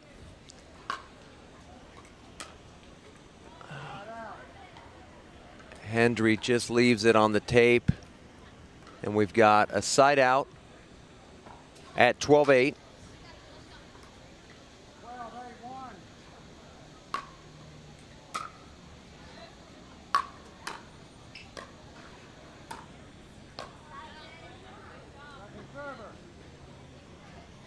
Second serve, great shot by Retker there on that sideline.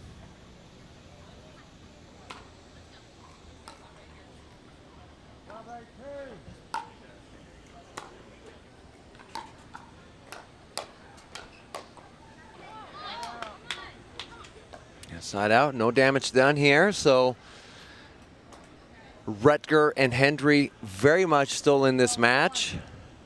Down 8-12, but serving with an opportunity to narrow that gap.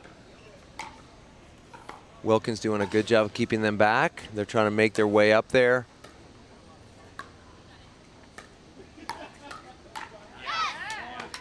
Great job by Hendry handling that attack. Kind of got jammed, but did a good job of keeping that ball down. So now they're at 9-12, still on first serve. Leasing and Wilkins call a timeout. Trying to regroup, trying to stop the momentum.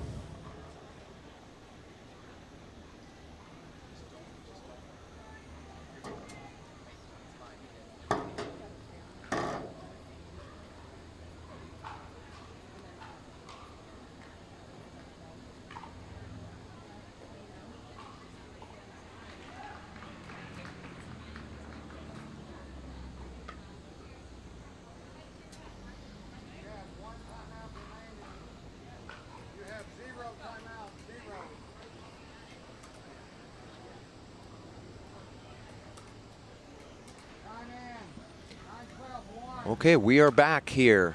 9-12-1.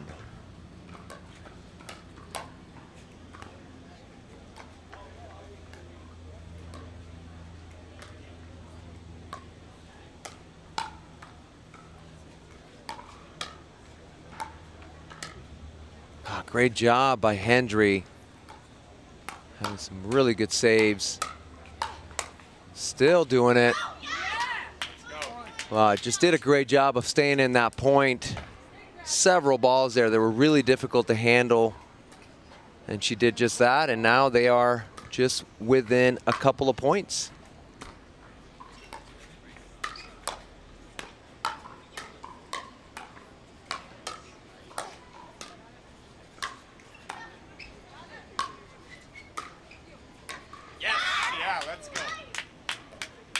Clearly the momentum right now is on the Hendry-Retker side. They've managed to really scrap their way to be within one.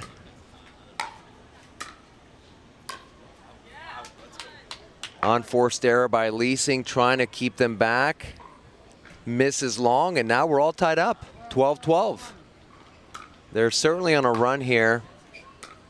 We'll see what adjustment they make. I feel like they keep going back to Hendry, and it's not working right now. They probably need to switch it up. They call a timeout. Maybe that's what they're going to talk about. Hendry and Retker just 2 points away from closing out this match. We'll see what adjustments Leasing and Wilkins do and make. Hendry has done a great job the last few points, really defending very, very well on some really good attacks, and then ultimately leading to some errors by Leasing and Wilkins. So teams both out of timeouts, so they will have to do their talking just between points.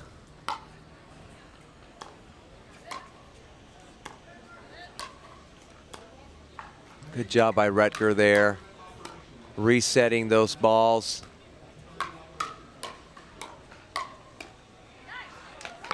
Finally, a point goes Leasing and Wilkins' way, but Retker and Hendry still have the lead at 13-12-2.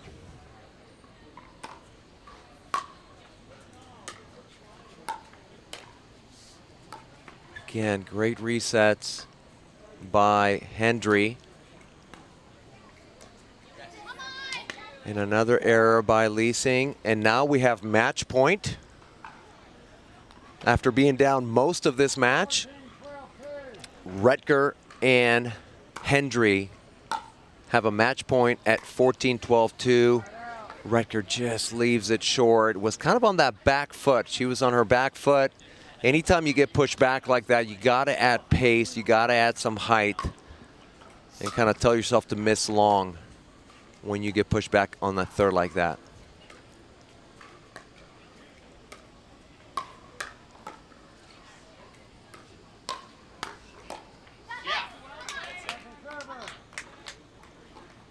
So we are on second serve here. Wilkins to serve at 12-14-2. Retker choosing to let that ball bounce.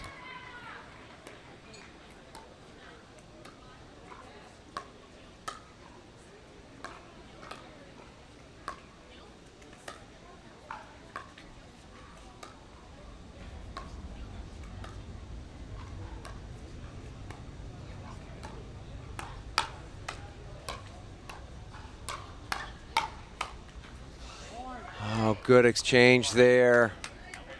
You see the replay. Wondering if that last ball might have been going out. 13-14-2. Great drop, but handled really well by Hendry. Oh, just clips the net. Hendry gets it. Waiting for the opportunity to attack. And we see the attack by Leasing, but it just wasn't good enough. She tried to go inside out with her backhand at Hendry, but Hendry is able to handle it. Yet another match point, 14-12. They'll have two opportunities here.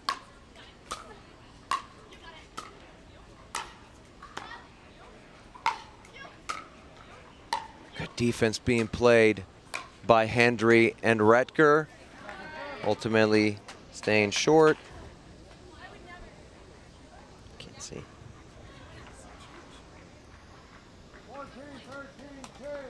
Okay, we have a little change on the lineup for center court. We will bring that to you in just a minute.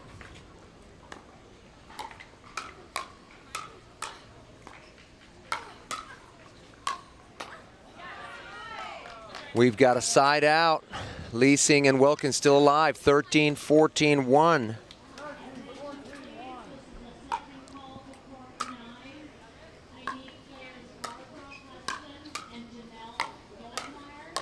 There was an opportunity for Wilkins to attack, chose not to. Oh, and that ball just makes it over Retker's outstretched arm and lands in, tying this match at 14.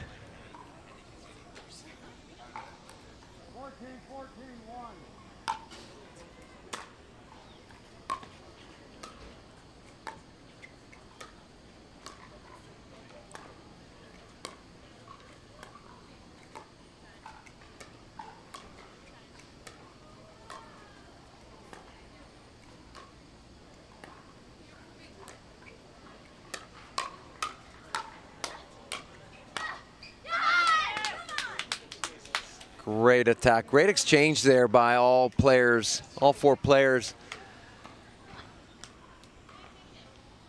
Leading to a second serve here. Still tied up at 14.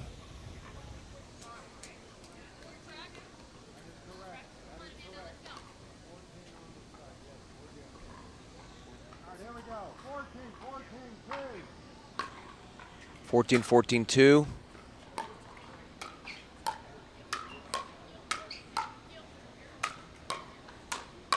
Hendry with a couple opportunities to finish the point.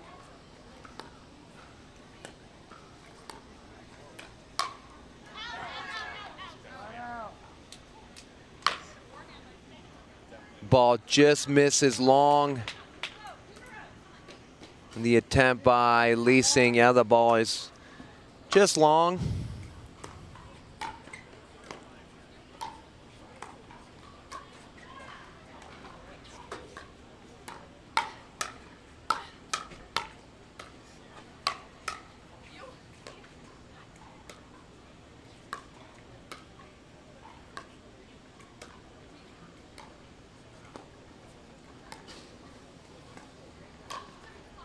Oh, great attack by Leasing, right at the hip of Retker. Retker frustrated with herself, just leaving that ball way too high for the attack. Still tied up though. They still have an opportunity here to get a match point if they're able to get this point. Third shot drop. Trying to keep them back. Good job of resetting. Oh, just misses. Seemed like a hit her hand there on that attempt to defend. We've got a side out, still tied at 14. Let's see if this time Leasing and Wilkins can give themselves an opportunity getting to a match point. Misses that, kind of mishits that third.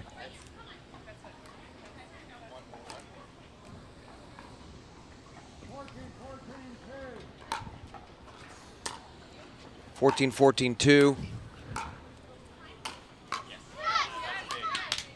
Pop up now, we're side out.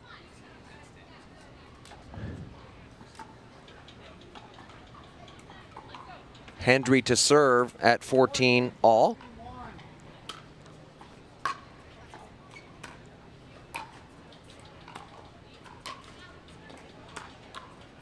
Trying to push Retker back, but she manages to get up to the kitchen line.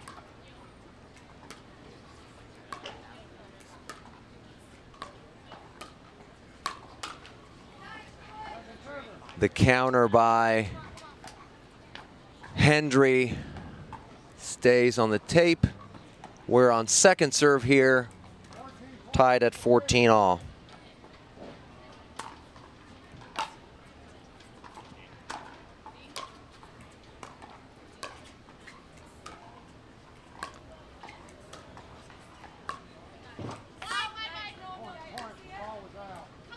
Ball was called out. The appeal to the ref. Ref confirms that the ball was wide. And now we have a match point once again for Retker and Hendry. This is 15-14-2.